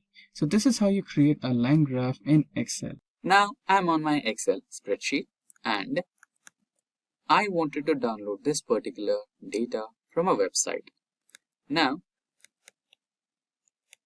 it would be not ideal if I go on typing each and every individual element from this particular website into my Excel spreadsheet, right? That would take all day, or if in case the dataset is a lot bigger than what it has been shown on the website, or it might be next to impossible, right?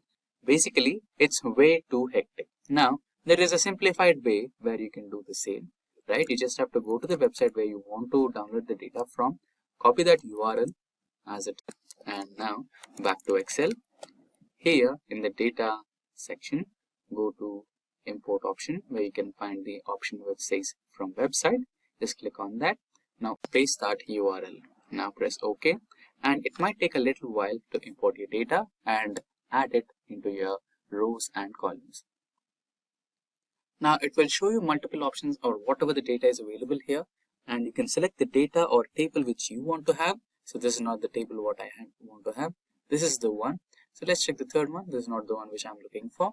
I'm looking for this particular data, this particular table. Just click on it and say load. In a few minutes, the entire data will be loaded onto a spreadsheet. There you go.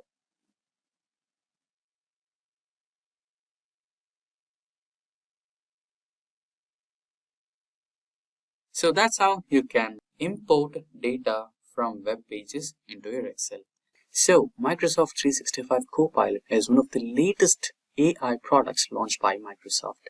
So the Microsoft 365 Copilot will be your AI assistant for all your Office suites from Microsoft. So it can help you ease up your process of making PowerPoint presentations. It can help you write down the notes on Microsoft Word and many more. But today, we will be using this particular 365 Copilot for our data analytics using Excel. So let me remind you, this particular AI tool works with the versions of Microsoft Office 365 and later, right?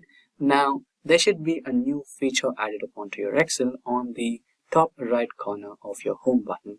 But again, if it's not, it's completely all right. You can use your Microsoft home button where you can find the Microsoft 365 Copilot. So let's navigate to the home button Yeah, now I'm on my home button, and here you can see a small icon which is completely new out of nowhere. This is your Copilot, right? And you can just click on it and you can fire up your Copilot. And today's point of discussion is about Copilot with Microsoft Excel.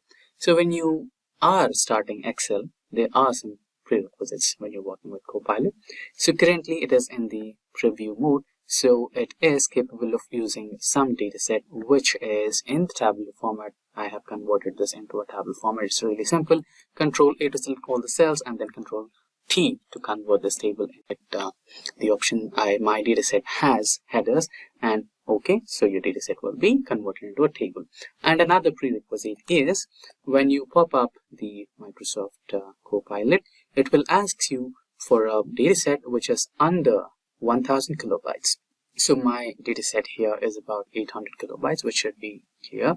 So the only process is you just have to click on this particular option which says attachments, go to the dataset that you want to work today. So I'll be selecting my sales EU copy and just press open. It will take a little time because it's completely new, so it might take a little time for that. So the only catch is Microsoft Copilot is a little slow compared to the other competitive Copilots or AI modules. It's not a big deal. They will catch up soon.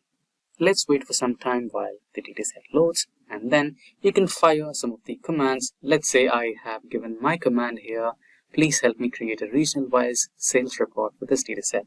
And you can also give a few more commands, right? So it's loaded right now. You can see the icon here. Now you can write down, give me country-wise sales report, and just fire the command. You can also perform all your data analytics, what you regularly do, right? When you have a sales data set, you might be wondering what it can do and what it cannot. You just have to build a story about the report, what you want to create, and then just, write it down to the Copilot and it will generate the report that you are looking for. Currently, it is working on the country-wise sales report, so it should be giving me the report shortly. It's okay. So there are some problems with this. So maybe it's the dataset data type. So here we have country and the data is general. So you might want to change that to text format or character format. So you have the text data type here and just okay. Now save it back. Now you can ask the Copilot once again. Okay, or let's try to do a different one.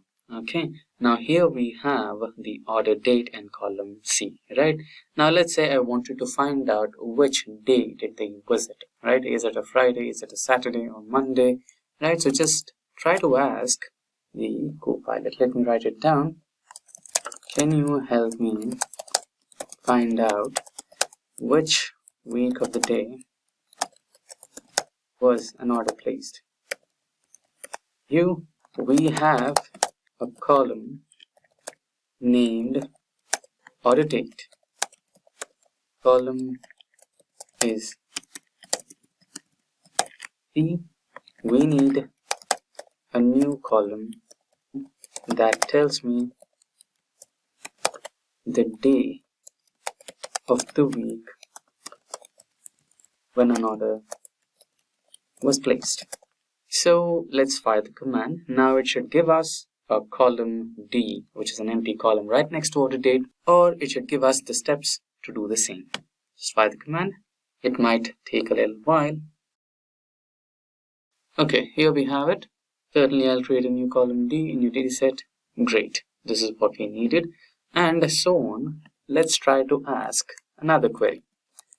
Can you tell me name of the customer with highest sale record in the dataset? So the previous query which we fired at will not be reflected on this particular dataset, but it can be reflected on the dataset that we shared with the Copilot here. So currently I don't have a direct connection with my Excel over here. I think it should be taking some time for getting me that update over here. But anyways, it will be updated in the dataset that it is currently dealing with. That's not a problem. Now let us see what's the answer. I apologize, but it seems that I'm unable to extract any text content from the uploaded file. It's okay. Let's try to find. There are some discrepancies, but it should be resolved soon. But let's try some other thing like region-wise sale.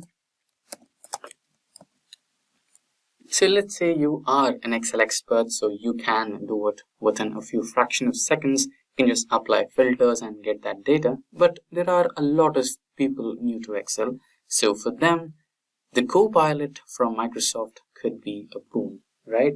But down the line, there are improvements rolling out. So I could predict that it could be a lot faster and you can have seamless integration with your Microsoft Excel and your copilot, and things could be a lot easier, right? So far we have the result over here. So it is giving us a few results and it is finding a little difficulty to extract a few. That shouldn't be a problem in a few couple of days where the new updates roll out. So proceeding ahead, let's try to give it another query or so. So let's check the data set. So here we have the categories and subcategories. I think we can give it, okay, can you give me the category wise profits? So here we can identify which category is performing really good and giving us highest number of profits. So I think let's check out if we have a profits column. Yes, we do have a profits column over here. So let's check that. Brilliant, right? So it's giving us distilled reports in one prompt. So that should be helpful for any of the data analysts which are aspiring, right? And which don't have any idea about how Excel really works. Okay, it seems that I'm able to extract text content from uploaded files. Okay, let's try to copy this and write it down as, okay, is it category? Okay, let's copy this as well. I think it's about the case, right? Category, subcategory. Okay, let's fire subcategory. Category sales report. Okay, it's giving us the previous answer to the previous query. Okay, I think this should help. It's unable to extract a lot of answers so far currently. There should be some discrepancy, but down the line it should be fixed. Unable to extract any text content from the uploaded file. Okay, so basically that's how you can work with your Copilot in Microsoft 365 Excel. So there are some discrepancies so far, so it should be fixed down the line. So that's how you can use Copilot in Excel for your data analytics. And so guys, an Excel data analyst always looks for ways to improve their efficiency and gain deeper insights from the data. That's where ChatGPT comes in handy. So ChatGPT is an AI-powered language model that can assist you in various tasks, including Excel-based data analysis. And for that data analysis, let's dive into some demos to see how it works. So guys, as you can see, this is the ChatGPT 4, and you could see this has the support of DALL-E, browsing and analysis, and usage limits may apply. Like we have the version that has some usage limits. And for the data, I have downloaded the data from the Kaggle. I will provide you the link in the description. If you want to download the same data, you can. And I have that in my downloads. So this is the data that we'll be using. So the first thing we'll be doing is data cleaning and preparation. So firstly, let's explore data cleaning and preparation. Before diving into analysis, it's essential to ensure our data is clean and ready for processing. So for that, we will write a prompt in ChatGPT and ask him to clean the data. ChatGPT has the feature to insert the files, provide the Excel file to the ChatGPT, and we'll ask him that can you help me identify and remove duplicates in this Excel spreadsheet. So let's ask him, can you help me identify and remove duplicates?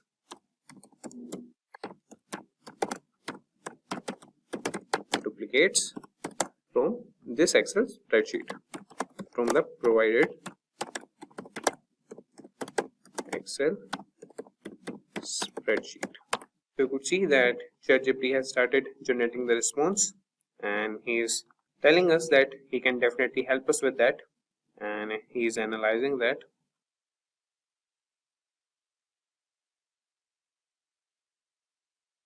So you could see that ChatGPT has provided us the response. So let's first go to our spreadsheet.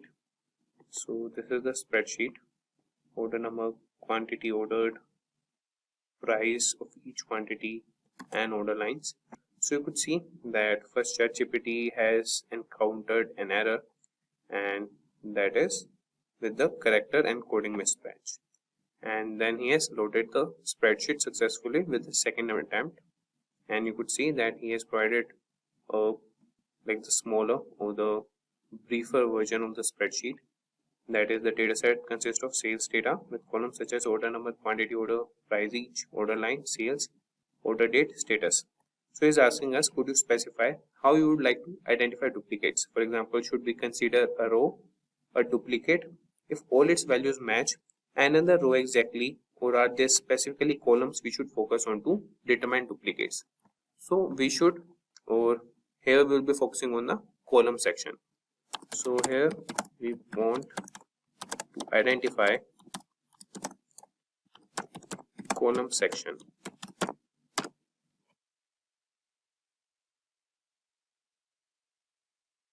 So is asking which columns they should identify duplicates. So we want the duplicates in order number.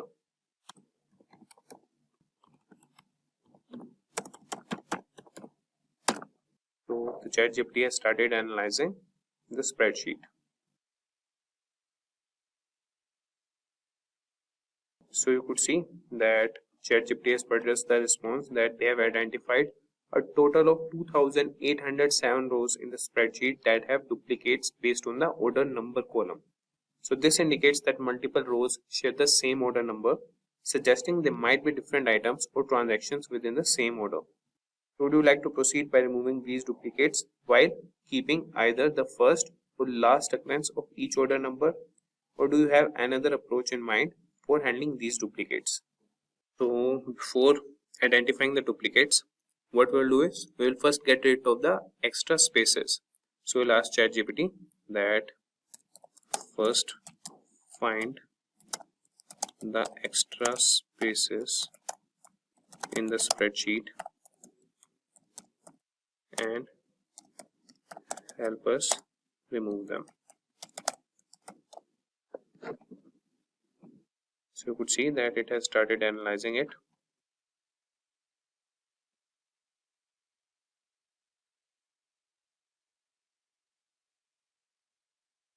So he is asking us that would you like to proceed with any further cleaning or data manipulation? Yes, we want to proceed further with data cleaning only. And now we will treat all the blank cells if there are any. Now treat all the blank cells if there are any.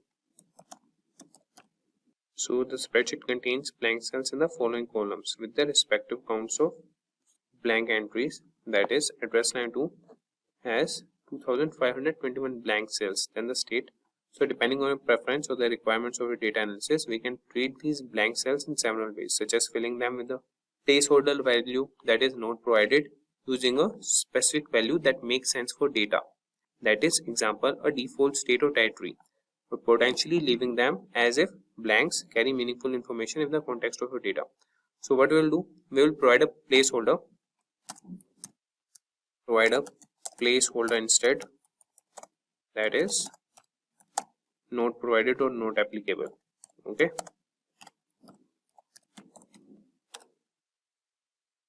So you would see that ChatGPT has responded that it has replaced the blank cells in the columns, that is address line 2, state, postal code, and territory with the placeholder not provided.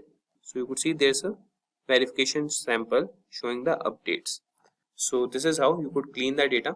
And now with ChatGPT, you can quickly identify and eliminate duplicates in your Excel spreadsheet using built-in functions and formulas, saving your time and effort. So that would be done by the ChatGPT, and you can download the Excel file from the ChatGPT only. After that, you can just ask him that provide me the output or the resulted spreadsheet. So if we talk about now data analysis and visualization, let's delve into that. So Excel offers powerful tools for analyzing and visualizing data, and ChatGPT can help you make the most of them. So for this also we'll write a prompt to the ChatGPT, and we'll write For example, we'll write, please create a pivot table and a corresponding chart to analyze sales performance by region. So let's see, like this prompt, what output does ChatGPT show to us? So let's ask him, please create a pivot table and a corresponding chart to analyze sales performance by region.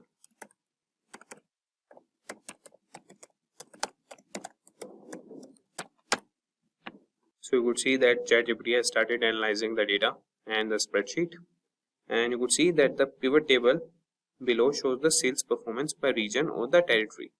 So this table indicates that the EMEA region has the highest sales performance, followed by regions where the territory was not provided, then APAC, and finally Japan.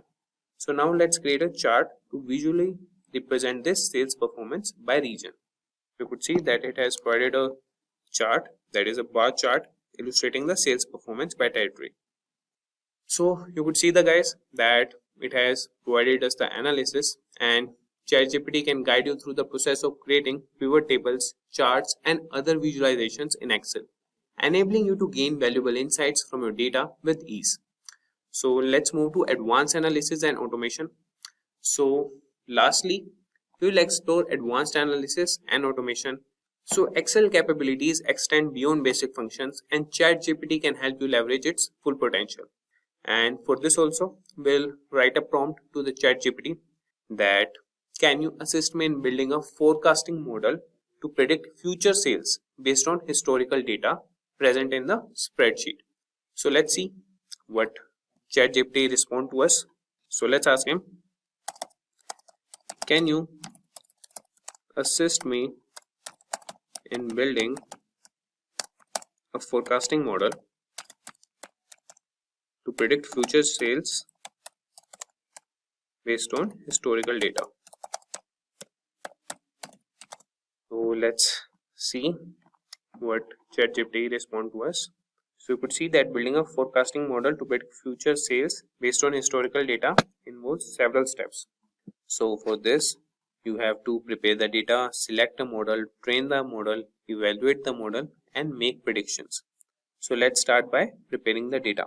We'll aggregate sales by order date to create a time series of total daily sales. Then we'll choose a model based on data's characteristics.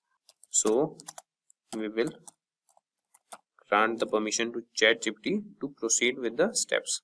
So we have started analyzing the data.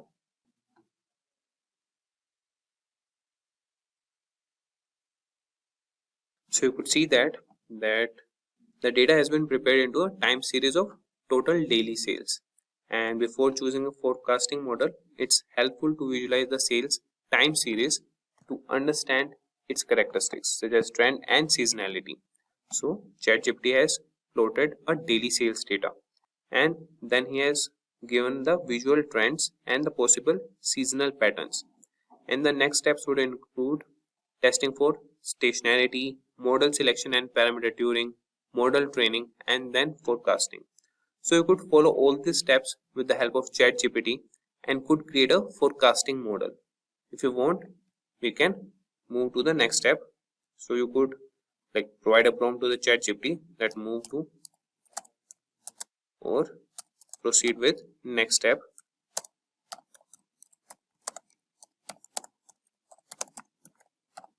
So step by step, ChatGPT will provide you a forecasting model, or it will help you create a forecasting model. As you can see, it has started analyzing it. So the augmented Dickey-Fuller, that is ADF test, gives up a p-value of approximately 0.0033.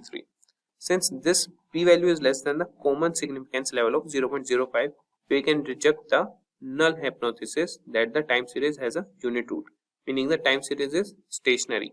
So you could see that he is asking us, shall we proceed with the SARIMA model parameter selection? Yes, here is the model parameter selection. So you could select any based on the trends and the bar graphs plotted by the ChatGPT.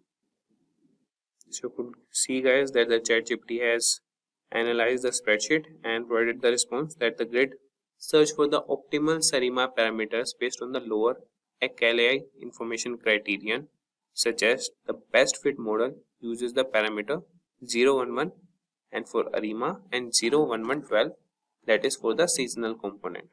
So you could see that it has provided the model and the parameters. Now it's asking us, shall we move on to forecasting future sales with this model? Yes, proceed with that.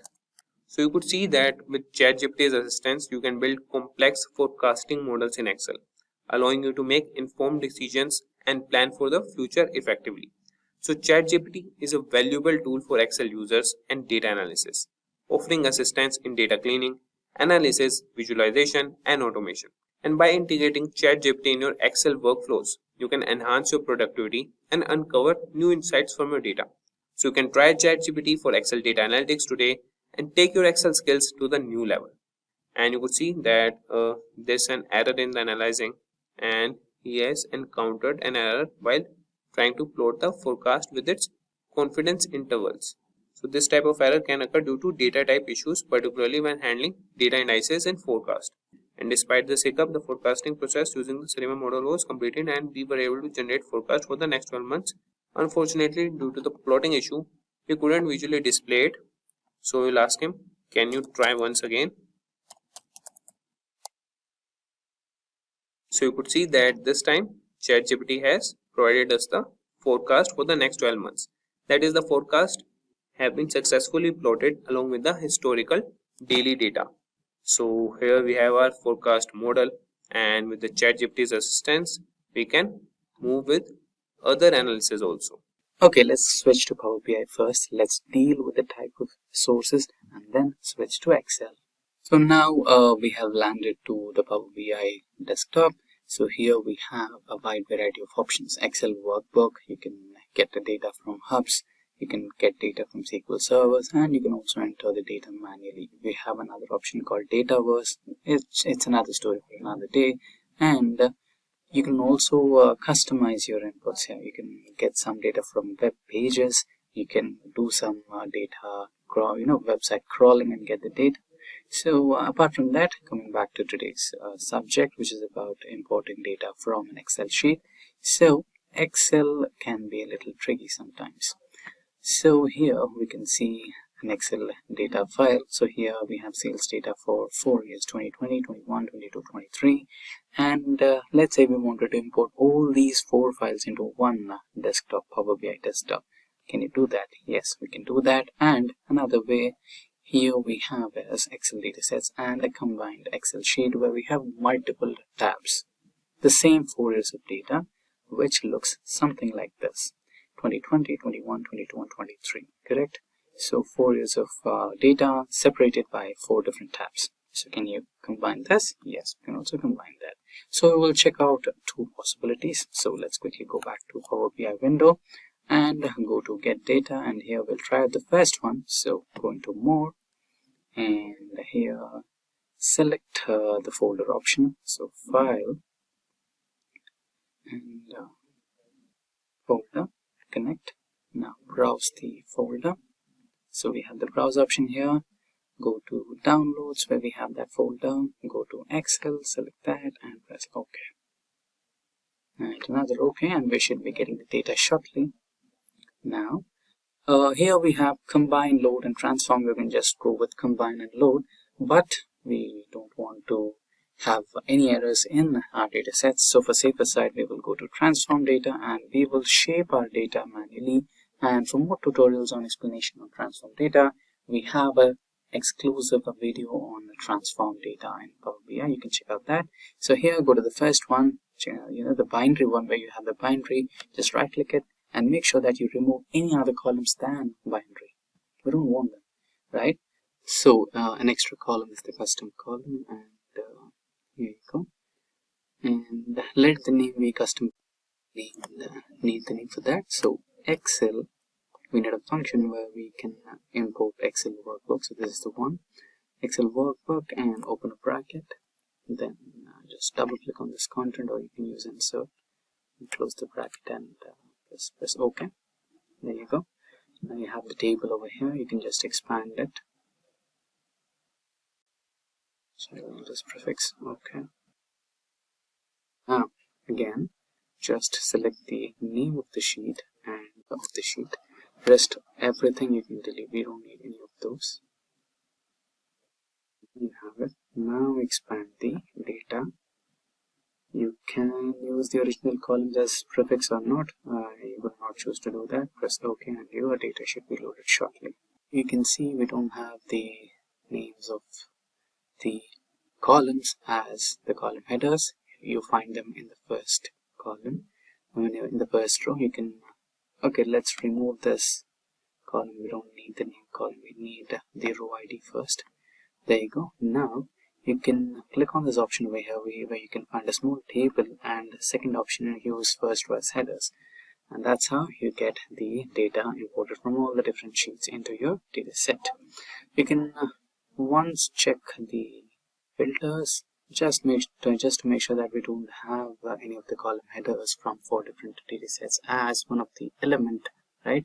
So we don't have it. So okay, now this is one way of importing data, and another one, let's say go back to home and we wanted to import a few more data sets like the other one where we had the combined one, right? So you have the applied steps, right? You can just go on eliminating them just for demo purposes, so that we go back to the home page where we didn't have any of the data set, right? Now let's go back to the source level.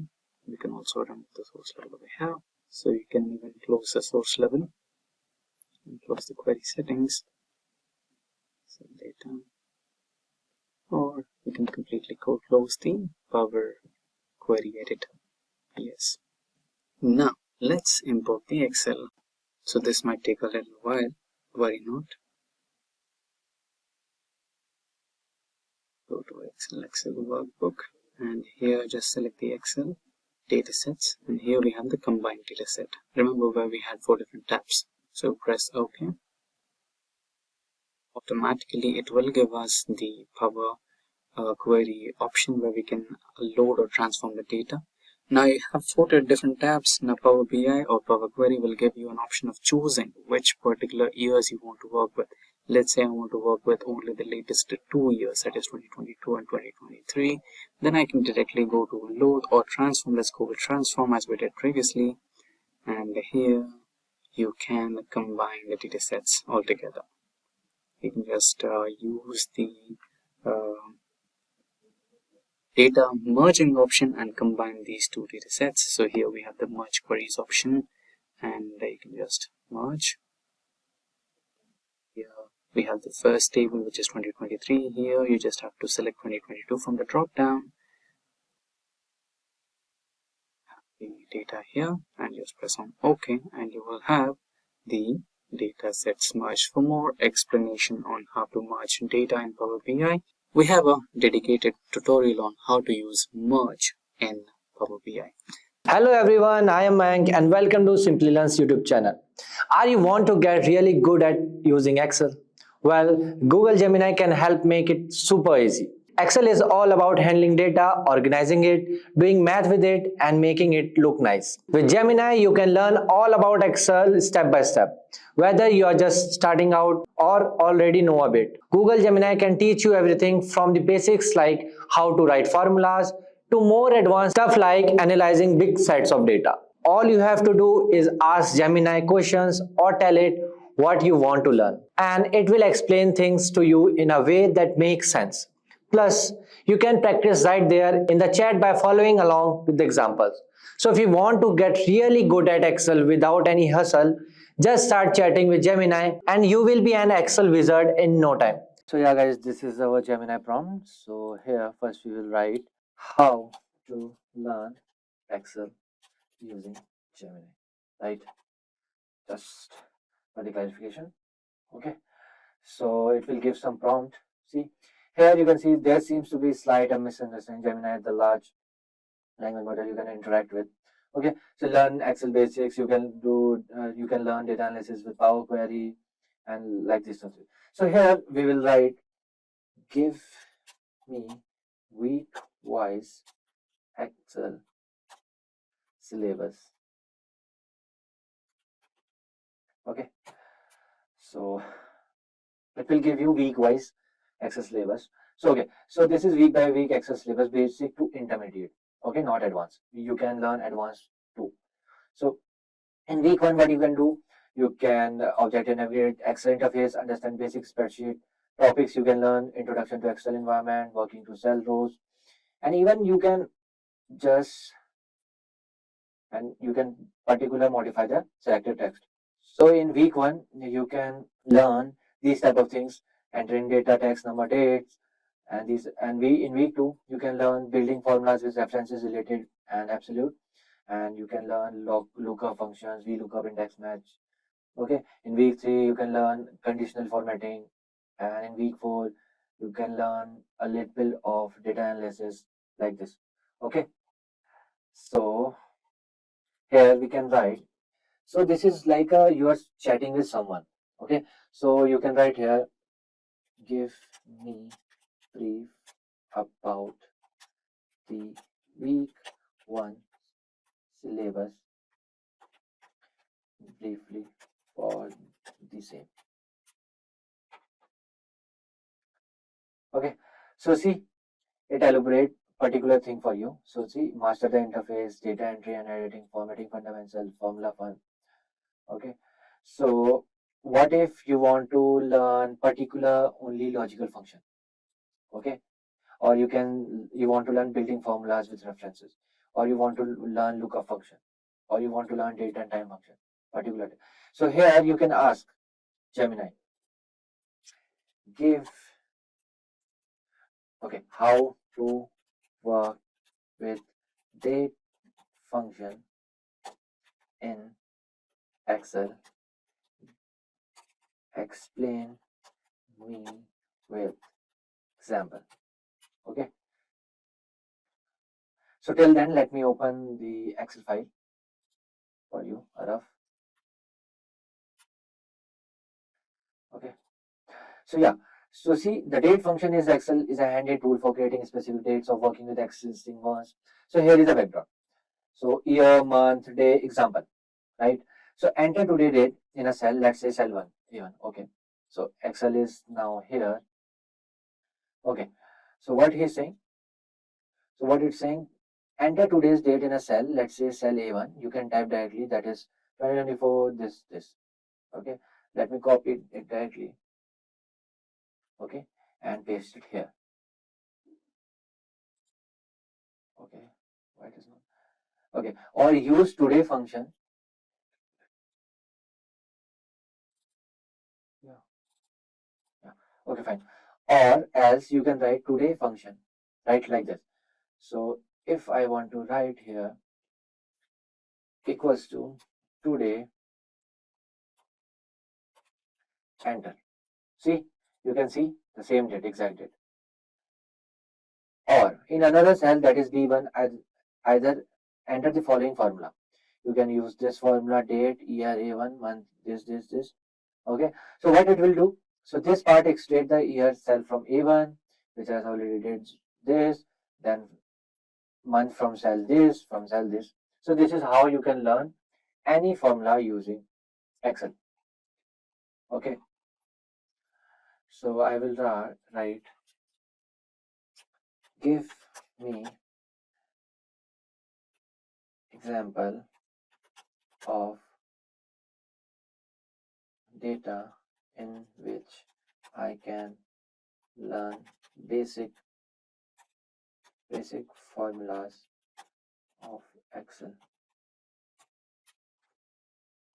Okay, so we will sort some try to formulas of Excel. So this is our particular data set. So as you can see, export to sheets. So either you can go directly to the sheets, and you can say sheets and this Excel are both same. Okay, so after that what you can do, first let me try to copy it. Okay, if possible. Okay, I'm not sure. No, it came in one cell only. Okay, so I can directly, so it's creating a spreadsheet. Fine, open sheets. So yeah, So this is the data. So now what learning with formulas. So this data allows you to learn practice. Okay, what I will do, I will just copy everything.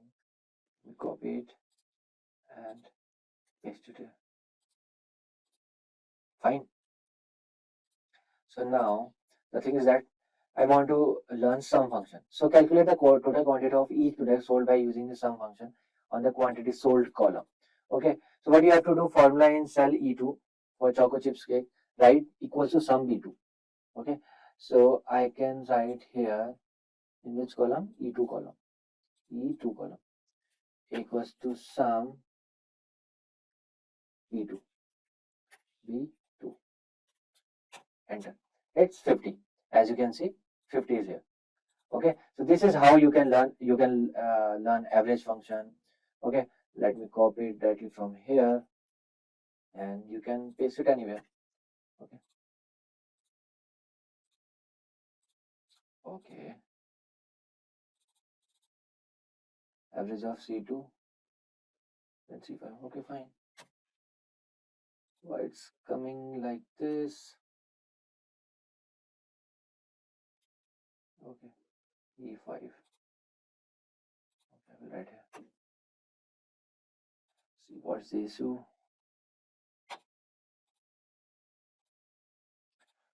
Okay, what if I can do equals to average of average. Okay, my bad. Average of this, comma this, comma this, comma this. Okay. Okay, so because of dollar, it's happening. Okay, so this is how you can learn. Or you can find across all using a function on the price per unit column, formula in cell E5. E5. E5. If I will copy it.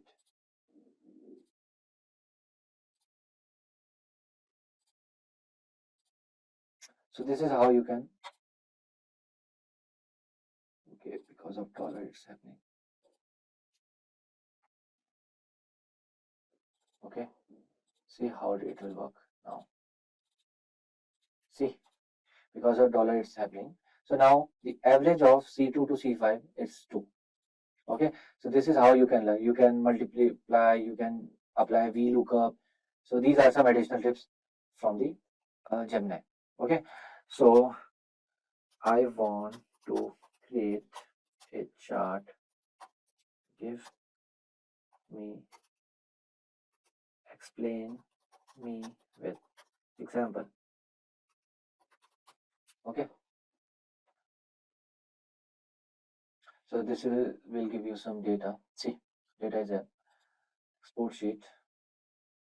So we'll copy later. Okay, fine. So these are some additional tips are here. So these are the data. Okay,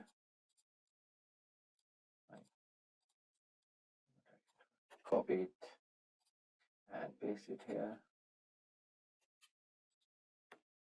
Okay, so now what can I do is, see, select the data, highlight the data you want to include in chart. This typically includes category, labels, product names. Okay, in our example, select cells A to D5, A2 to D5, from here to D5. Okay, it's mean all.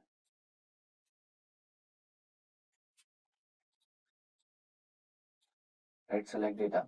Then what you can do, you can choose a chart. Go to Insert tab on the Excel ribbon and locate the chart section. Go to Insert. Then, okay, these are some charts. So what you can do, I want this chart. Okay, 2D column chart. Okay, I selected this. The best chart depends on the data, but here are some options: column chart, line chart. Okay, let's select column chart. Okay, insert. Where is the chart? Where are you? Column chart. Okay, so here you can choose recommended section. Okay, so these are some recommended by Excel itself. Okay, so stack chart is there, clustered column chart is here, and the stack bar is here, then clustered bar is here. So we will choose this stack column. Okay. So as you can see, this is your data is ready. Okay. Chocolate chip cookie, cupcake, bread lovers, muffin.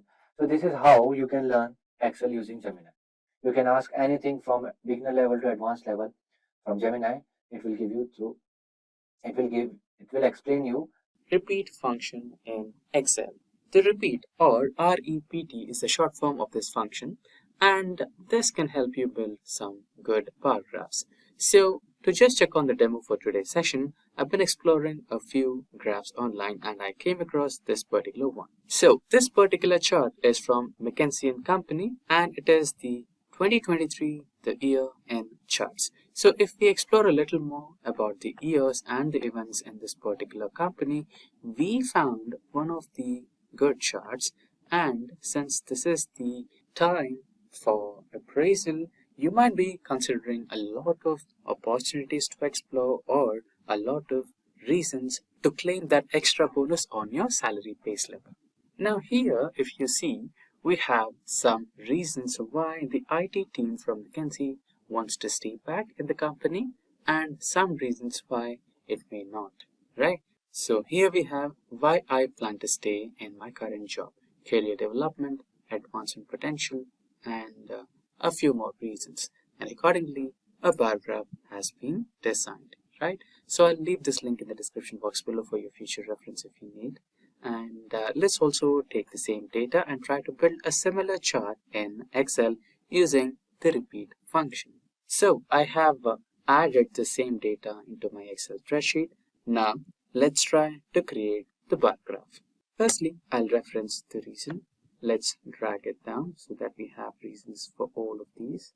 There you go. Now, next one is we will use the repeat function, REPT function. And the text will be Windows dot so that you get the emojis over here. You can take the symbols or anything that you prefer. So I'll be preferring this particular symbol. For how many times? For 47 times, which is available in the cell B2. We will add, if you go back to the chart here, you can see a circular icon, right? So we will add that circular icon as well. The symbols, look for a dot. Let's go with this and add a space. If you see the chart again, we also have numbers, right? So we're leaving a space, ampersand the number. There you go. Just press enter and there you have it.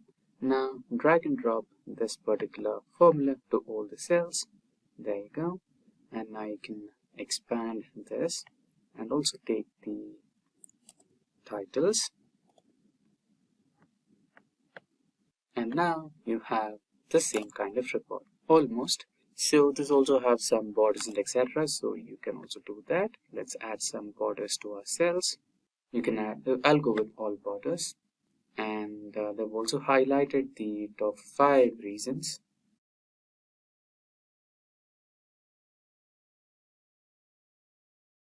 There you go. So that's how you can create a beautiful bar graph using the repeat function in Excel, which is about integrating AI into your day-to-day operations in Excel. Now, let's quickly switch to the Excel workbook. Now, here I have a simple basic Excel workbook, and to demonstrate the power and potential of integrating AI into your Excel spreadsheet, we are performing a small minor operation over here where we just have few results, right? The students, their department, and their percentage. Now, we are going to calculate the result if they pass or fail. Now, you might be telling me, or you might wonder, this is just a very simple if formula. Why do you want to integrate an AI into this? Now, the specialty is, let's say you are a beginner in business analytics or data analytics, and even though if you're a beginner, you might figure out the formula, but let's say you don't have any idea on generating a new formula altogether. It's like asking a question to ChatGPT. So here the AI editor that we are going to integrate with Excel is related to ChatGPT, and it's built on ChatGPT. So basically it will give you a query editor where you can just write your query in very simple terms, like you're just talking to Excel, right? In the same way like you talk to ChatGPT. Ask AI editor to give you a formula to identify column D numbers and give you a result in column E. So let's get started on how it can be done. So it's really simple. Go to the home bar and here you can see add ends option. Just click on that and here we have the AI aided editor. In case if you don't find it, just you can just download any of the GPT for Excel. So just click on this button over here and you will get a search window. Just type down AI editor or something. So you can just get one of those. Just press enter. So I'm using the first recommendation, AI aided formula editor. But you can choose any one of these, right? ChatGPT or Excel. We've got multiple ones. So I'm using the first one. It's already added into my workbook. So let's quickly go to the AI aided formula editor. You might have to create your Microsoft account and try to log in, right? So here I have the AI generator, right? Now you can just write it down in your own terms. You can use your local language, you can use Excel, anything. Just write it down the way you want it, right?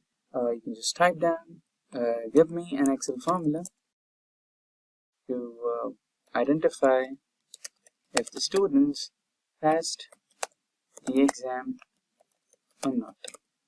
Result percentage greater than or percentage greater than or equal to 35% is pass and percentage less than 35 is fail is your parameter. Are your parameters? Just submit it and it will give you a query or a formula which you can just copy and paste into the Excel cell or workbook. Here we have one. You can just copy it the way it is, just paste it over here. So in place of A1 you're supposed to use percentage. Enter. Now you have the results. Pass, fail, right? So it is, we did not specify the column number here, right? In case if we have specified the column number or column header, which is basically D over here. So we named it as percentage. So it did not, and another thing to recognize, we did not convert this into table. So basic few things, but overall, you are getting a readily available formula, which is completely flawless. You can also experiment this particular feature of AI aided formula editor with some complex advanced Excel tricks as well. Should you feel that we should prepare one of the tutorials on advanced Excel formulas, which are AI aided formula editor based videos, please do let us know in the comment section below and we will get that done for you. Now we have opened the Microsoft Excel workbook. Here, let's say we have a fingerprint ID for all the employees in a company. Now we have about 500 fingerprints here, 501 fingerprints right over here, right? All these employees belong to different departments. Let's say HR department, development, testing, sales, marketing, etc. Right? Now here in the second sheet, I have a specific list of employees from HR department. Let's say I have about 42 fingerprint IDs here, right? Now what I have to do is, I have to create a match function and identify all the 42 HR department employees in sheet 2 and tag them in sheet 1. Let's say this particular ID belongs to an HR department, then I should be writing here employee from HR department, correct? Now we have 42 entries, it is fine, but let's say we had 440 or 450 entries. Now would you manually go and copy this and go to this sheet, find control paste and find all? Would you do this task manually? Would you do this match list manually, right? 440 times. This is truly time consuming, right? If there was one single formula which you can use and identify all those 450 employees in one go, it could be a miracle, right? Now that's exactly what we are going to do today. So we will be using an if condition, we will be using an isNum function, and along with that we will use the match function. So these are the three functions that we are going to combine together and try to identify the match between the two lists and give an end result if the employee belongs to the HR department or not, right? Now let's do that quickly. Now let me write the formula. Equals to if condition, press tab to select it. Now the logical test is at number. So you might be having a question, is number, since we have the data in a mix and match, it's a number plus text. Will this work for only numbers or will this only work for alphabets? No worry, it works with both numbers as well as character type data types. Now I'm going to select the isNumber function. Now comes the match function. So use the match function, press tab to select. Now the lookup value. So the first lookup value will be this particular value which is in the cell A2. Don't worry, it will automatically change when the formula enters to the next cell, right? When it enters to A3, when it enters to B3, this A2 will become A3. So note out on that. Now it will be A2, comma, the lookup array. Which array should I look to find the match? So the lookup array is right over here. I'm ignoring A1. We are starting from A2 to all the way up till A43. So we have provided the lookup range or lookup array. Now the match type. We want the exact match no matter what, right? So press tab to select the exact match. Now close this particular match function. Now if this condition matches, then we should be typing it as, or we should be getting an end result as employee belongs to HR department. And if not, you can just kind of write another text. So the formula is not completely closed. Okay, just ignore it. Okay, now we have to close the brackets with the leading values. So the match function is closed, and after that we need to close the isNumber function.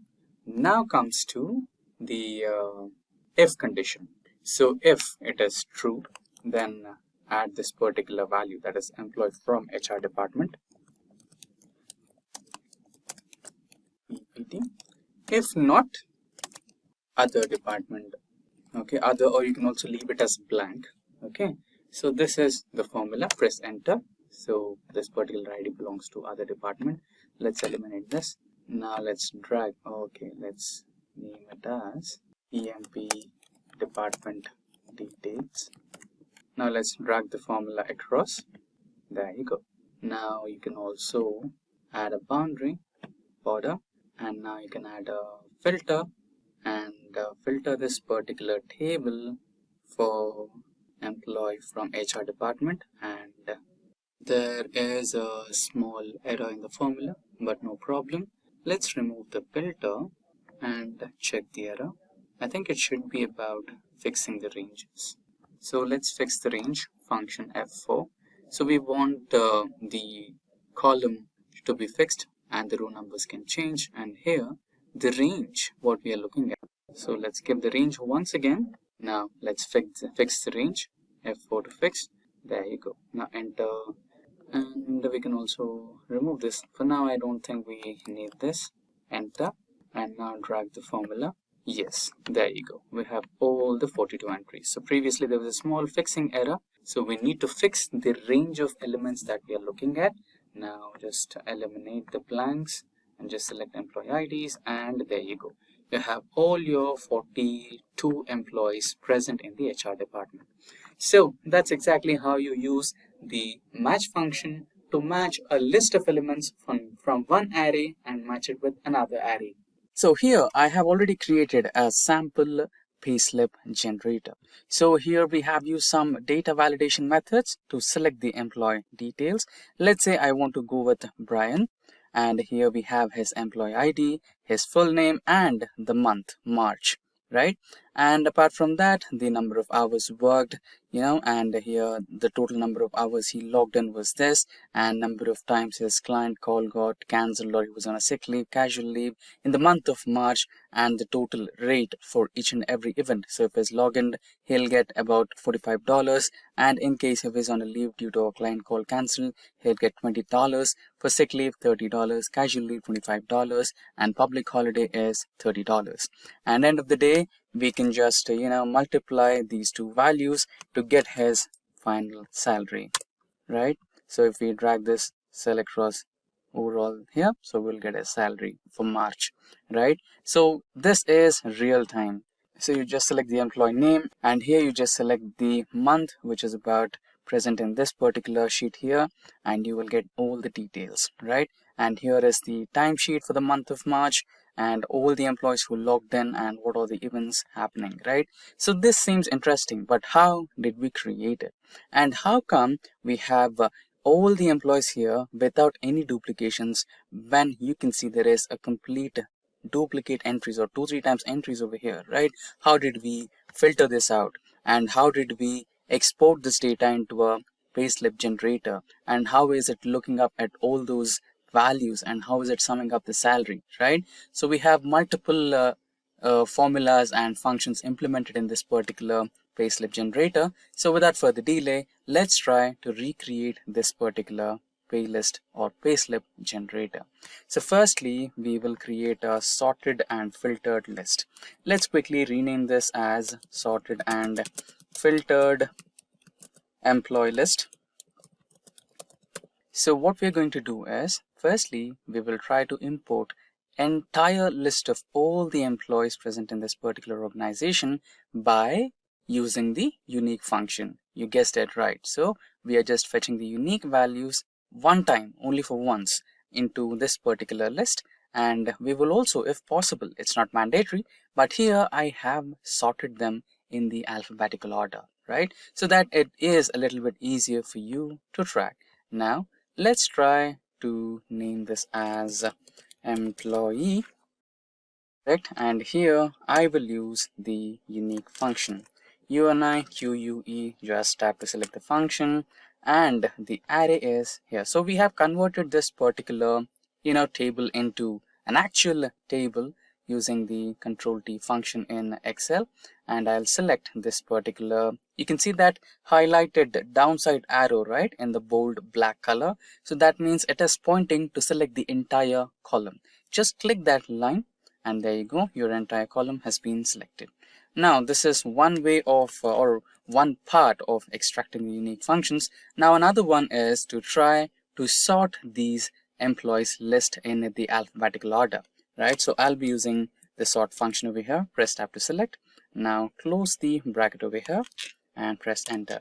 Now you have the entire list of employees in the alphabetical order, and there is no chance for any duplication in this particular list, right? So this is part one. You can just quickly save your file so that you don't miss any track, right? And the next one is the activities. So one, they have logged in. Second one, they have logged in, and by some reason the client call or the business meeting has been cancelled, so they are sitting idle or they don't have anything to do. Maybe they are logging off early, right? So that is the second situation. Third one is an actual sick leave. Fourth one is a planned casual leave, and the fifth one is a public holiday. So mostly many organizations 5 events. Now we will copy and paste these activities or events into this particular sheet over here, which has sorted and filtered list of employees. Now we are going to calculate the month here, so you can add month, and here you can deal with the same March data that we have used here. You can just copy and paste that value over here as well. So you can also manually write it down as March 2024, April 2024, anything, correct? Now we are dealing with this particular March data, so we will proceed with March data as well. Now the last one, this can be named as pay slip generator, right? So if we check the payslip generator over here, what we have here is the first one, employee name, right? So you can first add that particular employee select option over here, right? Select employee, and here you will name, or you will try to add the employee name. So if you check this particular sheet too, I have the data validation option enabled here. I can just select the employees from the drop down. So let's try to create a drop down over here. Equals to, or you can just go to data option here, just click the cell and go to the data option over here, and here you have columns. Click the drop down option and go to data validation. Now here, instead of any value, go to list, and here you can give the list of employees that you recently filtered. This is one way of doing it. But what's the downside of it? Let's say I add a new employee over here. Okay, let's cancel this operation right away. And let's say I add a new employee right over here, maybe as Jonathan. He's a new joinee, he's an intern, or he's a new joinee, something like that. So when I add Jonathan over here, the data validation from this particular section would not be able to identify him as a new joinee.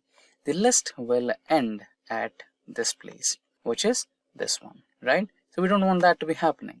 Now we need to operate on a different approach for creating this particular data validation option. So the approach is really simple. If you just get into this particular sorted list over here, and if you check this list, you can see we have the first column as employee, starting from Snooper to all the way to the last Jonathan, right? Now what we need to do is create a new formula. So just enter into the formula option right over here and use the define name option so that you're defining a new formula altogether. And here you can type it down as employee. So you list of employees. You can write an underscore so that the formula doesn't get confused. So here we have, so where it is referring to, right? So it is referring to this particular column, so A to A.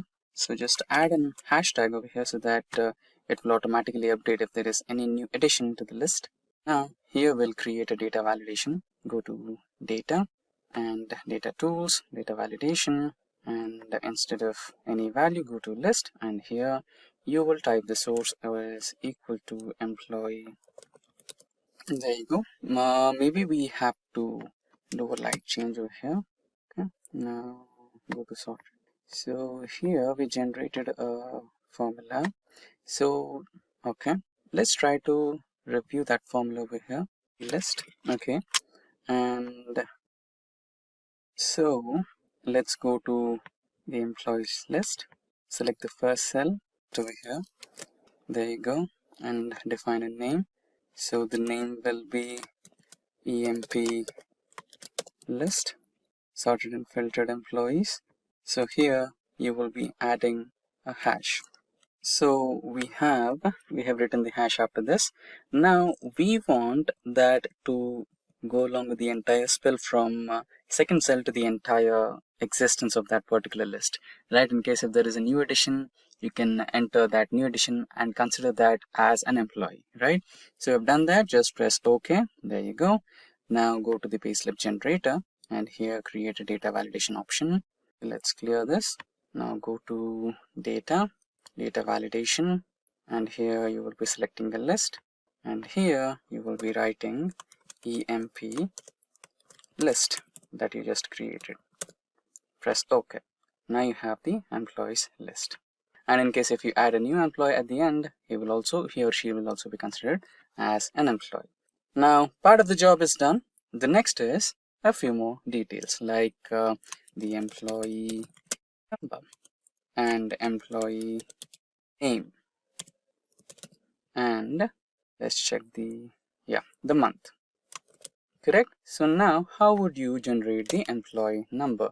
So employee number is like fetching. When it comes to fetching, nothing is better than a lookup function or an index match. Let's proceed with a lookup function. I'd go with Vlookup since it's my favorite one.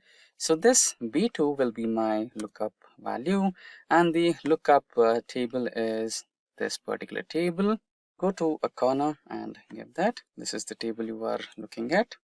You want the second column which states to the payroll ID or employee ID, and I want an exact match. Close the bracket, and there you go.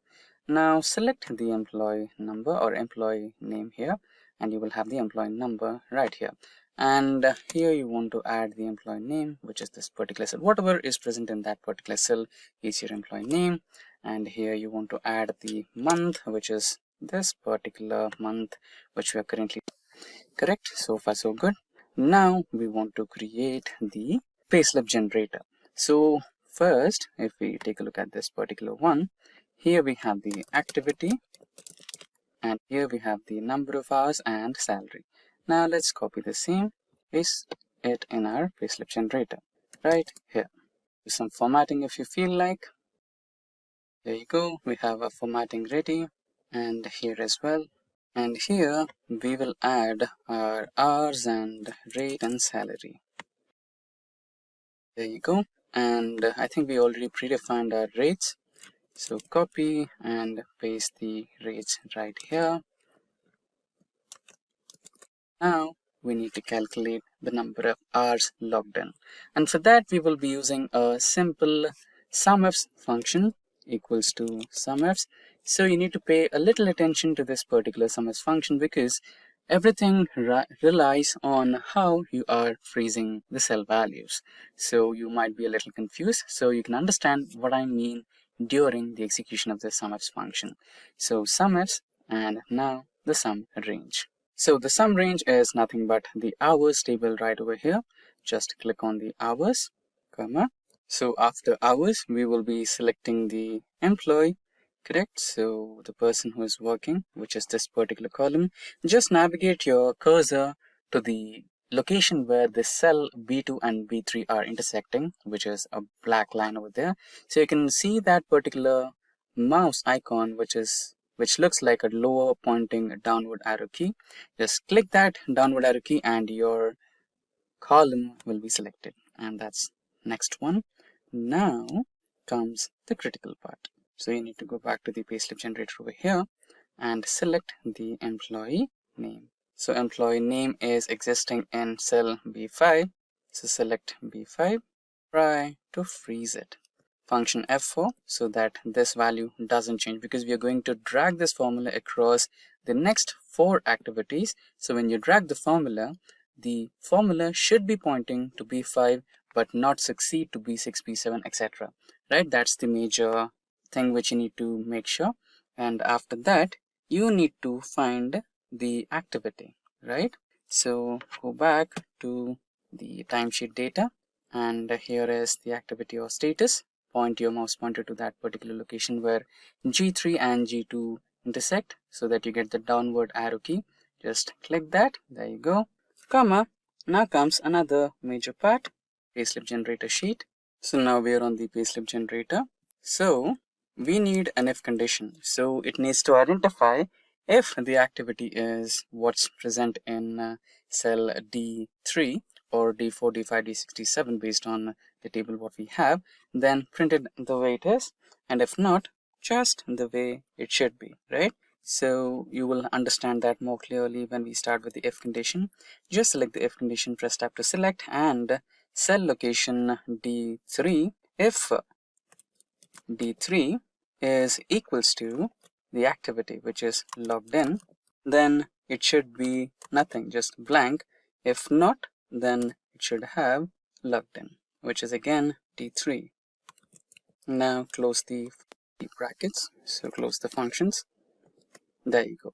Now press enter. There you have it, number of hours. Now just drag this formula across all the rows and you have it. So now you have a real-time payslip generator. Just change some employees to check if our formula is working, and it's working fine. You can also eliminate the leading zeros, but let's keep it, right? Every minute counts. Now the final one, the salary slip generator. So E3 cross or star into the rate. Enter.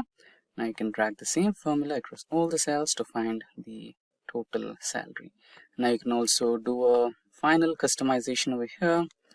Just copy and paste the cell and drag this, and you can merge total salary. You can even bold this.